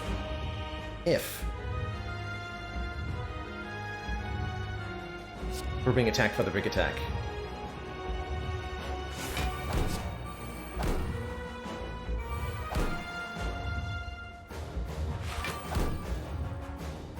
Set my hands.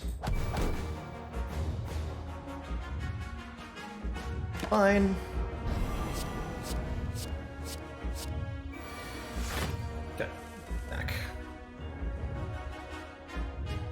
I still play the buffer? I think I do, because I can maybe full block. 30. Not quite. If I echo form it, I can, though. Or if I speed potion, I can. I think I'm gonna go for the speed potion route.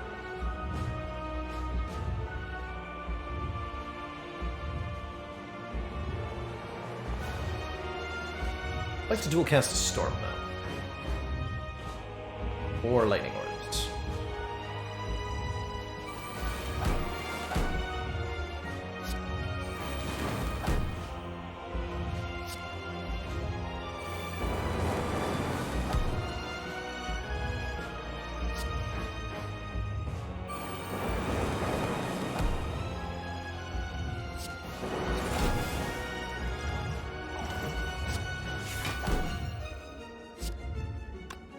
I don't think I can get away with playing Bullseye, unfortunately. Was reinforced enough? It was not. No, it was only, because we're frail, it was only 6 times 6. So 36 block against 45 incoming damage. Is not enough. But I can play both the Strike and the Slide.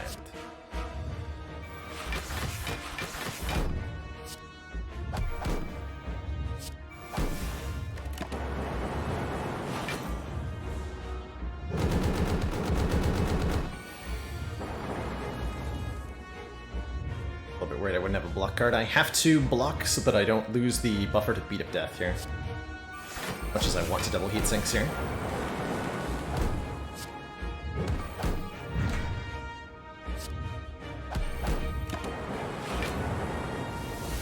Boop. Hey, and now we get our damage going. This will remove our buffer, and I don't care. We only needed it to block the one big hit.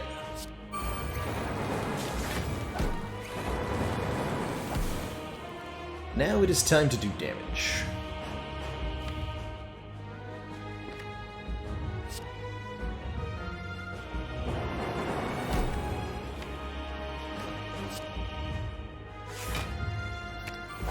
Oh, and it evoked the frost, so I still have the buffer. I didn't even notice that. That's pretty cute.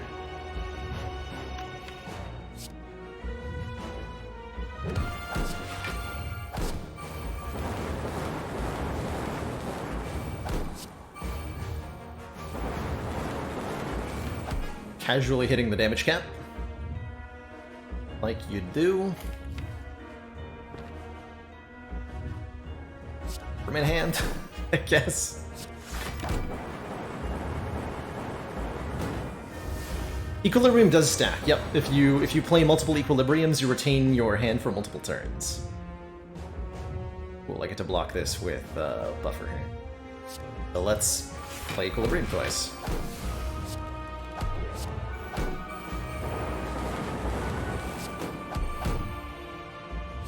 We have one crit of AI. We're actually kind of slowing down a bit.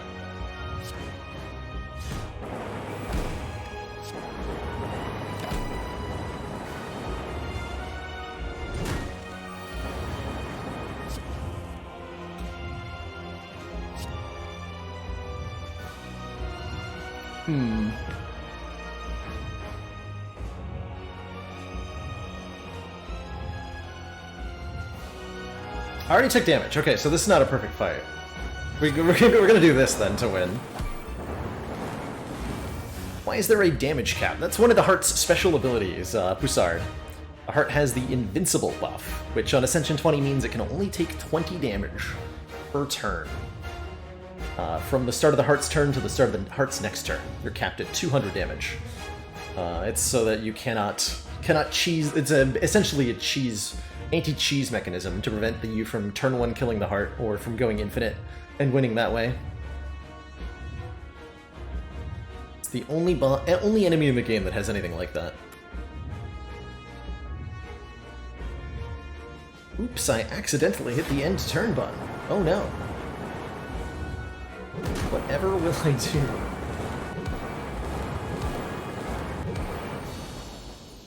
Got him. GG, Mr. Hart. Easy win. That was a really fun run. We got a Storm, Mummified Hand, Heatsinks, Snecko Eye, Defect deck to, like, not even deal with the Awakened one, and then just crush the rest of the Spire. How often do you get to do that? How often do you get to do that? 2,900. A good year.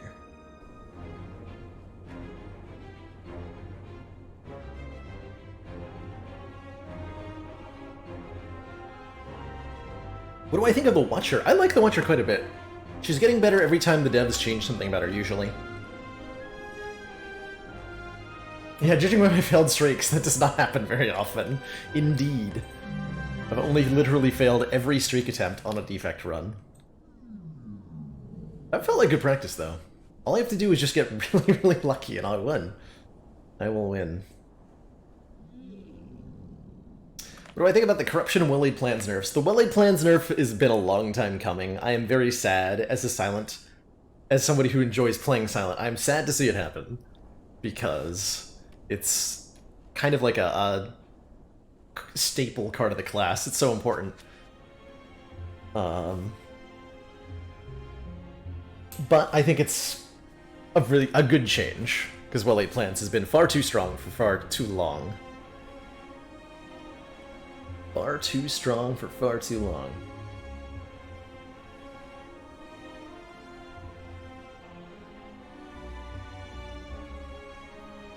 The Corruption change is interesting. They're swapping the rarity of Corruption and Dark Embrace. And I'm hoping that's gonna make Dark Embrace more popular as a card, because I really like Dark Embrace. And Dark Embrace combos very powerfully with a lot of things, including Corruption, which isn't that much harder to get.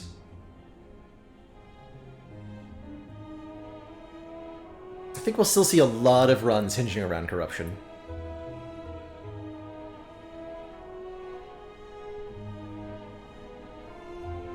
But means that Ironclad has much more access to card draw, especially in exhaust-heavy decks. Hilariously, I bet that makes like Dropkick Infinite decks way more easy to do.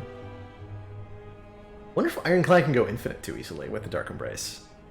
That's an interesting thought. Is Dark Embrace at Uncommon gonna be like having, what's it called? Adaptation? It might be too good. We'll see. We'll see. I, for one, look forward to picking up Dark Embrace kind of early on. Adaptation won't show anything because it's no longer a card. Adaptation was the Watcher power that said whenever you change stances, draw a card. How does Ironclad go Infinite with the Dark Embrace? Two ways you do it. You need... Essentially, the Dark Embrace is an acceleration into whatever infinite combo you actually have. So you're either doing like Pummel Strike, Shrug It Off with Sundial, or you're doing double Drop Kick, or Drop Kick Double Tap, or you're doing like Flash of Steel and something else. And you use the Dark Embrace alongside either a True Grit or a Burning Pact to assemble that combo really, really quickly. If you're able to draw bonus cards, one or even if you have 2 copies of Dark Embrace in play, which is not that unreasonable anymore, then you can like cycle through your entire deck very quickly, even if it's 20 to 30 cards, and thin it out aggressively. That's like the idea. I don't know how actually easy that is to do, and time will tell. I can't imagine it's going to be like massively easy. Ironclad just is kind of lacking tools to get there, but maybe there's like Havoc Infinites or something. I don't know.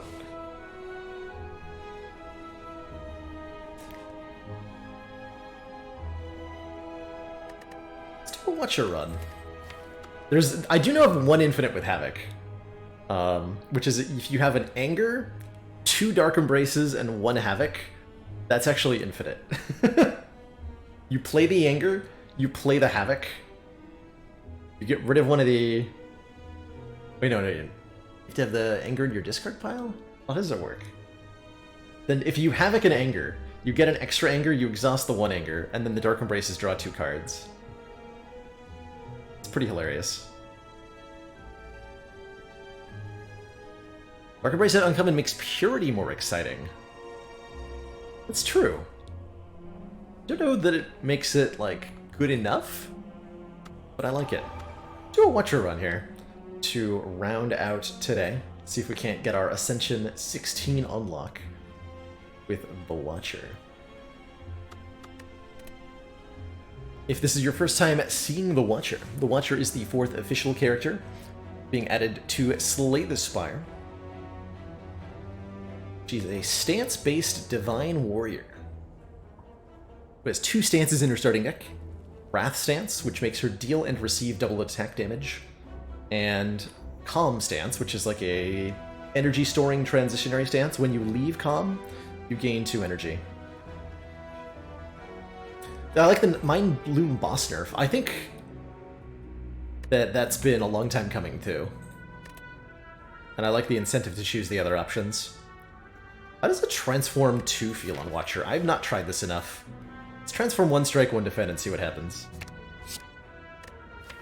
Got a Blasphemy. Oh man, I like that. We got a Fear No Evil. Deal 8 damage if the enemy intends to attack, enter Calm. And Blasphemy. Card that says, enter Divinity. Die next turn. Divinity is a stance wherein we deal triple damage. And I think this recently got an upgrade that was really, really good. Excellent work, Commander. Yes. This upgrades to council is retain now, pleased to see our continued support of which this is very project good. has been worthwhile. Very ridiculously good that this got a retain upgrade. I don't think it needed it. This was already a pretty good card. With retain, it's broken. Broken.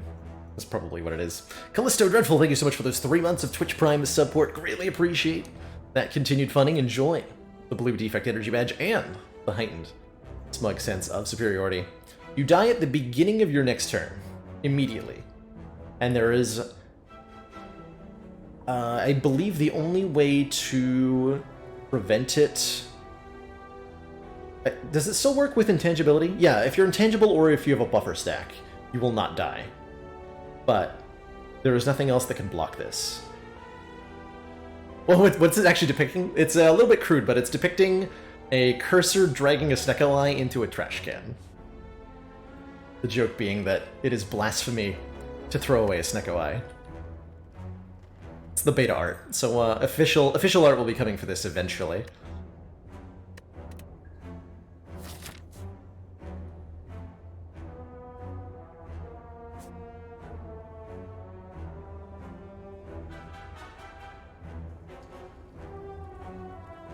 Yes, that's right. You can also survive if you have more than 10,000 hit points, somehow.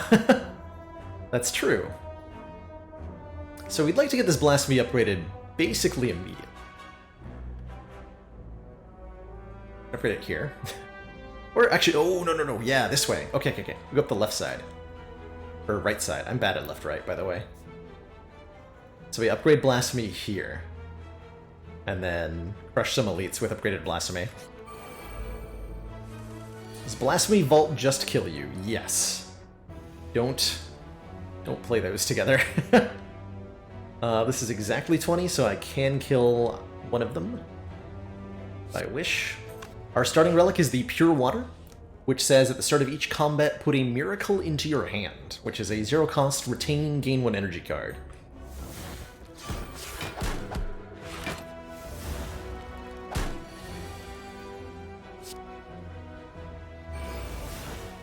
Blasphemer! At the start of your turn, die.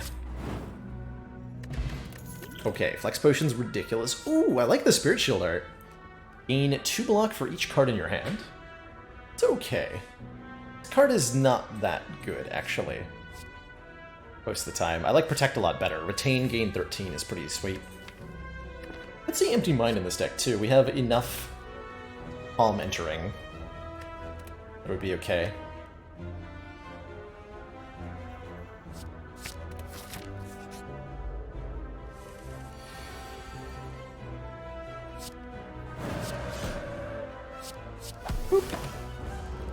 With Wrath Stance, Watcher can just, like, win a lot of fights basically immediately.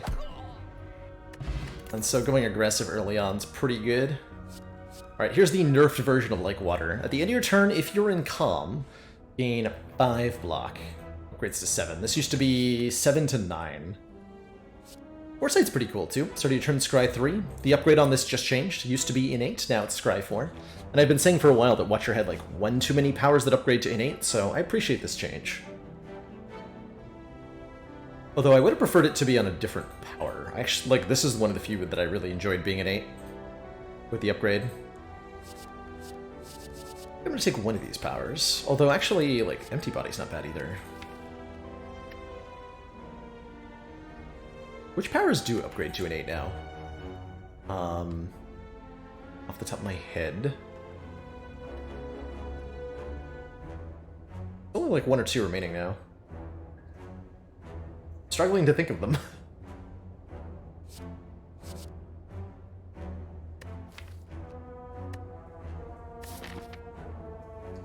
Oh, that's right, Battle Hymn got changed to innate. Establishment. Is Establishment still innate? I thought that was 0 cost when upgraded. Maybe I'm wrong. Probably wrong. What if we enter Calm? I kind of like this Lake Water. Lets us buy time until we set up a Blasphemy turn. Ooh. Oh man, Reach Heaven has been buffed so many times. This is now 10 to 15 damage, and puts a 20 damage 0 cost card that retains into our draw pile, which is perfect for Blasphemy. So I'm very excited about a Reach Heaven. Mayhem Blasphemy, please. I'm trying. I'm trying so hard to buy it. Fasting is pretty sweet. 3 strength, 3 dex, but gain 1 less energy at the start of each turn. Reach Heaven upgrade does not upgrade the Through Violence, no. If you want to upgrade the added card, you'll need a Master Reality. That is interesting. I'm gonna go Reach Heaven and Third Eye for some scrying. Artifacts over Orange Pellets do not prevent the die next turn effect. No, they do not.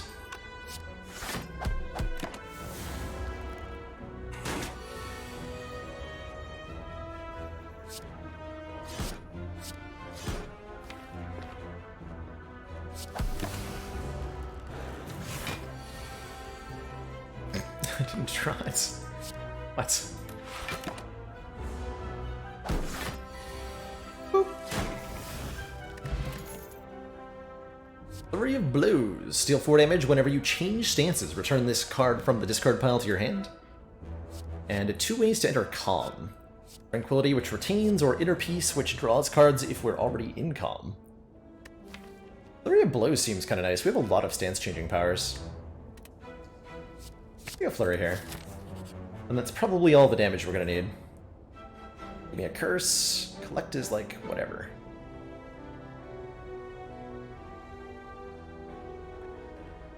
Ooh, Lesson Learned. Let me take a Lesson Learned. But I did not find one. Didn't want that Collect. So we're gonna upgrade our Blasphemy so that it retains. And we should just easily win this fight. Very easily win this fight.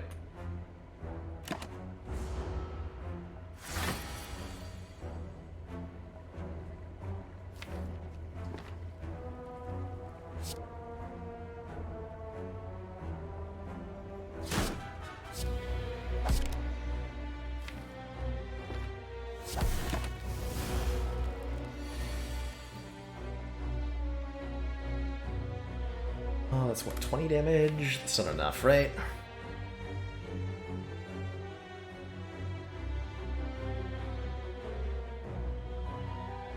Yeah, that would not be enough damage to survive. Actually, just full block with Protect Light Third Eye, but I probably want to play Lake Water here. Pyramid on Watcher wasted. You'd think so, Mother Cesperia, but my experience with Pyramid on Watcher so far has been that Watchers cards that don't retain are very good when you have the ability to retain them. Pyramid on Watcher mostly means that you avoid the retain cards and take the other stuff and be obscenely strong with that instead.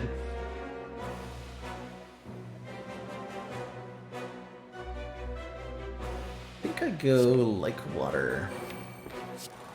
Third Eye. 10. 3.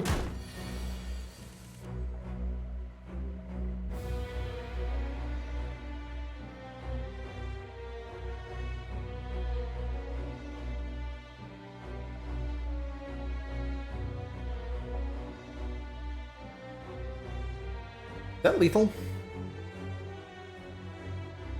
60, 30. Oh yeah, that's super lethal. So Divinity gives us 3 extra energy and triple damage. We just go boop, boop, boop. Stance Potion lets us change stances on demand. Art of War, if we don't play any attacks during our turn, gives us an extra energy the next turn. It's pretty good with Protect. There's Empty Fist, which is really good when upgraded now. Although I think I like a Cut Through Fate a little bit better for the Scry 2 and draw card. Follow-up's kind of neat as well. You blaspheme fast enough, the smiting can't catch you. Foolproof. Foolproof plan. You get Cut Through Fate. Not actually sure this is the correct pick. I'm still feeling out the Watcher in a lot of ways. Let's upgrade like water. Come on, good relic. It's a good relic. Potion belt. 2 potion slots. And we're fighting a metallicizing Cromlin Gnorb.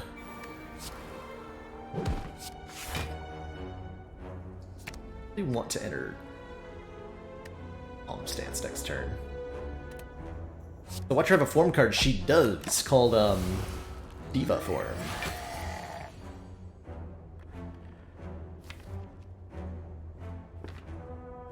I need to play this Reach Heaven. Am I allowed to play Vigilance? I'm allowed to play Vigilance. We're only in Ascension 15 here, not Ascension 20, so I can actually just do this. Take 5. And then this is a kill.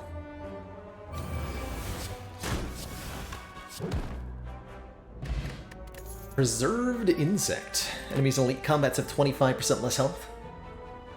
Would I say that any assortment of cards could make it to the heart theoretically? So, like, assuming perfect draw order and perfect RNG? No. I would not say that. You need bare minimums, right? Like, we can think of at least one assortment of cards that doesn't get to the heart, which is a deck that has only blocks and no attacks. That can never reach the heart because it can never win any fights. And will eventually lose even to a Jawworm.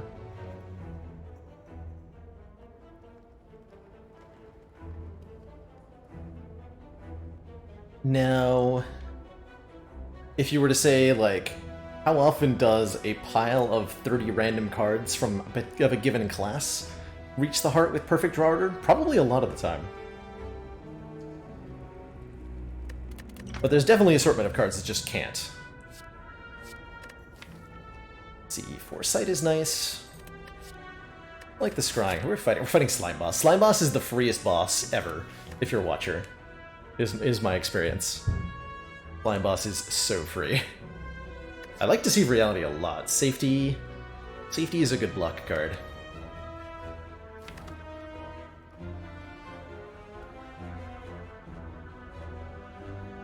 How often would an Insanity deck reach the heart? With perfect draw order, probably a lot.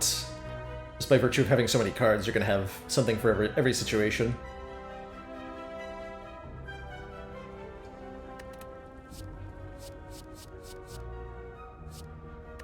Legit don't know what I go with the Foresight. And we're going to take on another Elite, because we're in such good shape right now. Hey, there's that form card, David Form. At the start of your turn, gain an energy, and then increase this gain by 1. So you get 2 extra energy on the second turn, 3 on the third, so on and so forth. Infinite energy scaling. Rarely seen relic these days, Melange became a shop relic a while ago. Whenever you shuffle your draw pile, scry 3.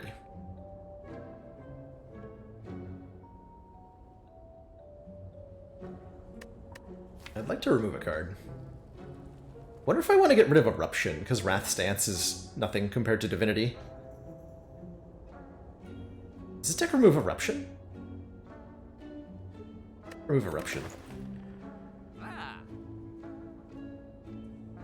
Also buy a Fruit Juice.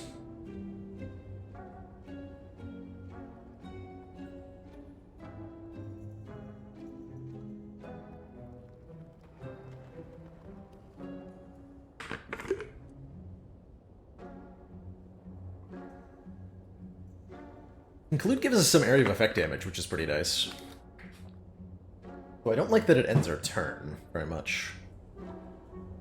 You really have to, like, make sure that ends the fight, or you can't play it.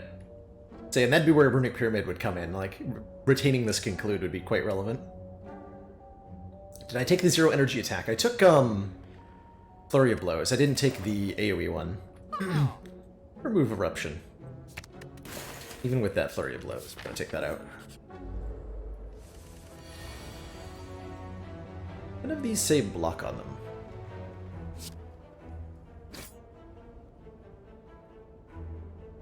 Water is 7, right? So it's better than defending. It's better than defending.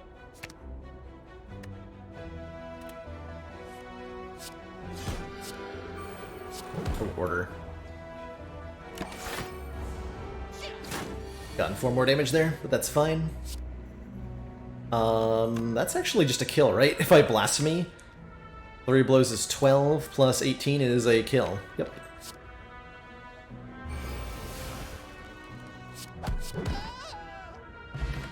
All it takes sometimes. Study. At the end of your turn, shuffle an insight into your draw pile. This power is very cool. Upgrades to 1 cost. So it's giving us retain, draw 2 cards, exhaust cards. Which can let us set up a ridiculously good Blasphemy turn.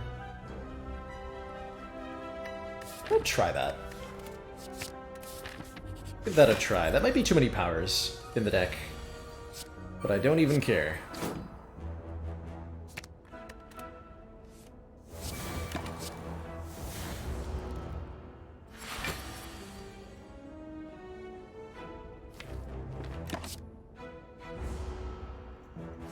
But let's just, like, it's on average 1 card draw per turn, right? Because you have to draw the insight, and then you draw 2 when you play it. So it's a net gain of 1. So you compare this to, like, machine learning, brutality, and tools of the trade. Stuff that makes you draw 1 extra card per turn. But it's at your discretion when you draw the card, which is really neat. You get to bank it from turn to turn.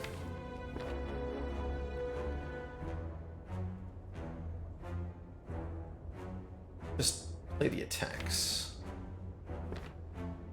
Full block next turn guaranteed.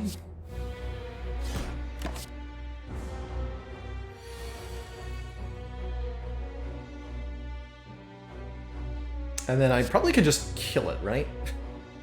I just draw some cards. Yeah, it just dies.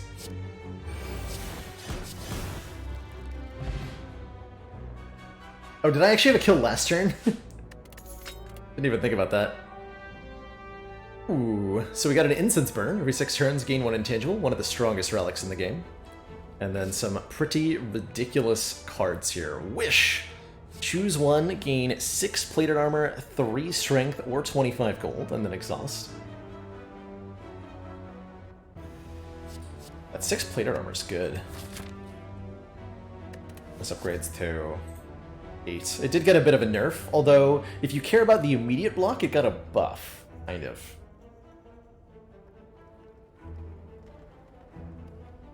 But it's still expensive. You've seen the nonsense that is Conjure Blade. If we'd taken the Deva form, I would take the Conjure Blade. I don't think we want it as is.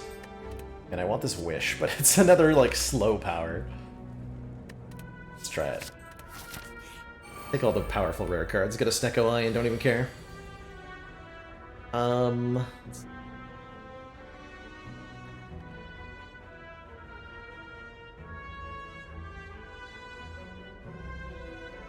This is not a kill. They only have 2 attacks. Okay. I had to look at this really carefully to make sure I didn't actually secretly have a kill. Pretty cute. Now seems like a great time to wish for 30 gold.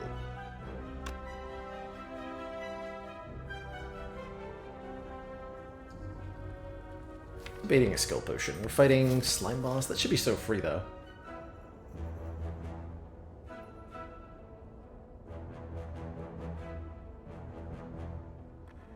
Yeah, I do have a kill if I Starry Potion. Wait, do I? Yes, I do. Because of Miracle. Seems mostly fine.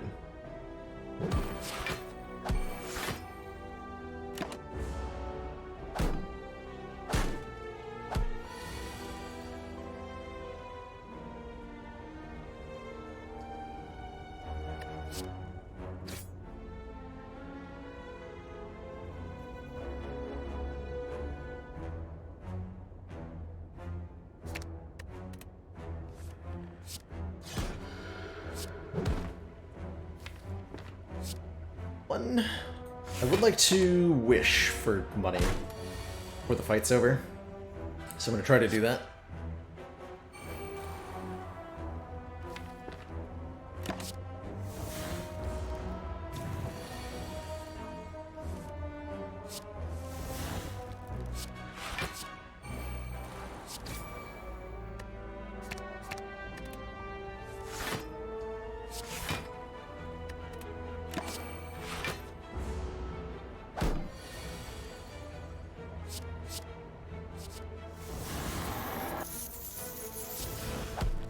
I got a new animation.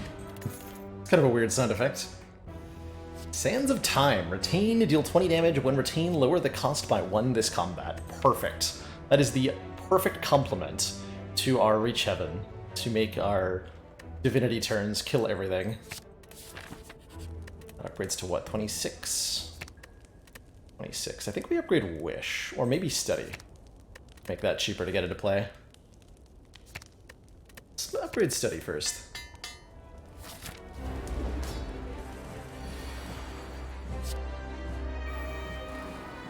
It's a beautiful turn 1. That's a slime boss killing turn 1, like immediately.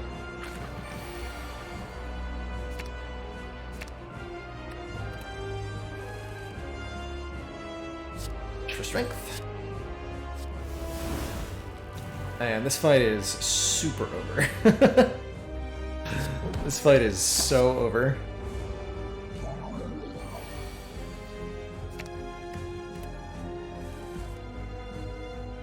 I believe we actually just won.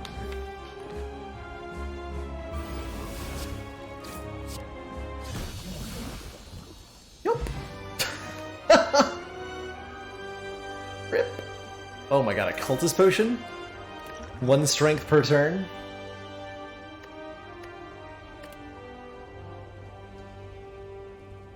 Yeah, a deck that digs for the 2 useful cards in the deck and plays them. I really like a Deus Ex Machina. When you draw this, add 2 miracles to your hand. This is essentially like 2 energy. We do need more energy. I could have wished for money. I probably could have, should have. Another chance at Conjure Blade and Deviform, but like... we just want the initial energy. I'll take a Deus Ex. And we're starting to want a Master Reality at this point. Oh my. Wow. Some choices. Coffee Dripper. Gain energy at the start of your turn. You can no longer rest at rest sites. Velvet Choker. Gain energy at the start of your turn. You cannot play more than 6 cards per turn. Do not want this. Because of the insights, mostly, from Study. Or Sacred Bark. Double the effectiveness of our potions. We have 4 potions. Stance Potion doesn't get doubled, so it's affecting the Flex Potion, the Skill Potion, and the Cultist Potion. Watcher is still in the beta branch only, that's right, Ninny. That's right.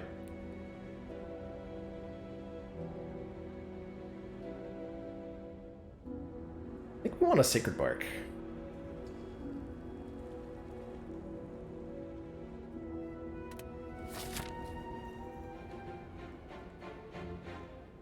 We're going to be very strong. Are we fight for elites strong? Let's find out.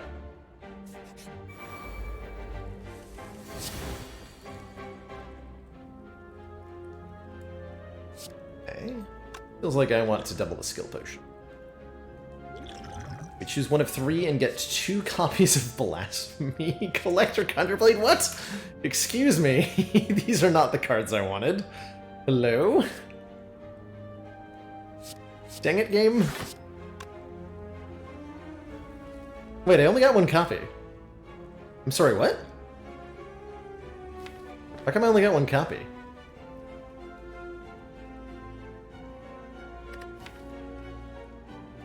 Did they change how this works? I mean, it doesn't matter. But I'm kind of confused as to what happened there.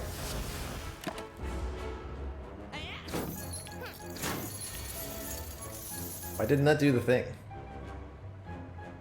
So this is already lethal? This is already lethal. Goodbye!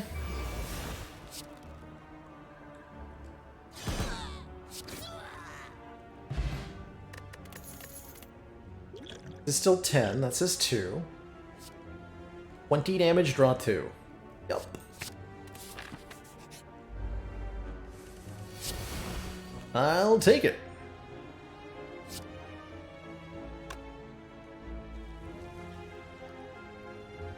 I actually, if I if I use my flex potion, I have lethal here.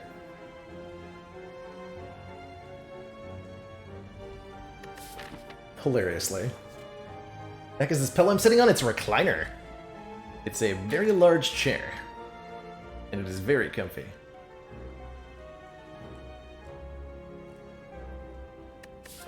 Sure that potion, like this flex potion is going to be far more useful later on.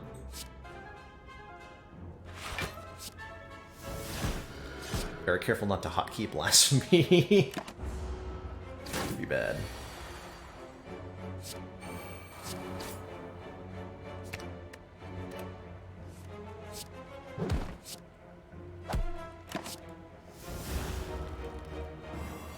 Suffer.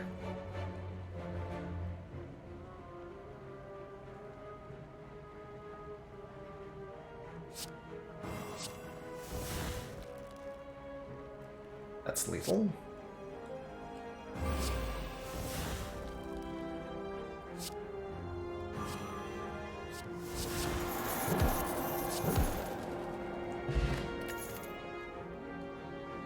Another chance at Deceive Reality. Feels pretty good.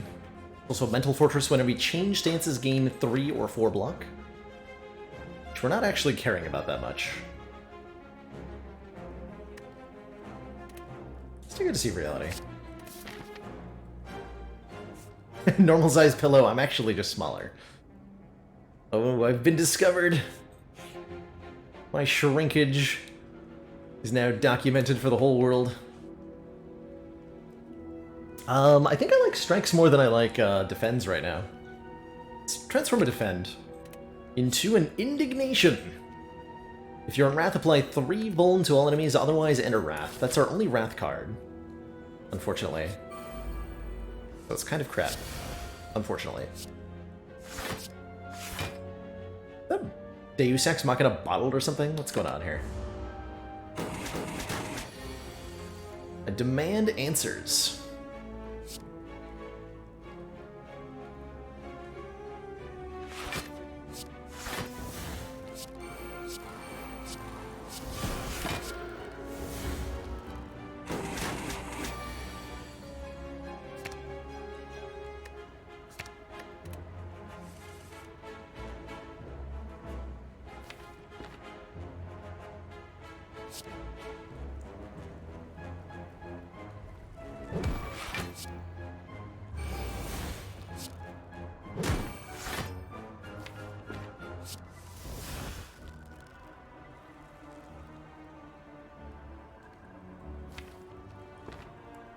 There's no way for me to play the Witch, right?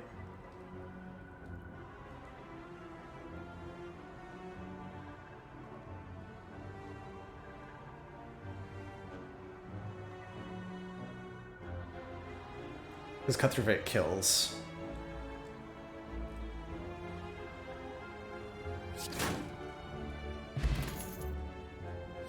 I like Consecrate. 0 energy AoE. Might be too many cards at this point.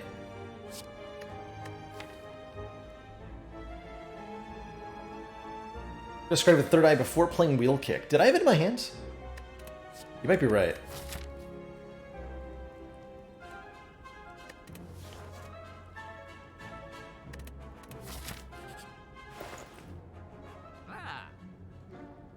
Interesting.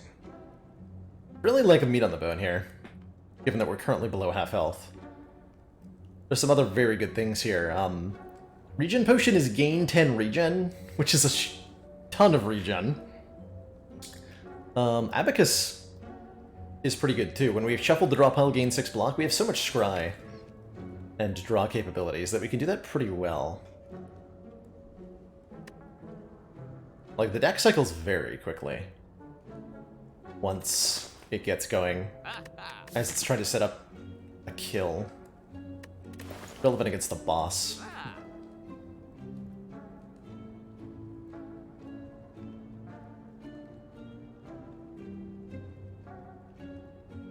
Feels weird to not take meat on the bone.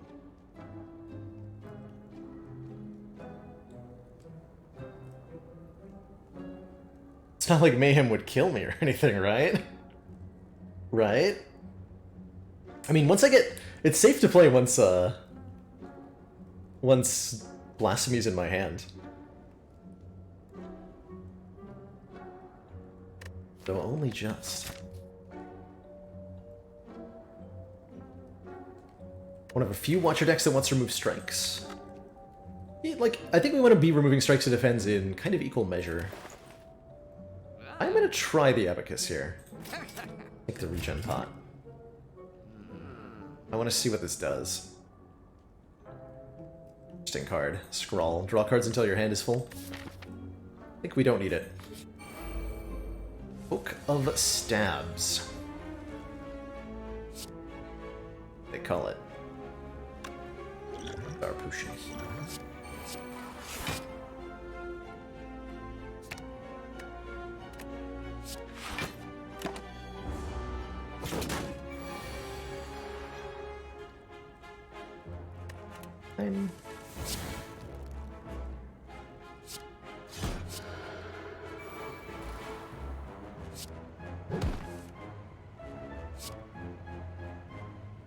Take 2.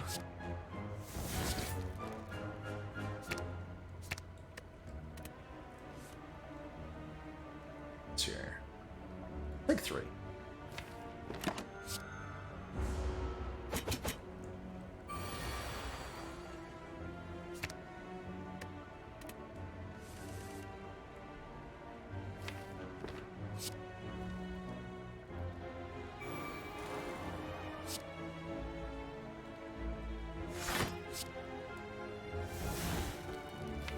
Wait, is this... I won't shuffle the deck until next turn.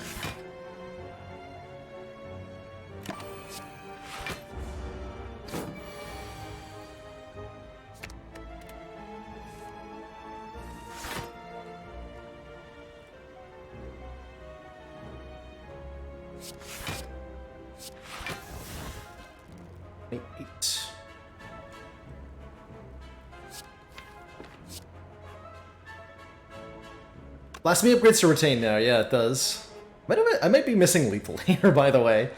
Let's see. Blasphemy, Sands of Time, Reach Heaven's almost a kill. Okay, that is definitely a kill now. But what if I wanted to wish for money? Okay, so we're just looking at lethal here. We're just looking at lethal here. And I can actually play the Thingamajorb too, right? Yes. Gambling chip. Start of each combat, discard any number of cards and draw that many. A second Sands of Time and a second Wish are interesting. Very interesting. I also could have, yeah, I could have sold for more healing, I suppose. That was the reason to keep going. I knew there was a reason. I kind of forgot about it halfway through.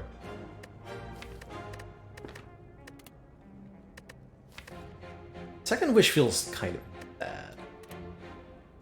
Maybe another Sands of Time.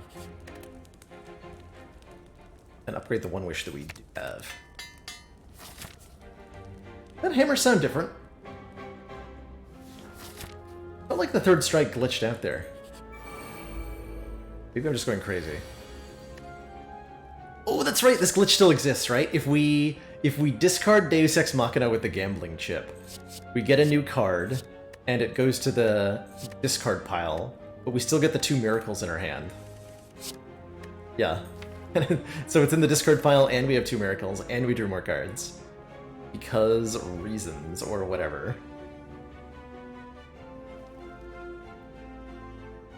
This feels like I need to wish for strength.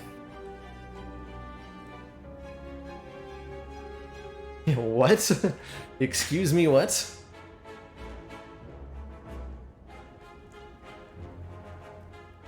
It's a miracle.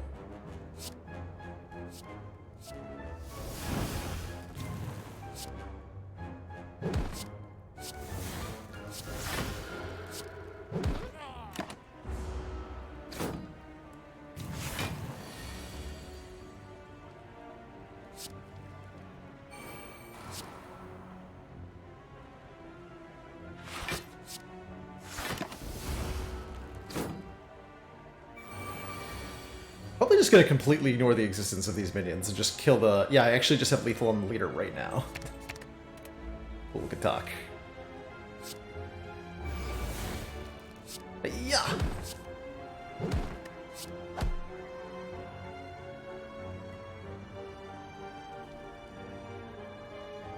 Yeah, unless Agony activates before Gambling Chip, that's right. Ooh, Mummy Hand is insane with this deck. We have how many powers? 1, 2... 3. 3? 3's pretty good. And a power potion. Okay, 2 copies. Rush down when is a power, but we don't actually enter Wrath, so I'm not going to take it. What do I feel about Empty Body? It's okay. I like water. I don't care.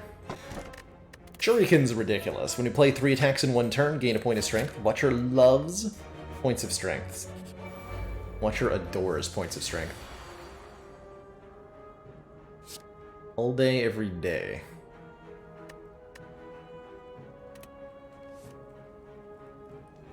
Go Flurry of Blows. Enter Calm Stance. Flurry of Blows again. Cut through Fate. I'll reach Heaven. And then Study makes 1 of these free.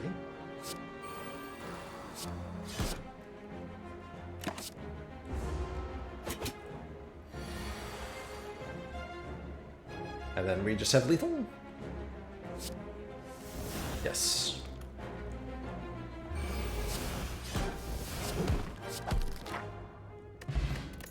Ornithopter. When we use a potion, heal 5 health. Copy of Fasting. Now that I have a Mummified Hand, Fasting is better. Better-ish. You're thinking of Establishment Carissa. It does still exist, it is rare now. Which is probably why you haven't seen it in a while. Because it's now in the rare pool. Not sold on that. How it interacts with Sands of Time, it'll get cheaper by 2 every turn. Which is beautiful. We would really like an Establishment in this deck. Kind of snap pick. Establishments. We don't need an energy relic if we get an establishment. But we're not that likely to find one. It's just not going to be able to operate with 2 energy. Like that. These nerds. Ooh, yikes. This turn. I do not like this turn. Bit.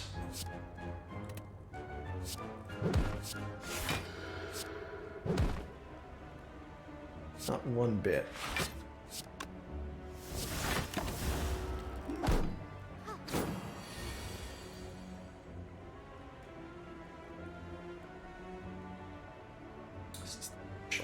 Plus that, so this is not a kill.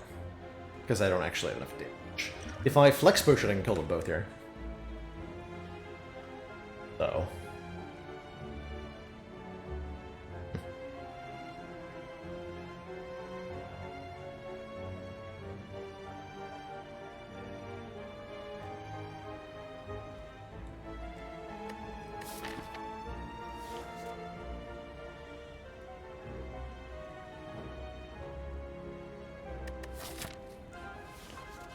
I mean, probably fine either way. Yeah, screw it.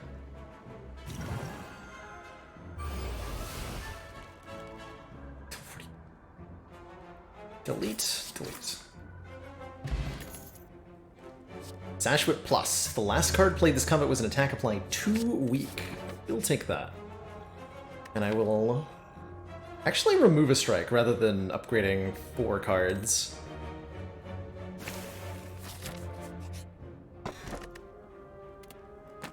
Pocket Watch. You play 3 or less cards during your turn, draw 3 extra cards. Start of the next turn. It's a little bit filthy.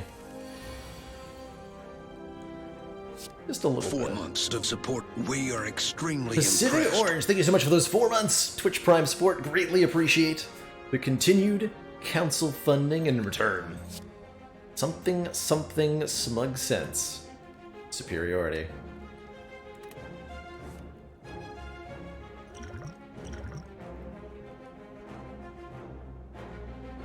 Actually have the ability to enter comp without a potion.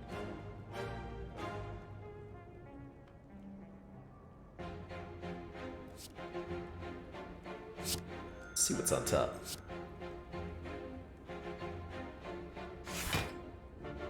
Perfect.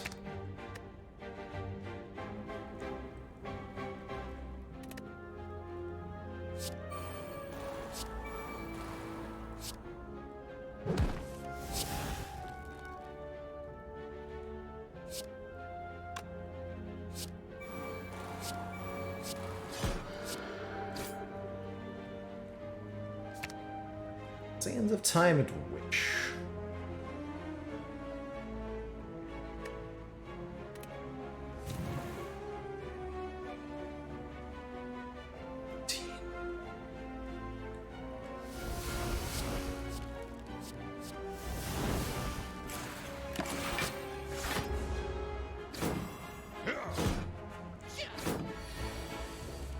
That'll do.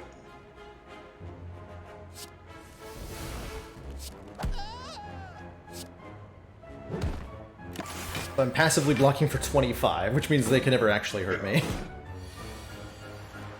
That means I can have Incense Burner set up for the Bronze Automaton fight. Math. What do you have to set this to? Is it 5? He attacks you in turn 6. So it's 0. Okay, so if I can kill this turn, then we're set, which I think I can do. Yeah, I can.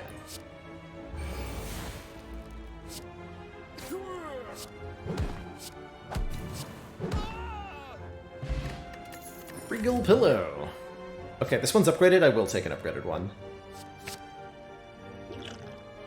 Whenever we rest, heal an extra 15 hit points. Gonna upgrade.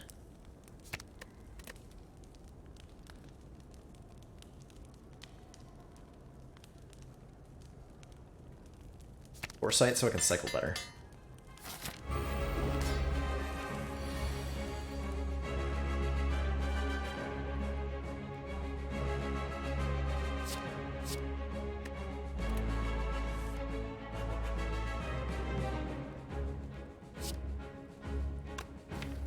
Okay, it's a bit awkward.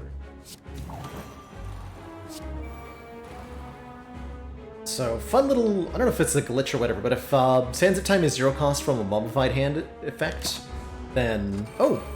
They changed that. Oh, cool. Oh, that's nice. Huh. Convenience.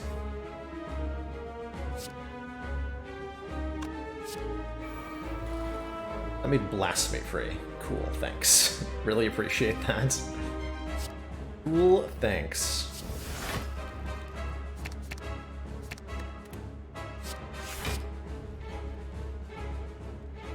Play Wish anyway. Wait, no, I need that. Rude.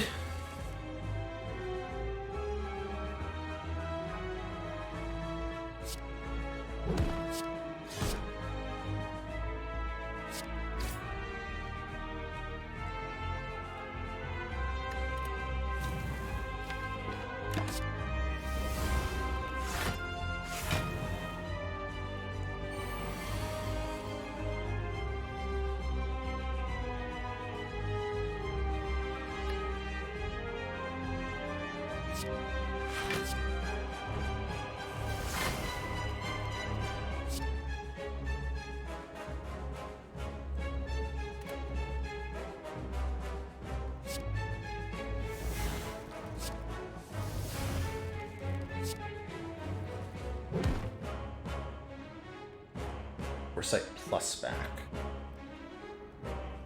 Like water in play, so this is the best block I have.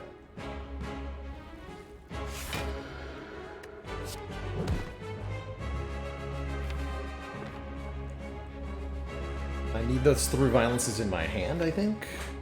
Actually, no, we're gonna be intangible for Hyperbane. This is fine.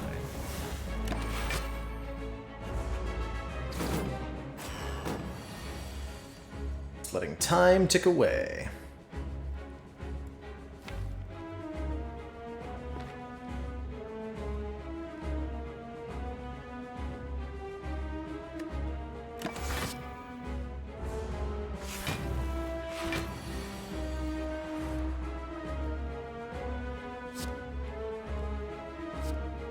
Give me the money. That's how I feel about how this fight is going. Give me the money. Please.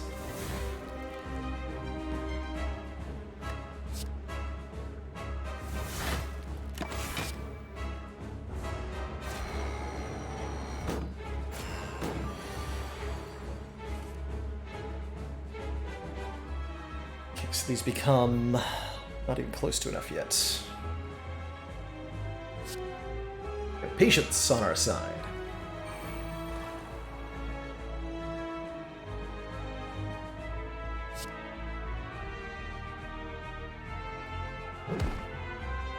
The defend? Why did he still defend? Hello? Can't do that.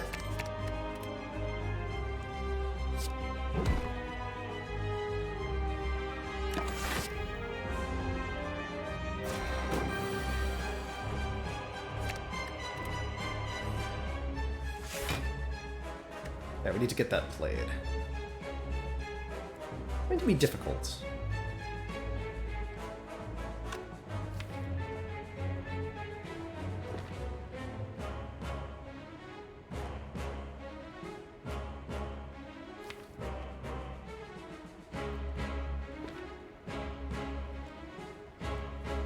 I was meant to strength potion.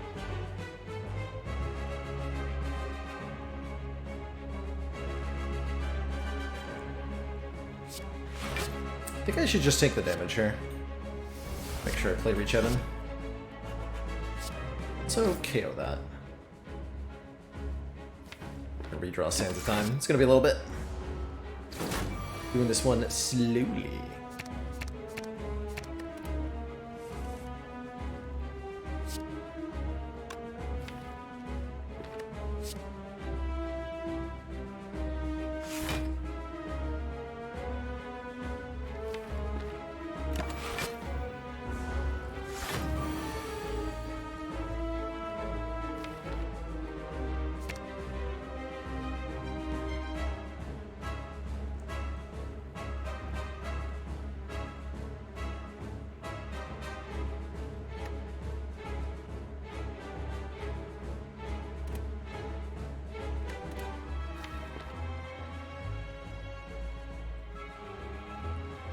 Can I kill it? I have no idea.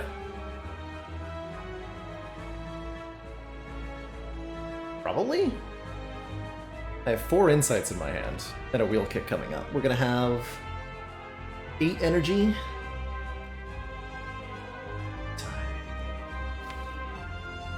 Cool, I don't actually know if this is a guaranteed kill. Let's find out together, shall we? Anything gonna change my stance now?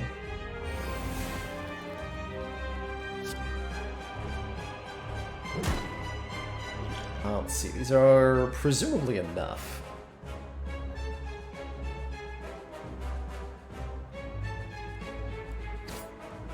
This is presumably enough.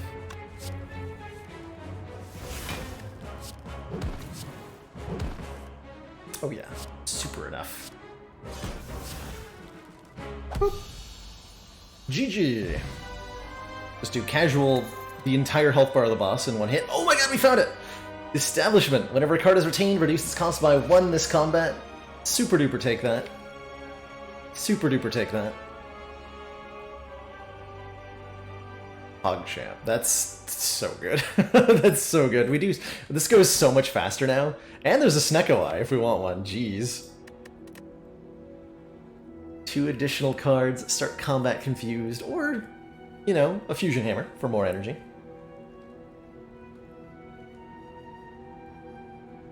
Or we could just strip 2 cards out. Honestly, I think we'd be fine if we just remove 2 more starter cards. Deck is ridiculous. Deck is very ridiculous now.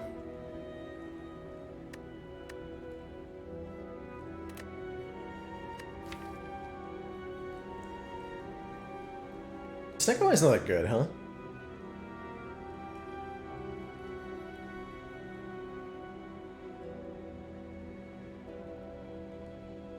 Okay. So I think we're reliably... Like, the extra card draw is the big draw. I think we have that covered, too. Oh, and the big thing about the Snecko Eye is that it's kind of atrocious with study, although the insights will get cheaper with establishment, so interesting.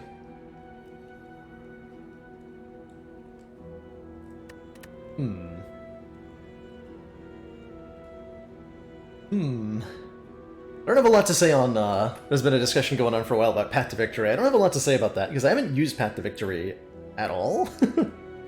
But I truly don't know how it performs. It seems on paper like it's okay. Not amazing, but okay. Upgraded Establishment is... innate. Oh, that is innate. Probably want to upgrade that. Considering...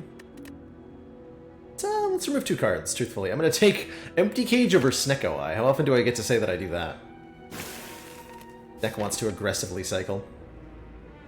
And cycle it shall. Very juicy act. Bit up a store.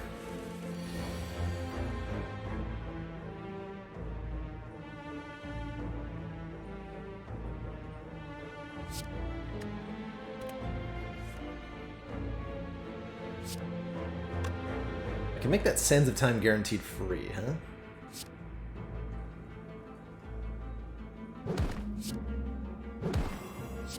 No, I can't.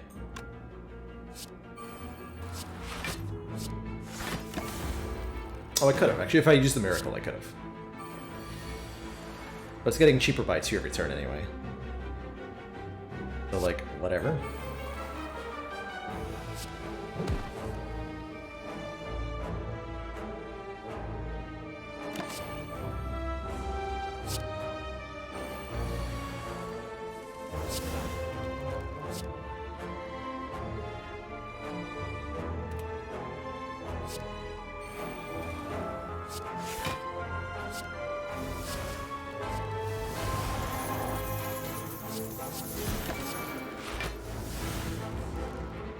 Did my turn prematurely? I completely forgot Flurry of Blows was even a thing. Whoops.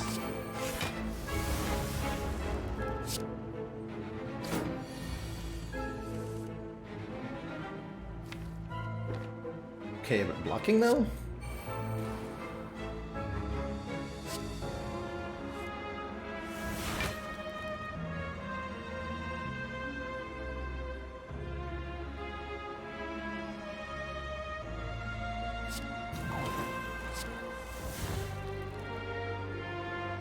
Okay, but blocking though?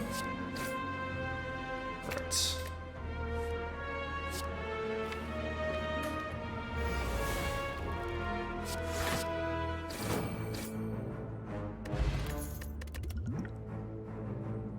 Food plus, tranquility plus, halt plus? Nah. Don't need none of that. We don't need none of that.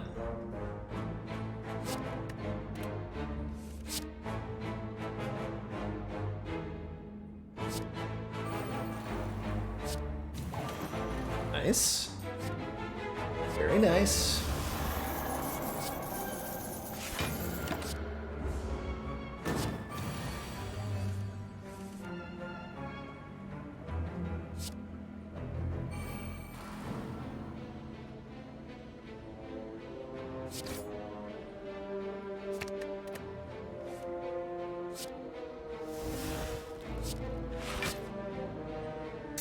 We do not have like water in place. Okay, sweet.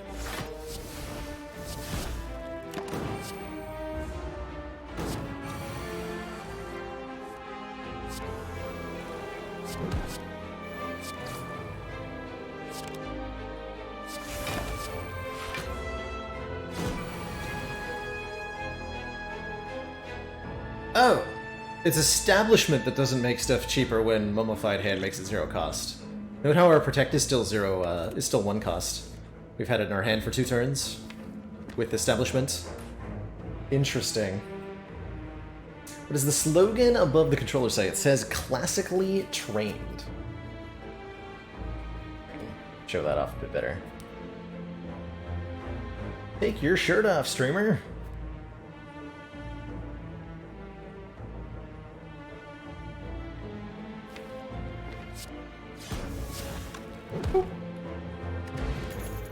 Don't even need our blasphemy whatever nonsense. I guess we have to like transition into not using blasphemy, because we can't just beat the heart with blasphemy. We can beat Time Eater with blasphemy. We can't just beat the heart with blasphemy. Oh hey, this is pressure points now. They named it differently. I like that. How did I not notice that earlier? I totally did not notice that earlier. But I got a name change. I'm taking the frozen eye, aren't I? Uh-oh. Yeah, I am. I totally am. That's funny. I'm totally taking frozen eye here.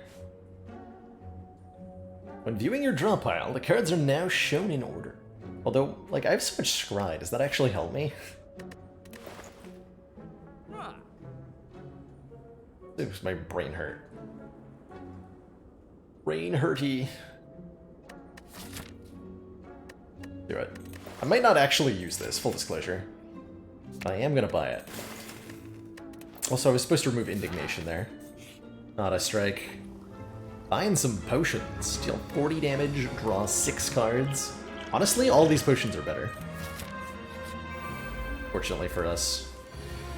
That's a transient. I'm not sure how I feel about transient right now. Transient seems a little scary.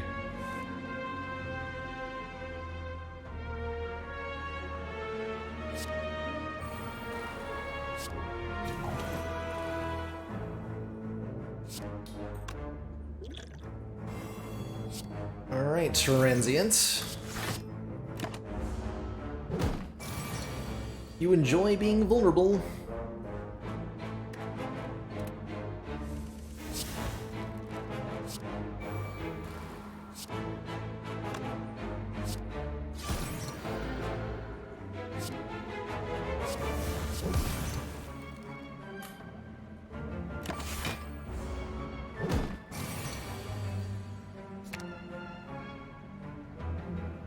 Actually, Indignation's good.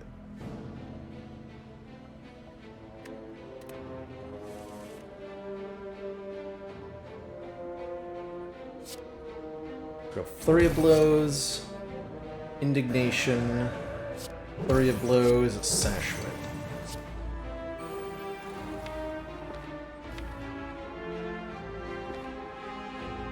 Okay. I wonder if I can kill this guy. I'm gonna try it.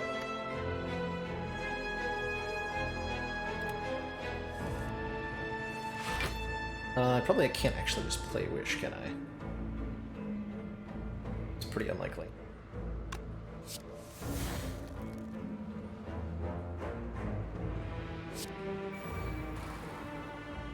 Vigilance free.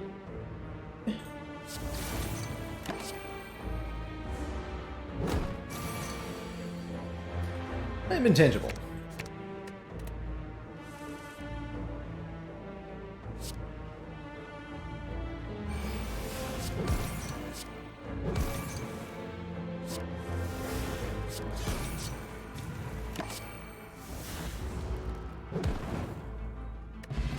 Good enough. Good enough. Definitely want that to be an 8. Low Reptomancer.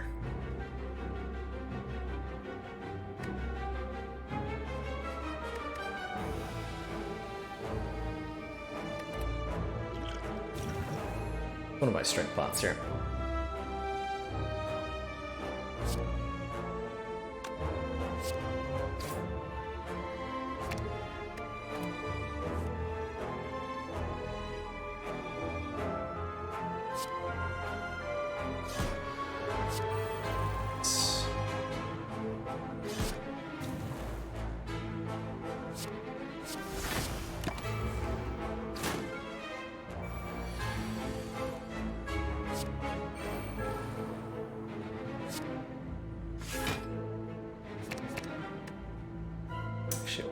Let's discard that though.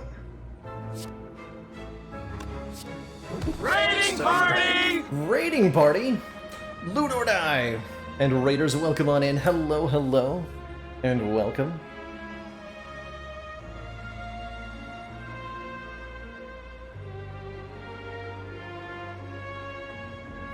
We had a lovely stream today. We're doing some watcher runs. We're doing a watcher run in Slay the Spire here, which has gotten a little bit bizarre. We started with a blasphemy card, and it has only gotten sillier the further we go. Like, pretty consistently very silly.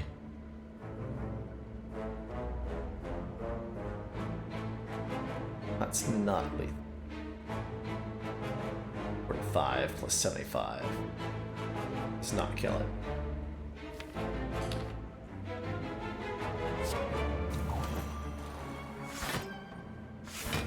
When in doubt, block it out.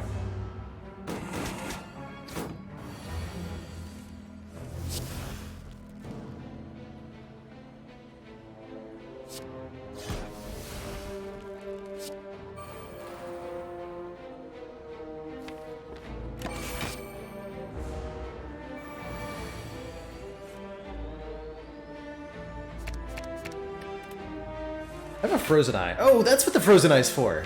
I can determine if I have lethal by my draw order. Perfect. Excellent. I figured it out.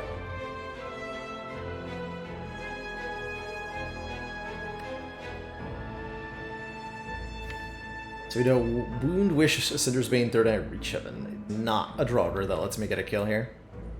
So I just need to hold on for one more turn. Gross.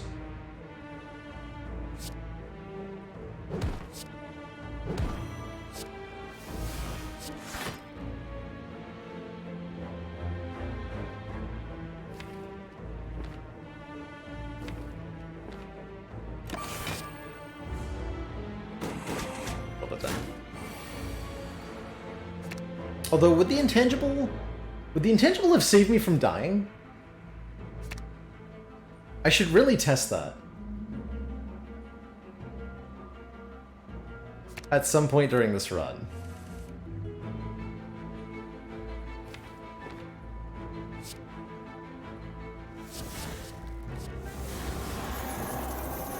Yeah, I should really test that.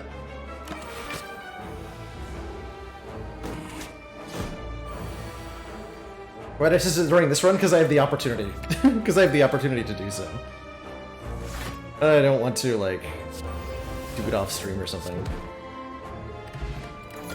Happy Flower's great. Master Reality, when a card is created during combat, upgrade it. Heck yeah. We create a lot of cards during combat. That sounds excellent. Grades to 0 cost, which is pretty relevant. It's pretty relevant. Teardrop Locket, start combat in calm. I feel like that got new art. Yeah, it did. It did get new art. I like the new art. Oh, I also have, for gambling chip, I also have the thingy. So I know that if I cut through Fate, I'm gonna draw Vigilance.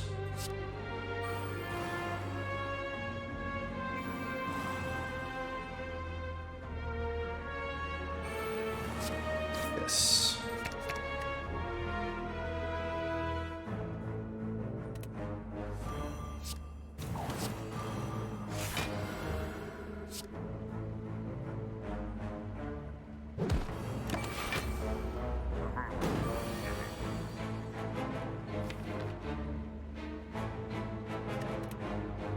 Oh, cool. So I could actually see the intent there with the hiding button.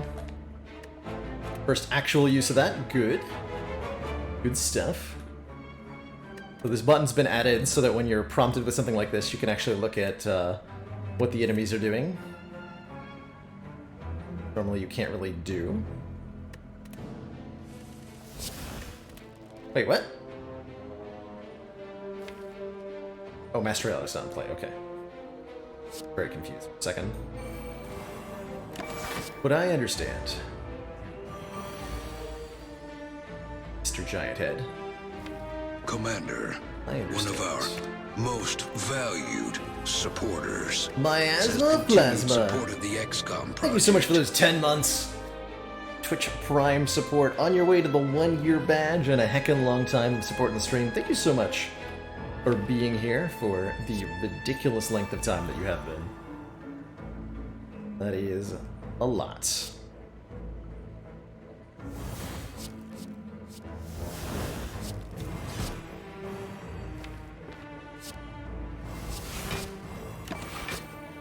we're getting upgraded insights now because of Master Reality, and upgraded through violences, which are 30 damage.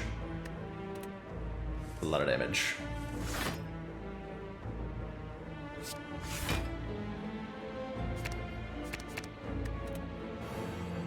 I feel like I probably have lethal next turn.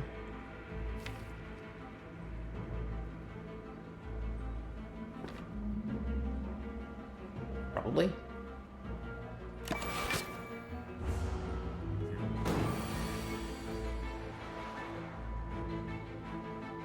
Oh, I had my opportunity to test that again. I'm going to test it during the heart fight, or during Act 4, whenever the opportunity arises. And if that kills me, then oops.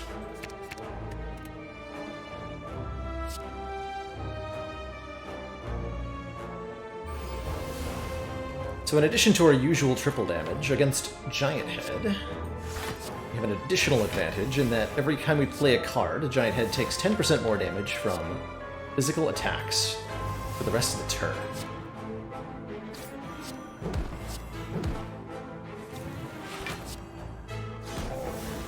Which was way more damage than we needed. Artifact is not blocked dying to Blasphemy, no. But Intangible should.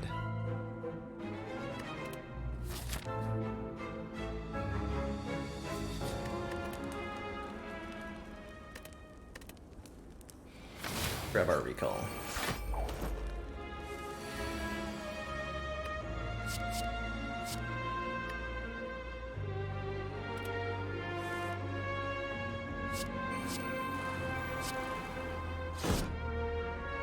Draw cards here.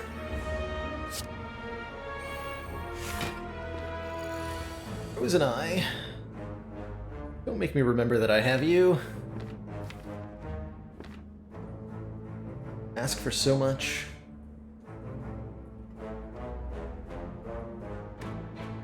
Speed.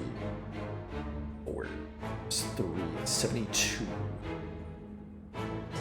5 to kill this guy. There's a flurry of blows.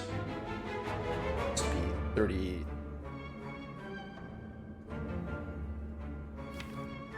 Slash whip is 42. That's not quite a kill. If I strength potion, I think I can kill everybody this turn. Really have a need of doing that, though.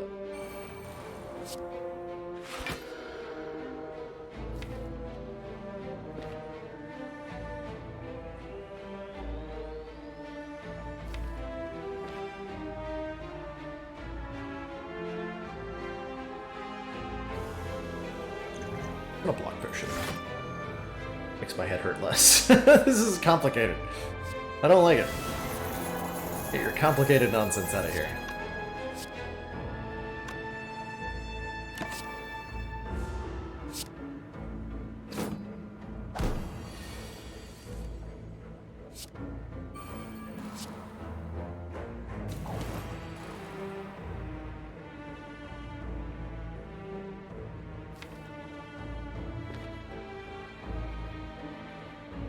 Now I can kill them all.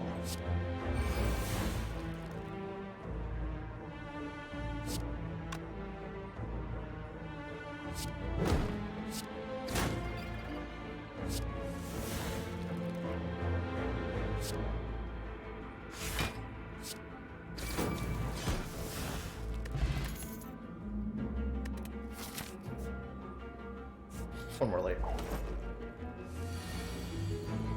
You think your Magnemite will be useful when he evolves? Magneton is awesome, so probably. Here we draw Deceive Reality, Wheel Kick, Sash Whip. Let's get Deceive Reality.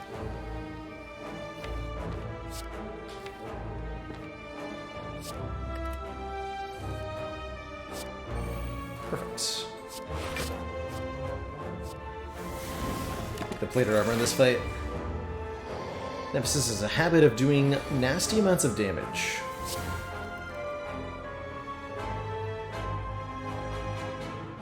Not prepared.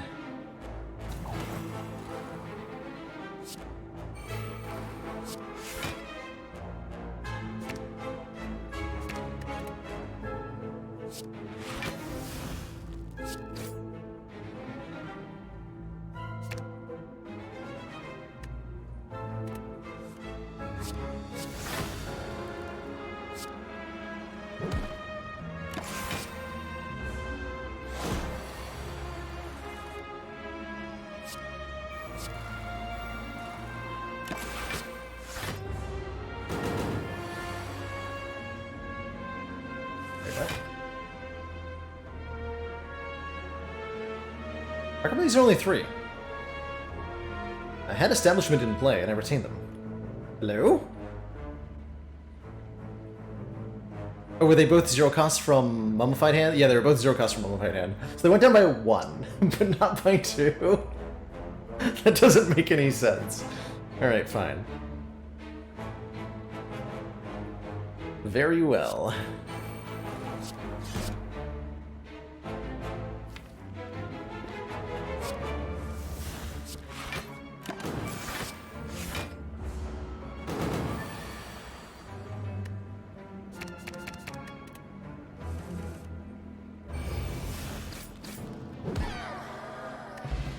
Strike Dummy! Cards containing strike. Additional damage. Commander, we've just received the support of another council member. Gonna go ahead and duplicate something here. Not sure what. Moon Climber, thank you so much for that Twitch Prime sub. Welcome to the council. Enjoy the new emotes, the community, and your newfound smug sense of superiority. Actually, maybe it's fasting now that I have a diva form. Yeah. Yes, it is. Yes, it is.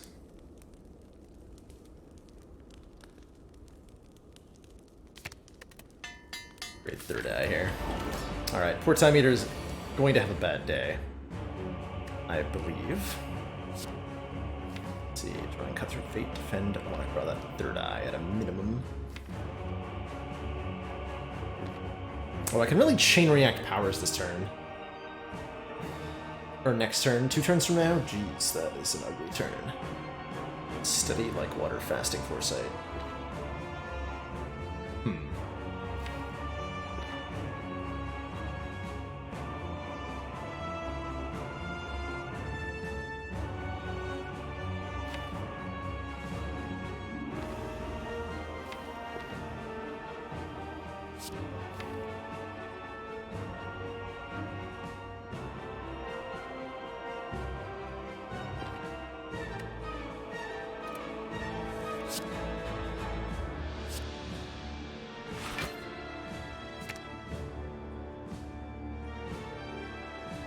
Okay, I'm gonna be in calm. So.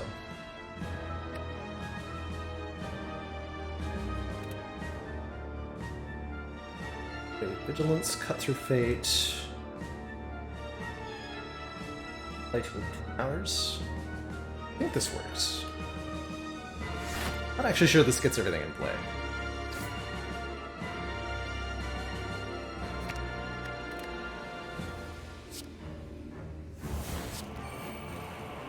it does.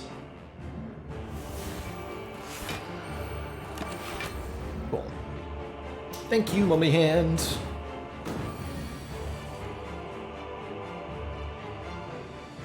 Ow.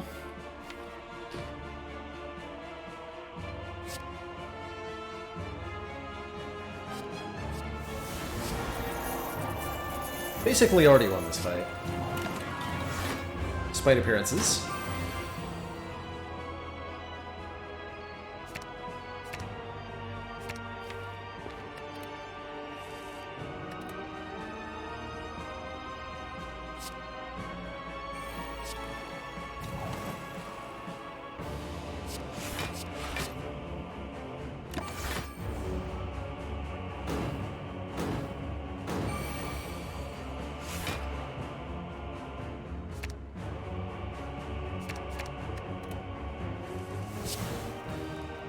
Miracle pluses now.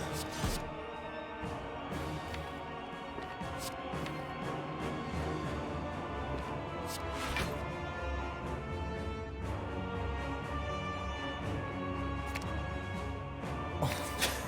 Cards? I don't know. This is complicated. Life is too hard, man.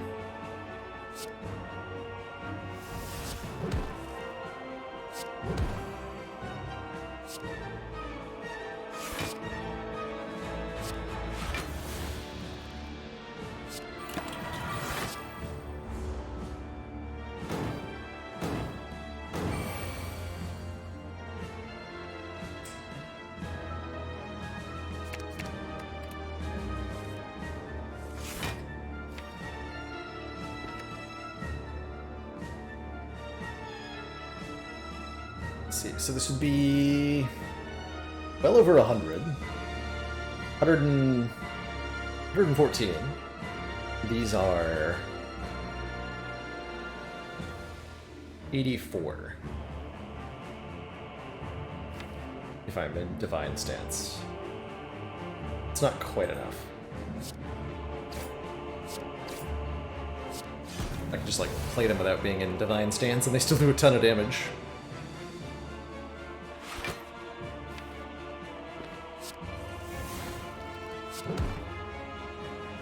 Might have actually still hit lethal.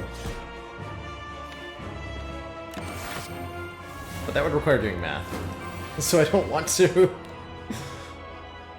Not willing to.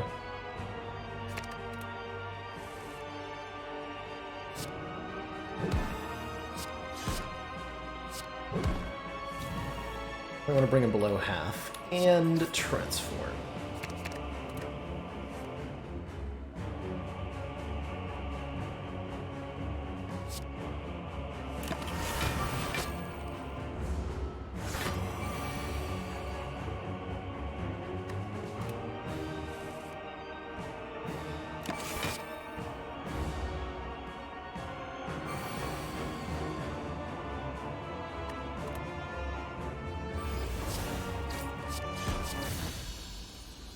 Got him.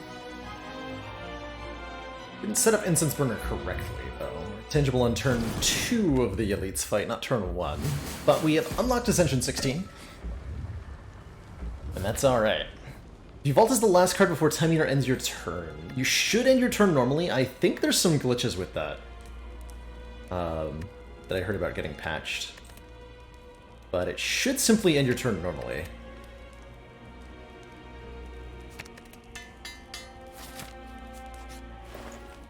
Ooh, Horncleat. Start at turn 2, gain 14 blocks, pretty good. Ori, choose and add 5 cards is great. Wallop is pretty strong. Fruit Juice is 10 max health, just sitting in the store here.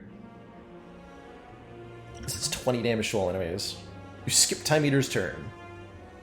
Well, yeah, and then your turn is immediately ended, and then you should start another one, right? Yeah. Because you still got the card off. So we want to remove Indignation for sure. Never playing that.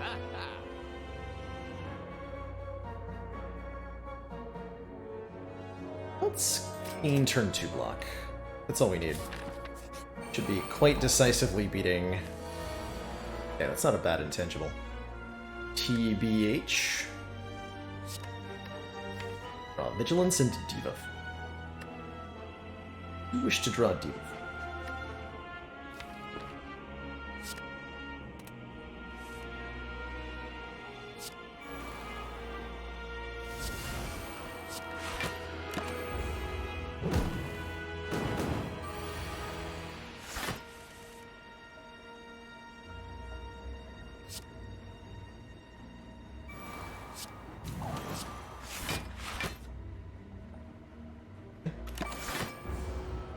Didn't play the thingy for Artifact value, although with the we're gaining so much energy, it might not have mattered there. That's a bit of a yikes. Though.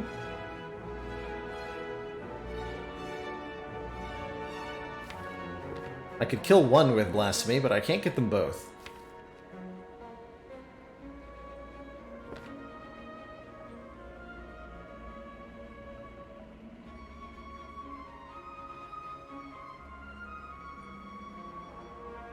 My options here.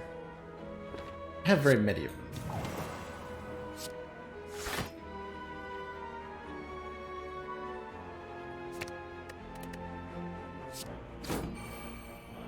$20?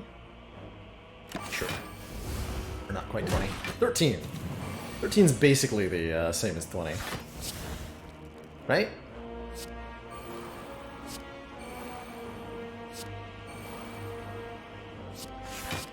Yeah, basically the same.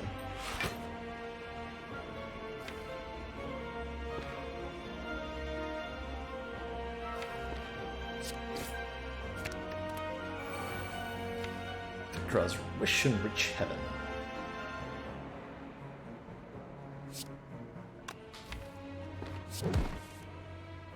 That near the face. I could have used Stance Potion, actually, to get lethal.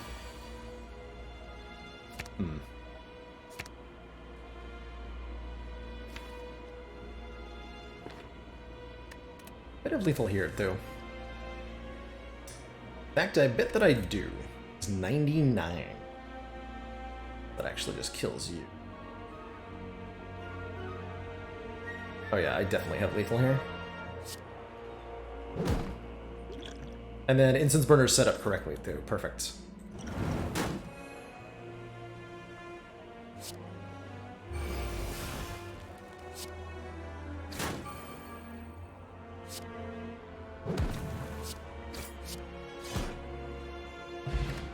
Nib. Every 10th attack deals double damage. Weave. Whenever you scry, return this from the discard pile into your hand. That's a lot of times that'll come back to my hand. Which activates first between Mercury Hourglass and Blasphemous Death? That's a great question, Idrios. I have no idea.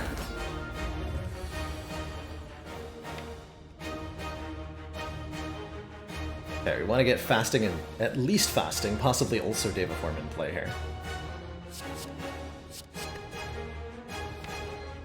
If I shuffle 4, then I can get the most cards in play. Perfect. I'm gonna play everything here.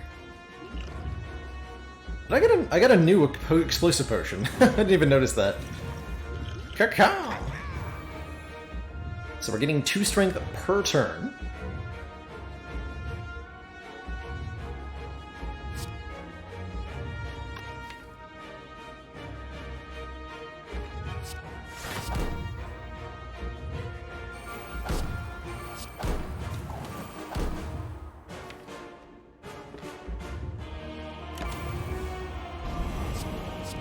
We're intangible this turn. We have Courtesy Block from Horncleat here. Next turn's gonna be a big hit, though.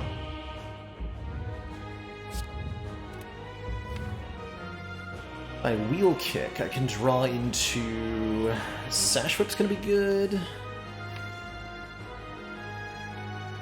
What am I looking for to survive next turn?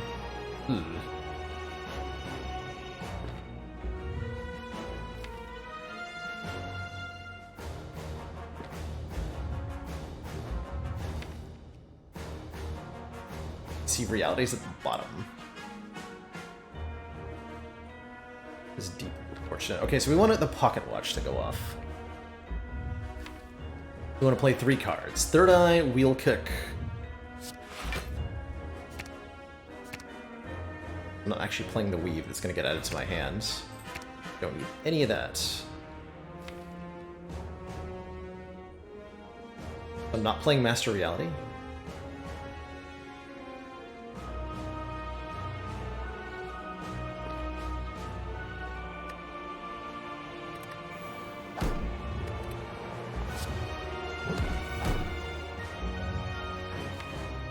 And then I draw these 8. And I can use Cut Through Fate to get the Deceive Reality if I want. Otherwise I'm drawing these 5. Then bad times happen. Okay. We stop here.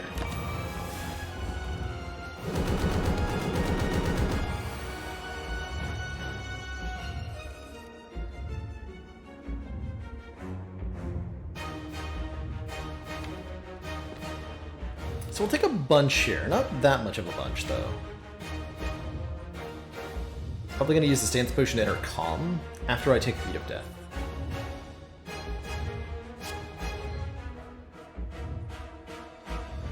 Gonna play basically every card in the hand. By basically, I mean literally every card in the hand.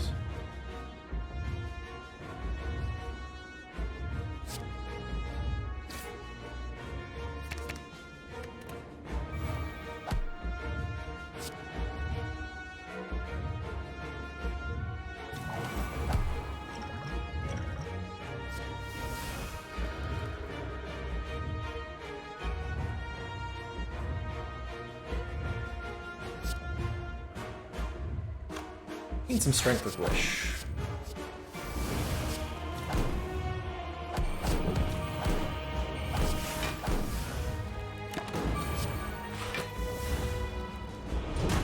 That was painful, but not too bad. It's definitely the worst turn we were ever gonna have. So next turn, we can actually just discard the Void again.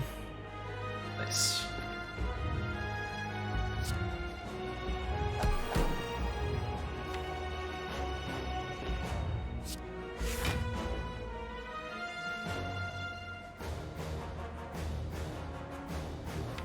Only if I keep all of these cards. That's fine.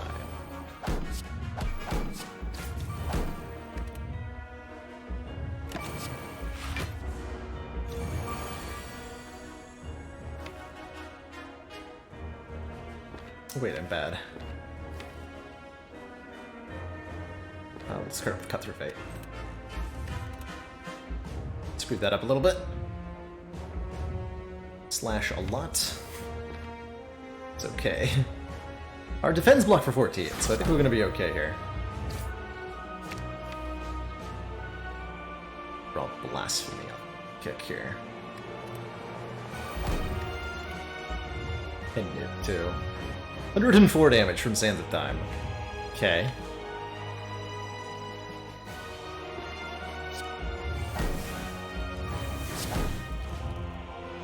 Seems good to me. And I cannot get to Deceive Reality, huh? Oh shit. We have Protect. Not actually dead, but man, we're taking a lot.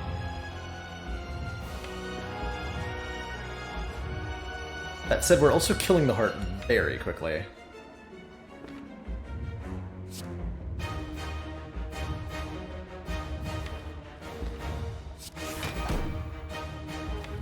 So I think I just hit the damage cap here.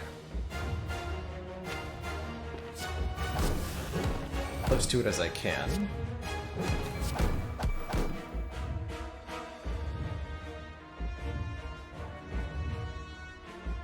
Not good enough, huh?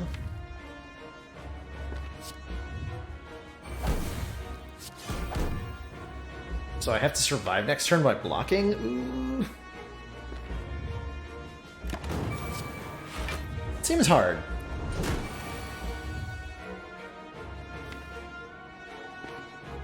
Can't I just kill it? That would be so much easier.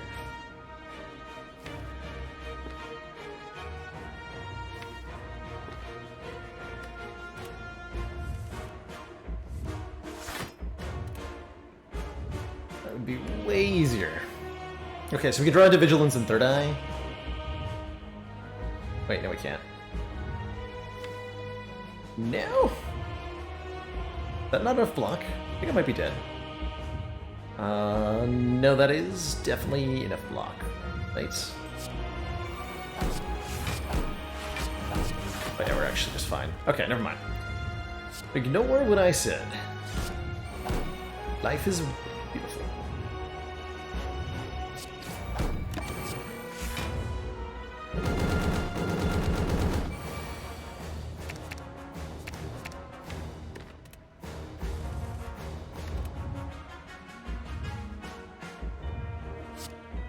So we go. Defend, Flurry, Blasphemy. Flurry for 105, and then through Violence does 183. Boop. GG. GG. I guess I could have tested the interaction there. Whoops. Easy peasy. Good run. Very good run. Mummified Hand Watcher. Does some fun stuff.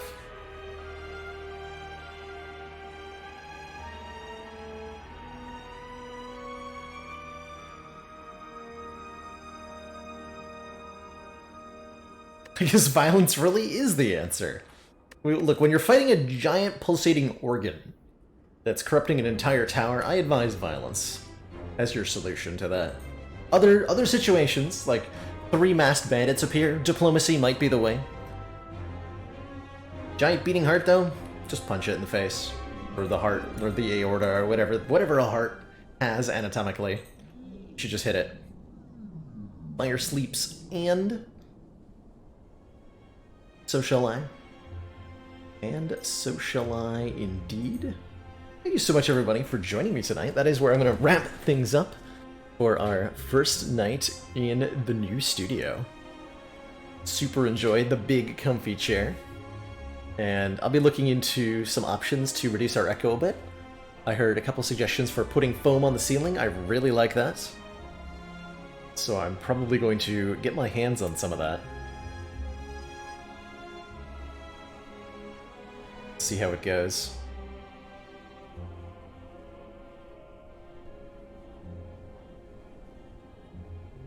Thank you so much for the kind words, Doomquill.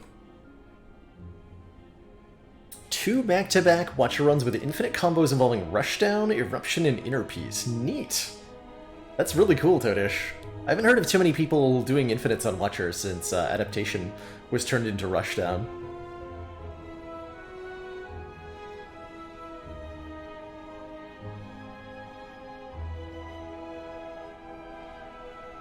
I'm gonna throw a host on over to First Dame, who's doing some A20 heart runs.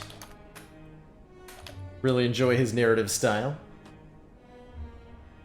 We'll be back tomorrow with some more Slay the Spire action. Might be jumping into a another ladder climb attempt. Since it feels like Watcher's still a little bit ways away from having a full release. Alrighty, everybody. Ta-ta for now. Thanks for watching. I'll see you all next time. Have a great one, everyone.